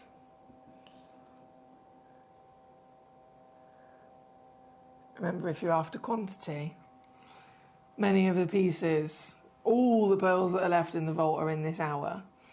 And many of them are just one of a kind. There's the odd couple, I think there might be 2 available, but it was pretty much only auction 1 and auction 2 that had anything greater than that. Saying that, they've nearly sold out already. Emay's got 3, Beverly's got 2, South Yorkshire has got 2, Cheryl's now got 2. That leaves, when my computer catches up, 2, 4, 6, 9. Okay, 1 left. 1 pearl left of this auction, and then sell out. There at number 2. Now, you can still check out on these just for the next 4 minutes. So it's not long at all. I'm just giving you that heads up, that warning. 4 minutes to check out before everything disappears. Right, so for that reason, I need to pick up the pace, don't I? I need to pick up the pace. So number 18 coming in for us. Another lovely Baroque piece. This is the South Sea. Zoom, zoom, zoom. There we go. South Sea Baroque. Amazing lustre once again. Super fancy shape. Just 2 of these available, and these go all the way down to under £20 for you today. These are the Indonesian South Sea. Gorgeous material there. So that was number 18. Then number 3 was requested by our lovely Gabrielle, so we're going to go straight there next. Number 3 is the 10mm Tahitian. This one is a buttoned pearl. So it's got slightly flatter bottom on the one side. Oh, is that... There's a bit of... Is that Barney? I'm so sorry. Where is it? I can't see it with the naked eye. There we go. I do apologise. That was a bit of my Barney Bears fluff. Here we go. So number 3... 10mm Tahitian with the button, so it makes it far easier to set as well. It's also pre-drilled all the way through. If I just go from the up above, there we go. You've got that nice darker colour as well, which is very famed, of course. And this is also under £30. I am not supposed to be doing these prices, and you know that. You know your stuff well enough. You may have said it over in Great London herself. This is not supposed to be the case. I'm just literally abusing the fact that these are the last pearls we have on all of our vaults across all of Gemporia's stocks. We can't replace them. This is the last of it. When we do replace them, they are going to be so much more expensive, so we might as well go out with every final squeeze and push that we can.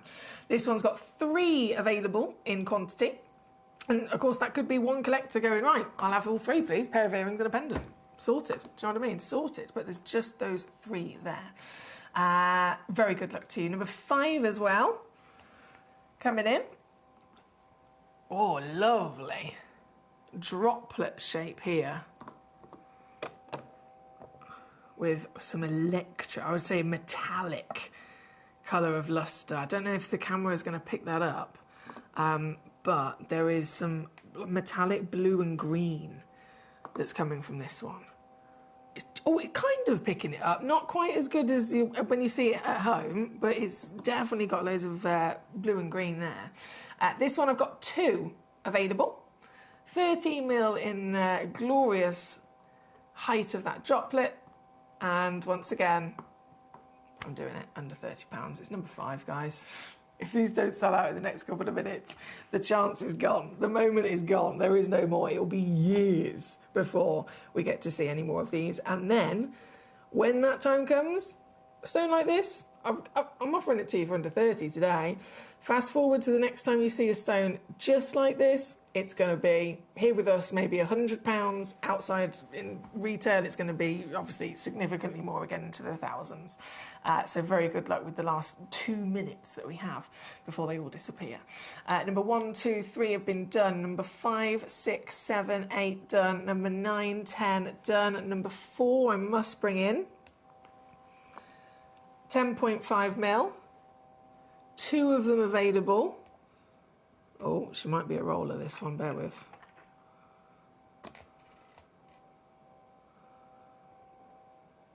Wait, even still missed it. Stay. There we go, we got it. 2 of these available, 10.5 mil. This is a wonderful round as well. We've seen barocks, we've seen pairs. This is the very unlikely round natural form. And even still, I've taken it under £30. There are 2 available, pre-drilled as well for you. 2 chances. Now, I am aware the clock has just ticked over 8 p.m. And so if you are watching on the web or on the app, all of the actual list of pearls in the hour for you to click on and add to your basket will have disappeared. But whilst I'm still here live, before I go to the break, whilst the graphics are still live, you can still put them in your basket right now, but it is just literally for the next few moments. This one's number 4 with 2 available. 5 I've done, 6, 7, 8, 9, 10. Fab. Okay, 11, and I'm happy to run over time considering the urgency of this. And number 11 is also more metallic as well. Loads of colours, blue, purple, pink, goodness me, green. That's why this one's a one of a kind. 8.5 mil in the button, as you can see, pre-drilled right the way through. But because of the luster, because of the unique shape, and because of how many rainbow colours are coming out of it, it is, again, only one in the world. So this is the very one that you'll be getting.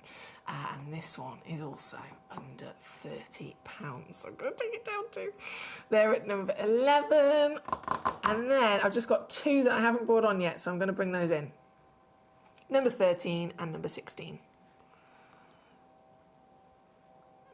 Number 13. Also just 1 available.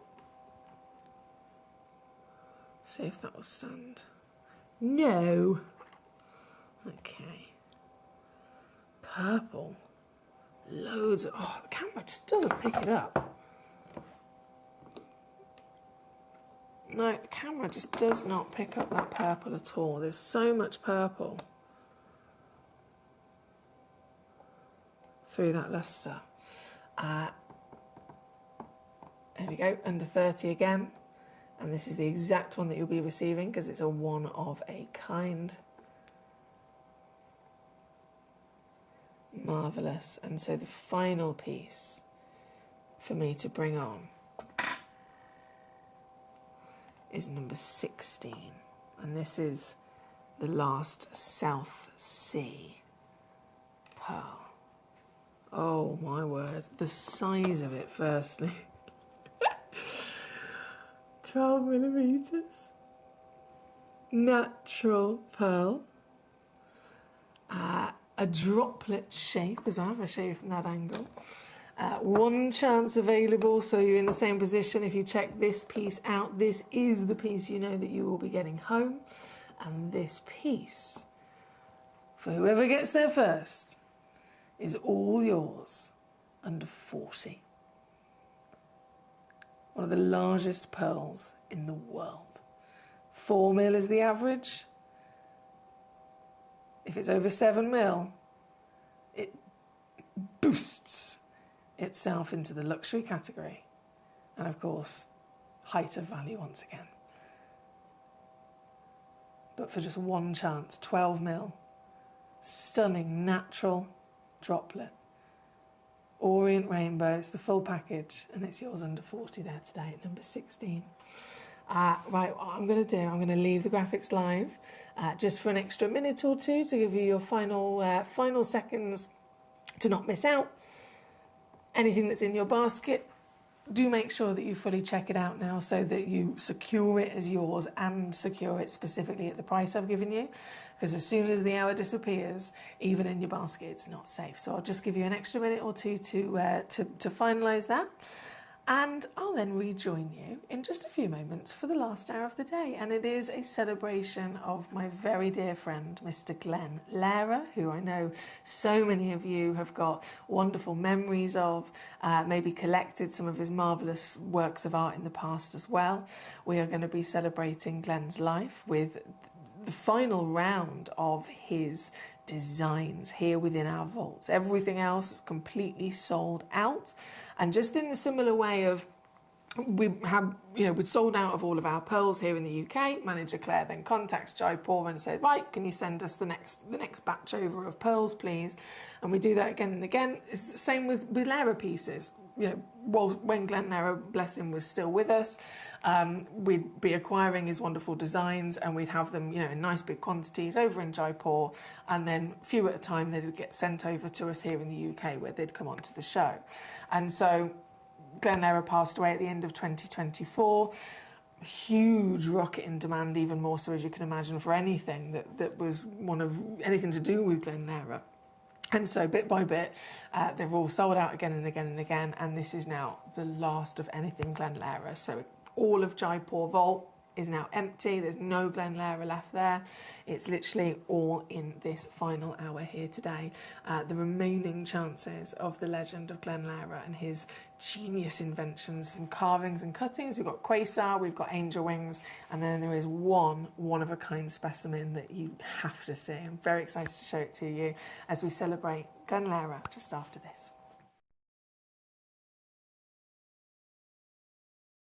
Hi guys, I'm here at the AGTA Gem Show, the most prestigious gem show here at Tucson, and with our good friend Glenn Lehrer.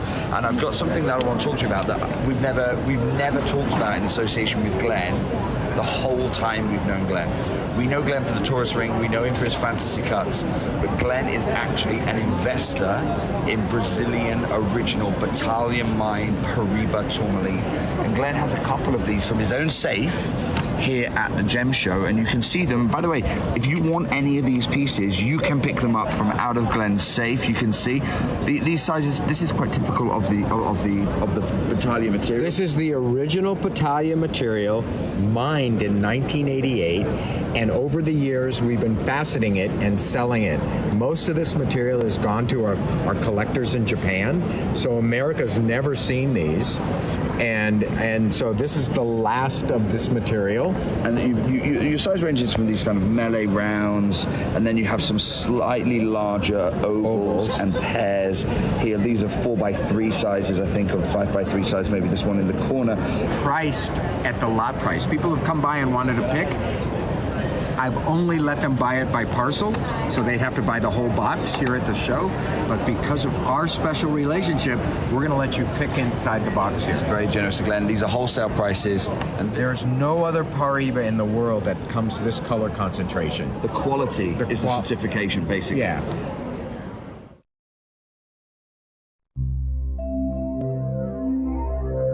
Great to have you here at Gemporia and to just find out about your incredible journey with gemstones.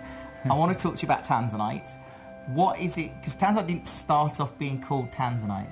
No, it didn't. The fellow who made the discovery, Manuel de Souza, a prospector who put in time prospecting virtually every weekend, he made this fabulous discovery.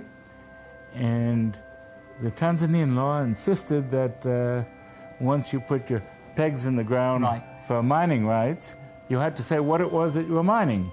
But he didn't know what he was mining. And so he made what he thought was the best match possible. He called it olivine, which I think wasn't a very good match because it's a...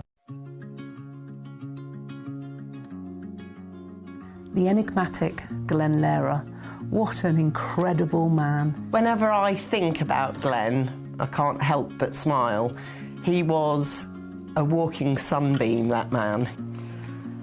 Welcome to my studio. Glenn was not just an inspiration to me professionally, but also a great friend of mine. And he was not just someone we knew at Gemporia, he was family. He would walk into our office space, or he would walk into the bar, or he would walk into the studio and always bring such an amazing energy. He was such a kind, caring and loving man. He was appreciative and he was welcoming, and there wasn't anything he wouldn't do for anyone. He was an incredible gentleman, such a wonderful, wonderful man, so passionate about everything that he did.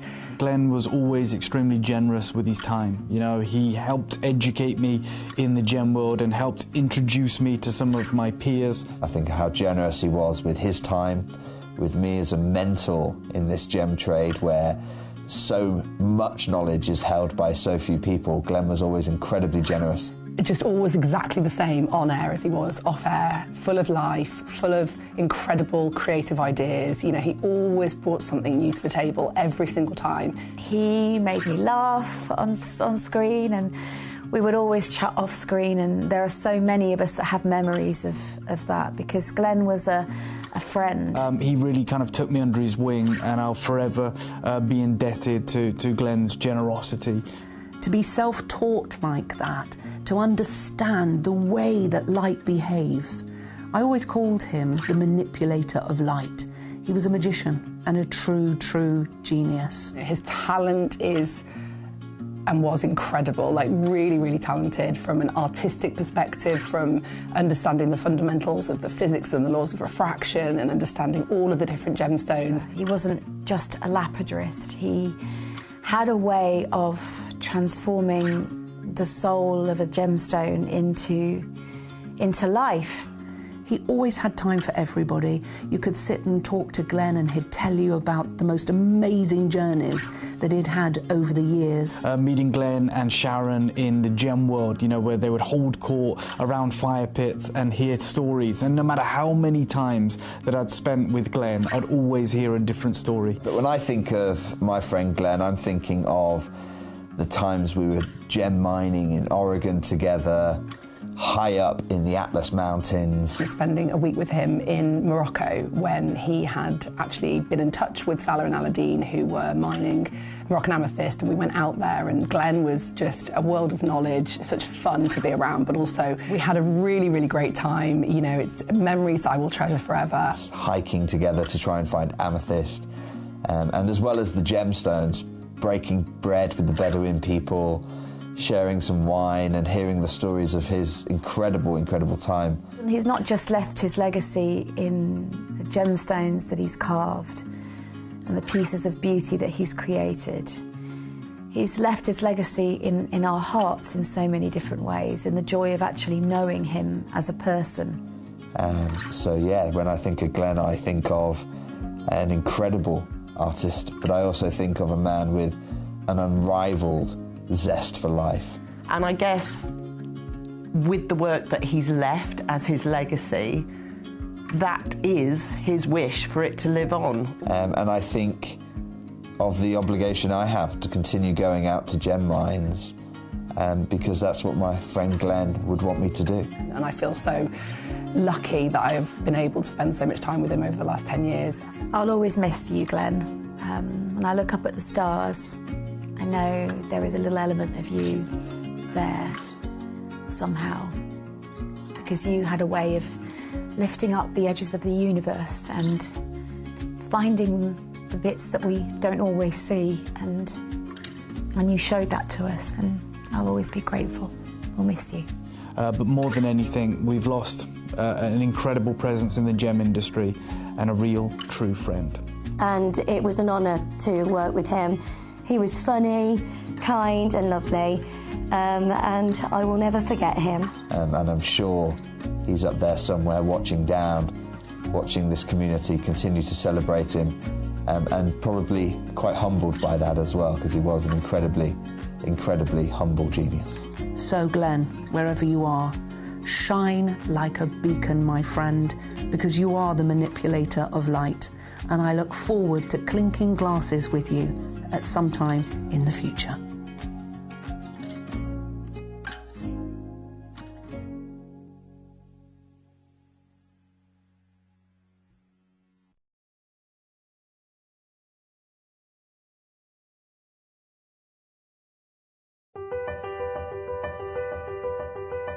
Having been an artist all my life, discovering the medium of gem carving was the first art form that the end result always far exceeded my initial inspirational vision.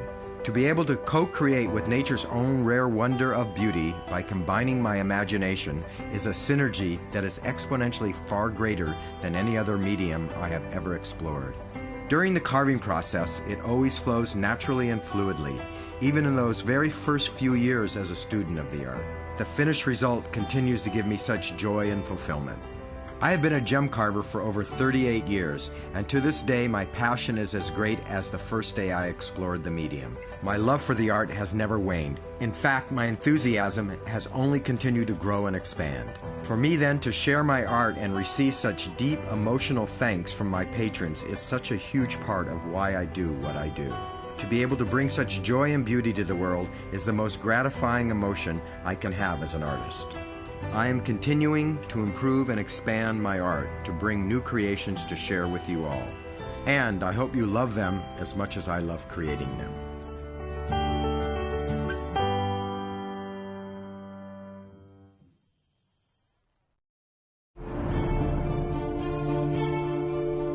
Quasar, which is short for quasi-stellar radio source, it was only discovered in the early 1960s by the emitting radio waves that we were able to pick up coming from outer space.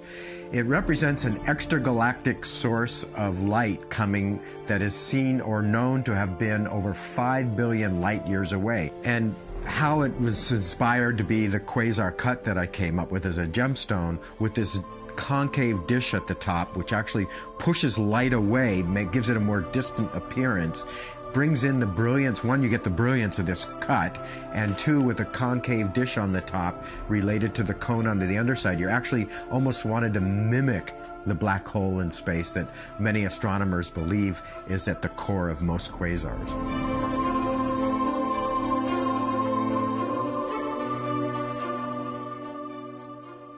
It's lovely to see that footage, isn't it, of our beautiful Glenn Lara.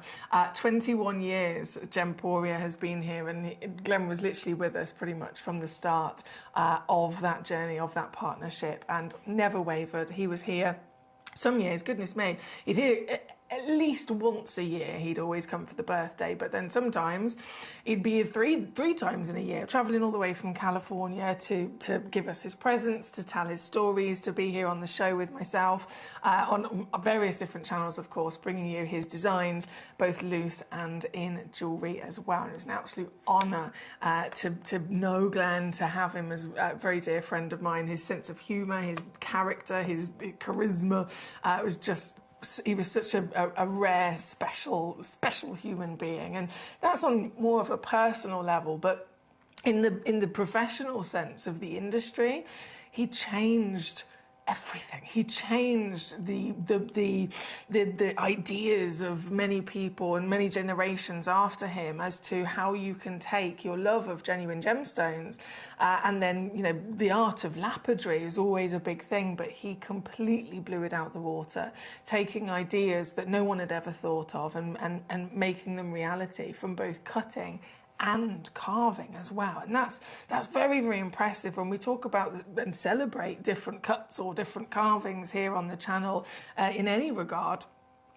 We always mention about how the individuals that have been highly skilled to do that cut, they train as a cutter or they train as a carver. And then when they're cutting or carving, whichever avenue they go down, they're two separate levels of skill, two completely separate fields of experience.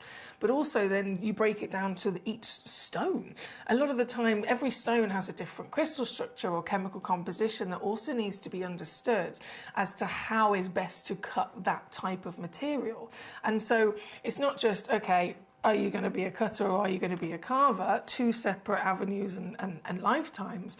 But then also, still it would be limited. Are you going to be a cutter and you learn how to cut corundum, or you learn how to cut chalcedony, or you learn how to cut, which type of stone? They can be one field per stone, one field per type, and yet Glenn dedicated his life to master all of it, cutting and carving and all stones as well. And this is the grand finale of anything Glen Lehrer within our vaults, from what we have here in stock in the UK vault, and then where we'd normally have kind of extra backup stock kept over in our vault in Jaipur. As soon as we sell out here, we call our friends in the Jaipur team, and then they send over the next batch of whatever that particular thing is in question. With this, obviously, we're never going to see any more wonderful works from Glen Lehrer since he passed away at the end of 2024. And so this is everything now from Jaipur and UK vaults all come together here in this grand finale hour today as we celebrate our wonderful dear friend and just how much of a genius he truly was. Thank you again to so many of you for your company and your messages here today. I've got, as you can see, a wealth of magnificent opportunities for you. Starting with, I don't know what's happened with me. Hang on, bear with me. Graphics, go. There we go. Graphics are in. Starting with the treat that we've got for you here today. This is the Angel Wings green chalcedony, and I've popped this in the lovely gift box as well, which I believe should be also in the graphics. Where is it? It's number 24. Let me get the graphics on for this this gift box first, just so that the price is down for you, because it's $3.99.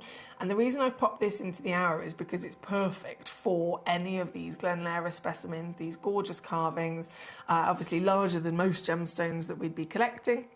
And so we've got to factor that into how we're going to display it. And this lovely gift box, so useful for many different things. But this beautiful gift box is perfect for these even more so. So you get the white box, pull it up on the ribbon, and then the suspension stand inside. And as you can see, I've already popped in, if I get the graphics back then, for the angel itself, the green chalcedony. So this is at number 2.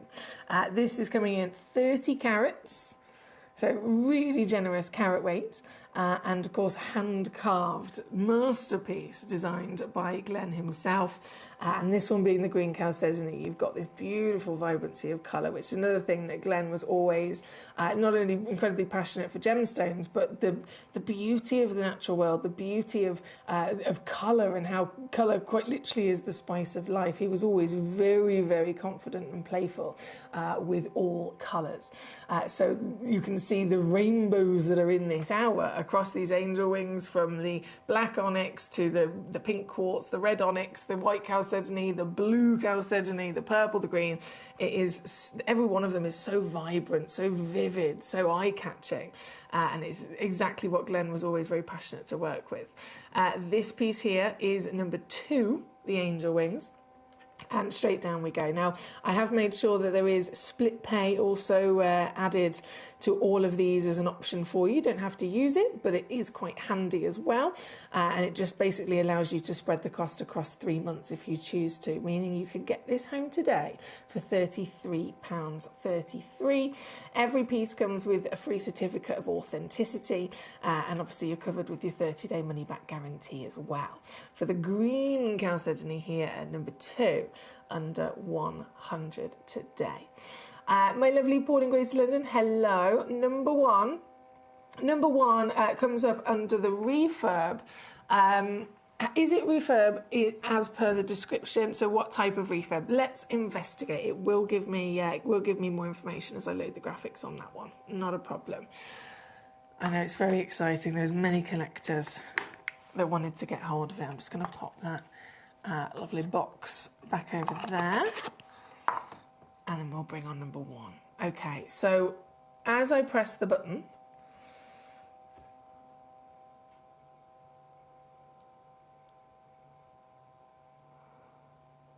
it says it's a tiny chip on the surface.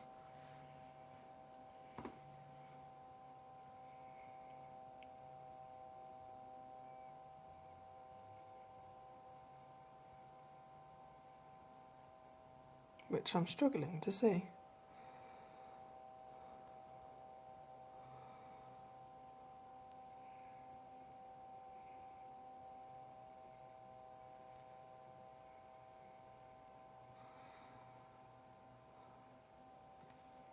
I can't see.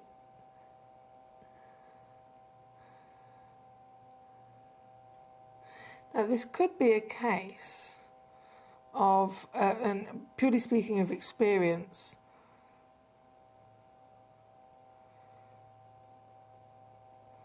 it could be part of the natural form of the stone that's been confused for being an imperfection. It might be that little bit that's a bit slightly rougher than the polished. Looks perfect to me. Oh, this is just outstanding. Sorry, I know you're staring at my face.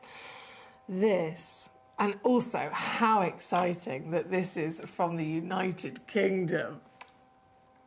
A stone from the United Kingdom. When do we ever see that?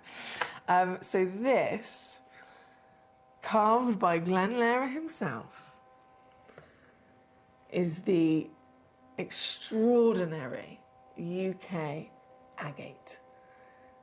The Fantasia carving, his collection, world famous of course, featured in so many magazines and so much journalism over the years. Glenn's work and his Fantasia carvings mainly, but also many other of his wonderful designs, featured on the front cover, so not just within magazines, but on the front cover of big magazines across the world over 17 times. How extraordinary is that? When you think of these rock and roll magazines, you think of these big kind of designer, luxury brand magazines, it might be once that a certain celebrity features on the front cover, like once Beyonce was on the front cover and then once Lady Gaga was, or something like that. In the gemstone world of these huge magazines that go out literally across the industry, over 17 times Glenn Lehrer was on the front cover. This is one of his Fantasia carvings.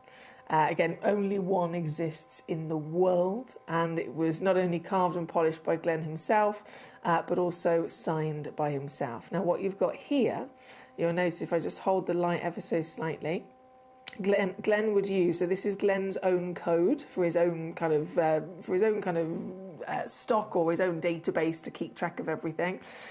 He always had his own kind of codes that he gave, just like we've got our own item codes for this piece. It's ITLE31. In Glenn's stock in California, the code that he had it under, literally, that's Glenn's handwriting. He's written it there for you as well, but it is actually on top of a little bit of a clear gloss. So if you ever wanted to remove that, that would be very easy to remove. I personally would like to keep it on because it's Glenn's handwriting at the end of the day. And then he's also signed it, as he always did with his Fantasia pieces. See if we can get that to show on the camera a second. There we go, Lehrer. And whenever he finished the carving and the polishing, he would then also sign it and date it as well. So Lehrer 2018 is when he finished this wonderful work of art.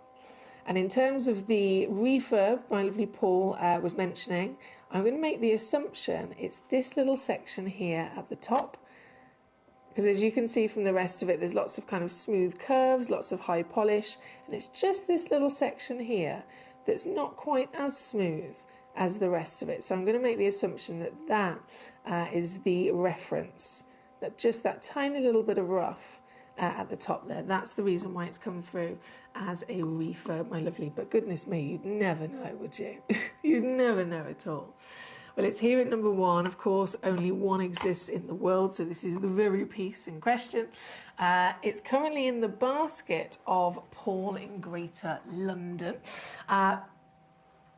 Going down, in terms of what price to be done with this, How do you put a price on something like this? This would have been, extraordinarily highly valued and priceless, with the quality, with the form, the fact that it's a natural agate from the United Kingdom, the size of the stone. Then being captured and carved by Glen Lehrer himself, it would have already been an extremely special museum piece that quite literally would be priceless. But now, since our lovely friend Glen Lehrer has passed away, as you can imagine, just keeps going up and up and up and up and up and up and up and up and up, and never to be repeated, right? Well, this can absolutely be yours here today. £5,500 is definitely not the correct valuation of it here and now. This is significantly risen in the last couple of years. And yet, of course, we are going to go simply lower. This, with an extra discount as well, under the refurb status, I'm supposed to go to 1499. What I'm going to do for you, my lovely, I'm just going to keep pressing those buttons. I'm going to keep on going down until I can go down no more.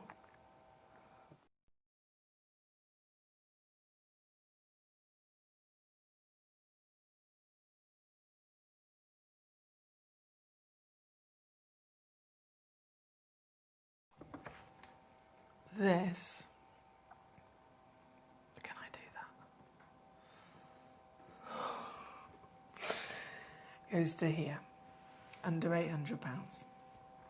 Now, bearing in mind, through the history of Glen's Fantasia carvings, majoritively they started at anywhere between around $15,000, and they would go up to in the millions of dollars for sale, up for auction in the likes of Bonhams, over $1 million for a single Glen Lehrer carving. And yet here we are with a piece, again, carved, polished, signed by the man himself. And it is yours today under $800. It's extraordinary. That's there at number 1. Thank you to our lovely Paul for this request. Number 12, the Quasar cut, which you may have seen again during the videos there. Glen explaining the inspiration of the Quasar, what the Quasar is named after. He took inspiration from so many extraordinary things of the natural world. Another great reason as to why he inspired many people, thinking outside of the box. Being able to take bigger risks and to play with the ideas of how to be different in terms of carving and cutting stones, and how directing light could also be different as well. And a perfect example of that, of course, is with the Quasar cut. So number 12 I've got for you here today is the Quasar, and this is with the Brazilian prasiolite, otherwise known as a green amethyst. Of course, he would only, quite rightly so, only use and work with the finest quality material that would work perfectly for his designs. And so this isn't just a prasiolite, but this is a top-graded prasiolite with near flawless clarity, beautiful, subtle olive hues of the green, coming in as an 8mm diameter round here today, 1.25 carats at least. Some of the last Quasars in the world here. This one at number 12, ridiculous that we're starting already under £300, given that it would be nowhere near that. If it was revalued today, we'd be looking at over £1,000. But it is here under £300. It does have a split pay deal on there as well. And this, I won't tease you, take it straight down. This comes in under 80 for you today. Under 80, three-way split gets it home for $26 or $38 if you're stateside. And you will receive one of his masterful works of art in that extraordinary combination of both being able to cut and carve stones of all sorts of different specimens, different types, different crystal structures. He was able to master all of them and bring them to life in such a magnificent way, like never seen before. This is the Prasiolite Quasar at number 12 here for us. Very popular, I can see. From this piece at number 12, the angel wings, of course, always very popular. Number 3, this is the biggest carat weight angel wings that I've ever actually seen. 41.6 carats. 41.6 carats, the biggest I've seen. It's 43 millimetres in your height. And this one being the black onyx, you've got this striking, solid jet black colour, which absolutely then lends itself to really showing off the lustre, of course, because instead of it being like some of these stones have translucency, light can pass through them and they can illuminate part of the carving or the colour in a different way. This one, with the same carving, we're able to really get a sense of the detail of the carving because of the shine, because of the lustre. And that all comes down to a good quality polish as well, doesn't it? And it was Glenn that actually taught me when in this very room, sat at this very desk where I am right now, and Glenn was sat next to me, and we were chatting about so many things, as you can imagine, but it was Glenn that taught me about never to forget when we're appreciating carving and cutting and the time and the work and the effort and the skill that goes into it. We often talk about the cutting and the carving, and not very often do we mention specifically the polishing part of it. But Glenn immediately was like, hang on, we need to think about the polishing and appreciate that as well, because most of the time it takes even longer. So for a carving, and these are literally the words he gave to me, he said, let's say I'm carving a stone. For every 1 hour that I spend carving that stone, I will then have the equivalent, on the average, of 4 hours of polishing. I couldn't believe it. I couldn't believe it. Totally appreciating the carving and the cutting. That's what takes the shape. That's what gives us this wonderful work of art. But he said it is actually far more time, far more experience and skill given to the piece with simply the polishing than even the carving alone. And that was a big eye-opening moment for me, and a really important bit of information, of course, as well, considering what we're looking at. And with this piece, it definitely shows how that polishing is so important, because it is, I mean, goodness me, the light is just beaming and bouncing and rippling across every single part of the design, isn't it? Now, this one being the biggest that we've ever seen in carat weight of the magnificent angel wings carving, it's still going to go down, and you're still going to get an ultimate saving without shadow of a doubt here. This piece comes in at just $129 today. That's £43 only on a 3-way split pay to get home a Lera. To get home a genuine Glenn Lera design, some of the last of them in the world available to us here, and still with those savings that Glenn was very, very passionate about. That's why he ended up being a crucial part of our family for 21 years of Gemporia, is because when he met Steve Bennett, and Steve shared his idea, shared, you know, the passion and the whole kind of starting point of Gemporia being that he wanted to make genuine gemstones affordable for everybody. Before Gemporia, genuine gemstones and the luxury world of natural stones and pieces then set into jewellery as well was considered only for certain people, only for, you know, certain wealth. They were always extraordinarily highly valued, as of course they absolutely should be. But that then, it limited who could actually get hold of them.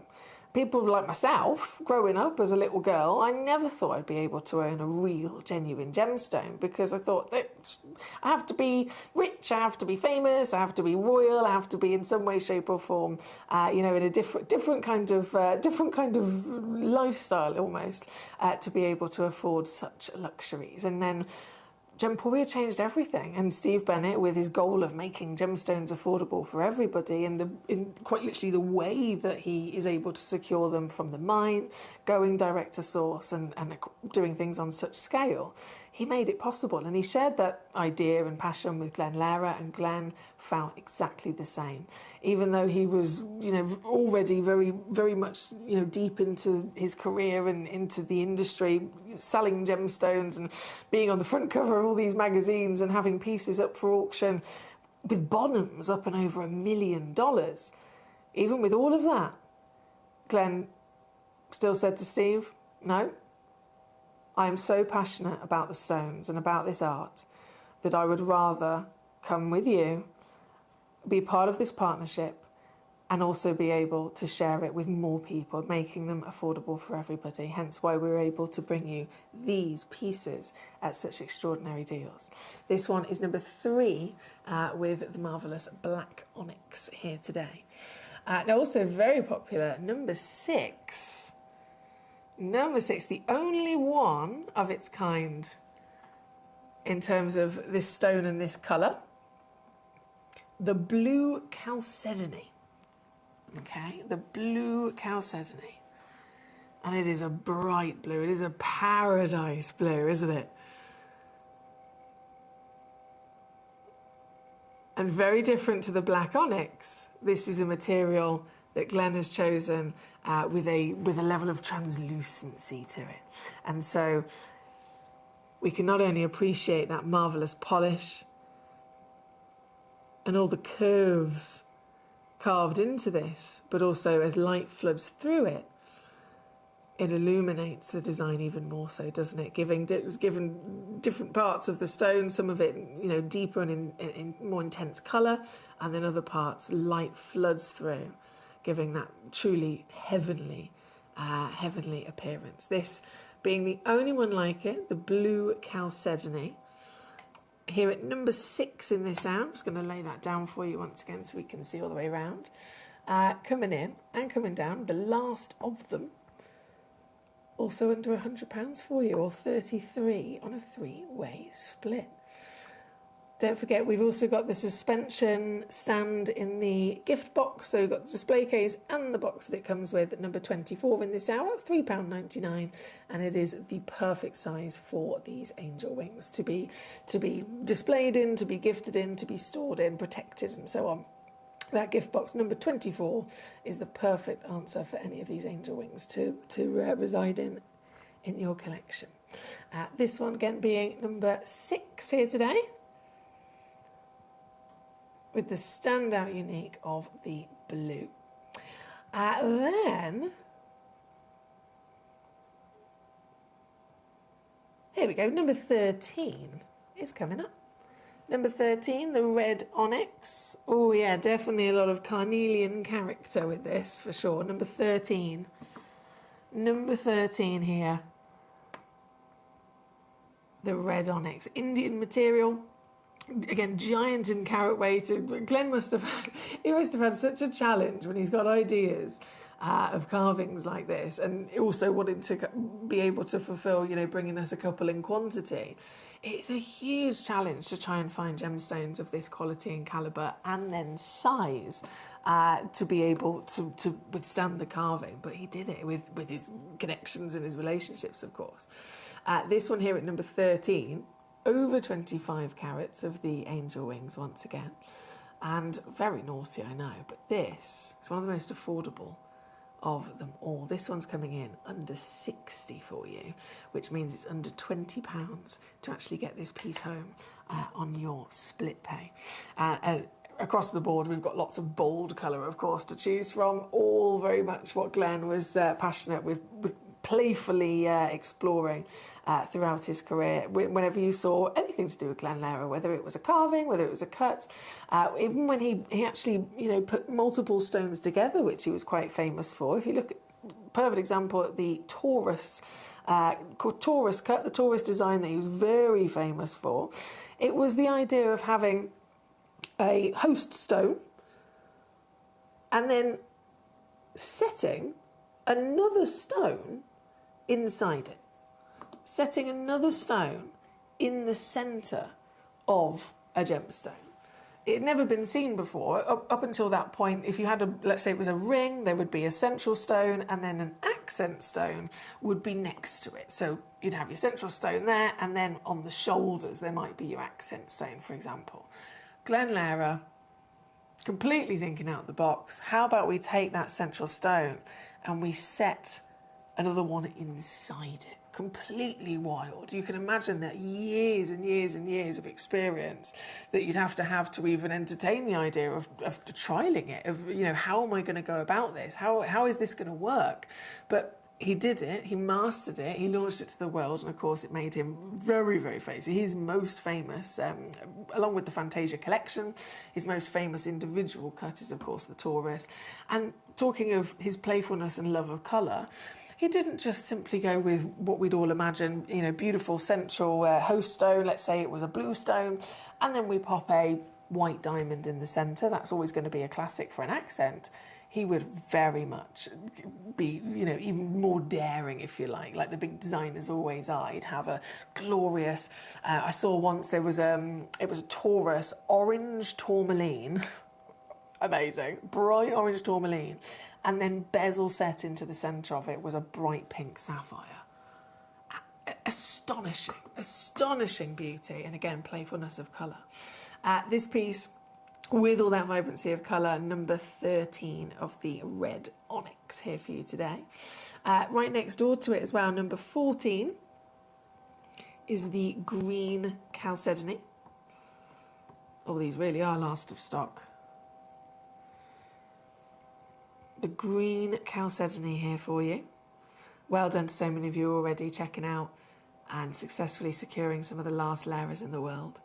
This one at number 14, as you can see, consistent across the board. In terms of Glenn's quality control, you can imagine you don't become an absolute master without having the knowledge, the skill, but also making sure everything is done to perfection. So you can, by all means, rummage through every one of these wonderful angel wings designs.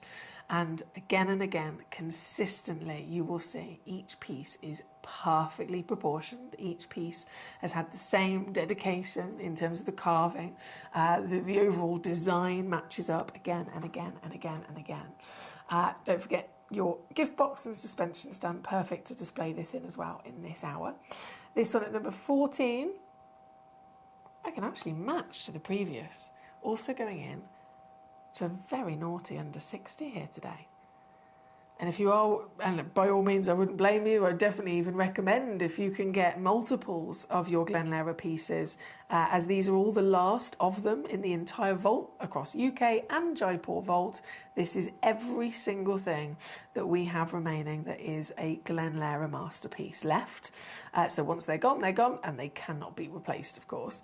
So if you are in the position to be able to get multiples here today, it is definitely the best time to do it. It really is the best time to do it. The longer you wait, the less chance you'll have, of course. And they keep going up in value, as all gemstones do, but even more so since our wonderful friend passed away. The demand, as you can imagine, has risen, and they've just become even more collectible. Using the split pay will make that even easier. So let's say, for example, your budget is £60 today. This is £60, so you could have this piece. But if your budget's £60, you could also choose to use the split pay option, spreading it across 3 months, and that way you'd be able to get 3 stones today. You see? It makes a big difference, and you're always covered with a 30-day money-back guarantee. This one's number 14 on the screen. Number 16, okay, we're going to one of the highest valued of the lot. Now this is stunning. Natural African grey agate. And this is banded agate as well. The playfulness of this material, always a work of art. If you've ever been able to come across premium grade banded agate, I'm sure you'll already have fallen in love with it, where you get this magnificent, it's almost like intricate lace detail, isn't it? This beautiful silk woven design that Mother Nature has actually given to the stone by incorporating all of these wonderful bands. It's very collectible, very desirable. You can see literally all the way throughout the curves as well as the sharp angles that Mother Nature has created over millions of years. So to have this beautiful specimen of top quality and then to be cherry-picked by Glenn Lehrer and be given this carving, something that's also delivering to us these free-flowing, moving moments of fluidity, of light, and of curves within the design. That playfulness and contrast at the same time between the bands of the agate and the carving is just magnificent, isn't it? So this is one of the highest valued pieces in the selection here today. Let me just lay her down once again. I'll zoom you in. Have a little shot from up above as well. I will say it's also one of the most limited edition, as you can imagine. Height of value, height of rarity, limited in terms of how many were ever actually carved in total of this particular design, and most of them have already nearly completely sold out, so we're down to the last of stock with this material. So this piece straight in once again to your deal, 129 here today, or 43 of course on split pay.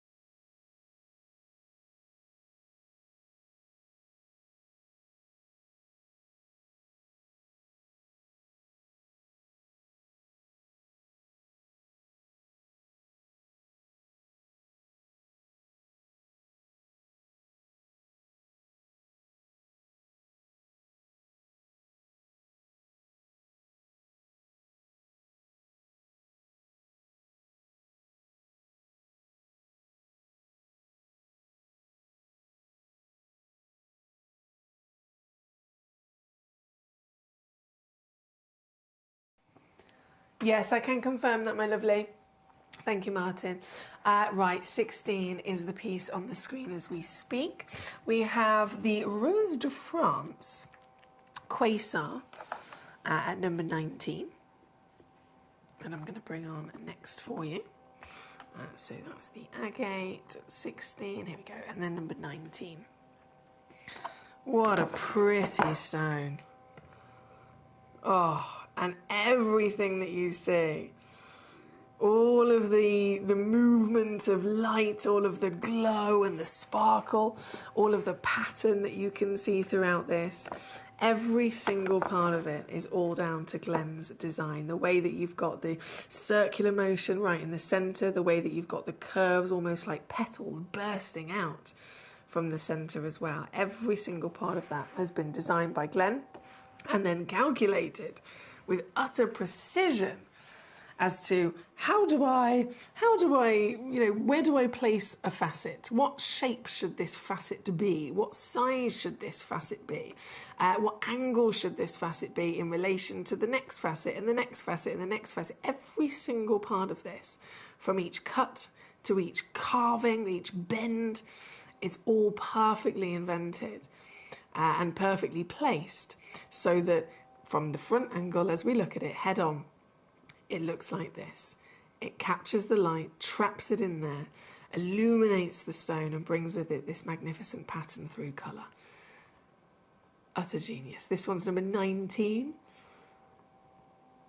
Under 80 straight in for you is your 8mm natural Rose de France. So again, going back to the material that Glenn would work with, it was always the finest material. It's always the most exotic material, always the most colourful material.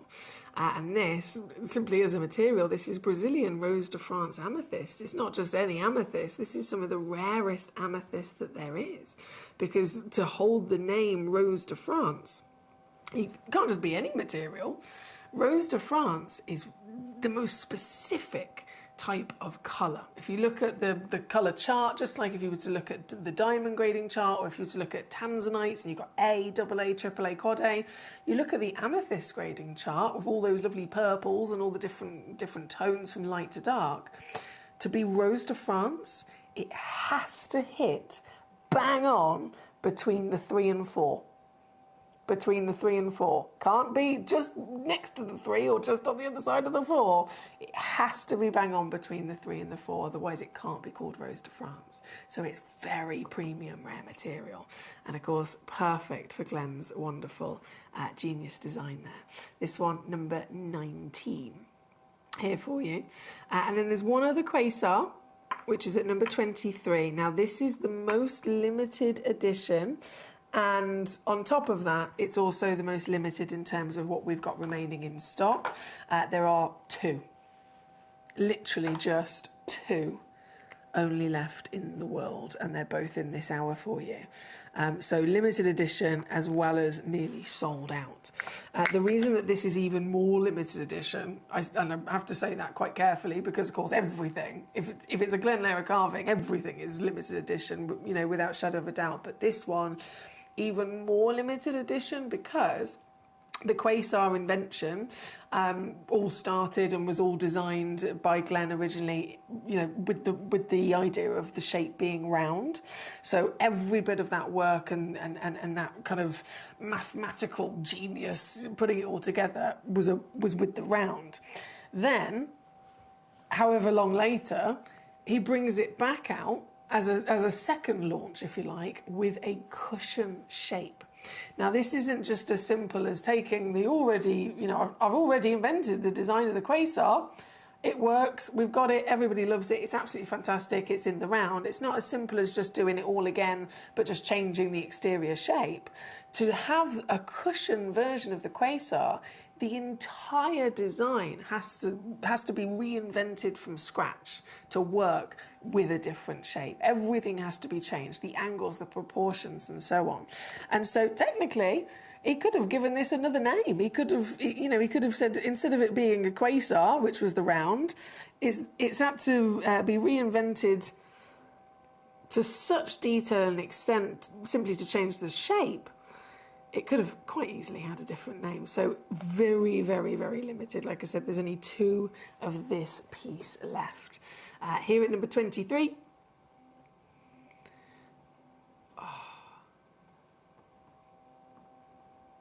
You can get lost inside these. They can put you into a trance.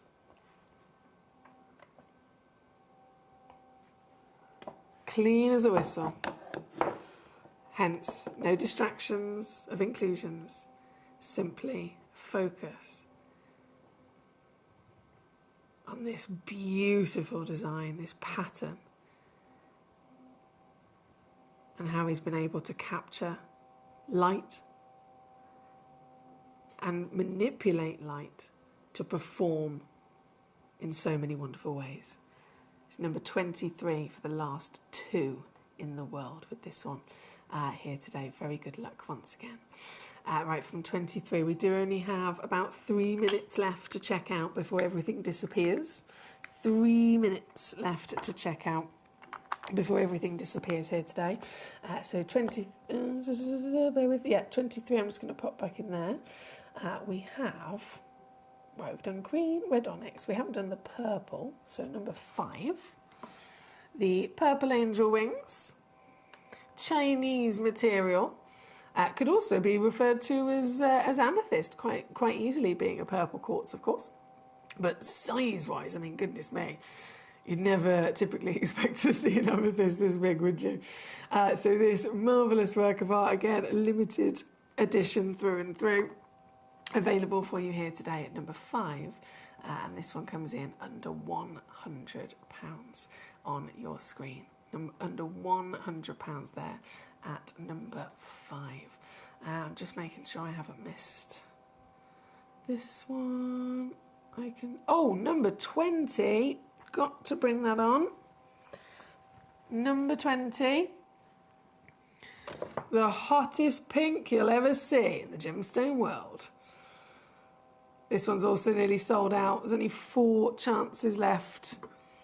4 left before they are gone. Over 25 carats of the angel wings design. Also, of course, got split pay as an option if you want to spread the cost across 3 months. Don't forget, if you are getting, especially the angel wings, our lovely gift box and presentation case with the suspension stand in it at number 24. It's £3.99 and it is the perfect answer to all of these angel wings. They fit in like they were meant to be. I mean, it's amazing. You can literally use it for displaying and gifting a piece of jewellery or anything you could possibly think of, really. But I've put it in this hour purposely because the angel wings are perfect to be presented inside it. Just to remind you of what that looks like,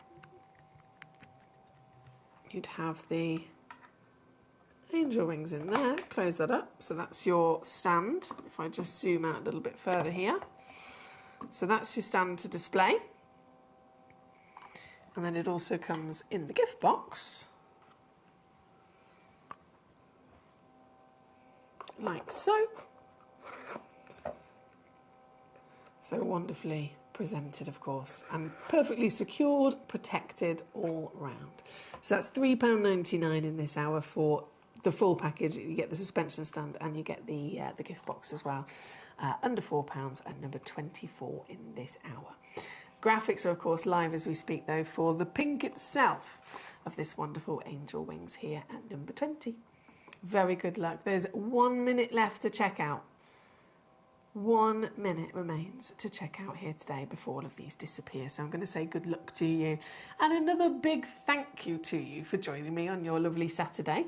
I will return once again tomorrow, 5 p.m. we go live here on Gemcollector, 5 p.m. UK time, all the way through, of course, until 9 p.m. And tomorrow being your Sunday night, it's jam-packed with more goodies, more treasure, more spotlight deals and star-buy stones not to be missed. So I hope you enjoy the rest of your Saturday evening.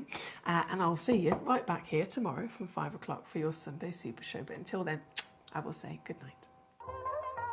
Hi guys, so I'm here with Kakuda Pearls, who have one of the finest selection of pearls that I've seen anywhere. We're talking incredible natural Tahitians, huge supply of incredible Akoya pearls, and of course the South Sea varieties as well.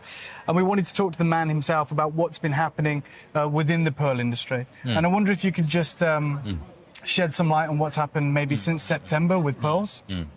Okay, September to October, it was the kind of a peak time with mainly Chinese customers. Yeah. It's a big boom in China that as a fashion material, the pearls getting so popular. And has it impacted the price? It is. Yeah. Now it's the highest in the history. In the whole history? Yes, with the Tahitians and the South Sea golden color, South Sea white, or even the Japanese Akoyas. So would you say it's gone up 30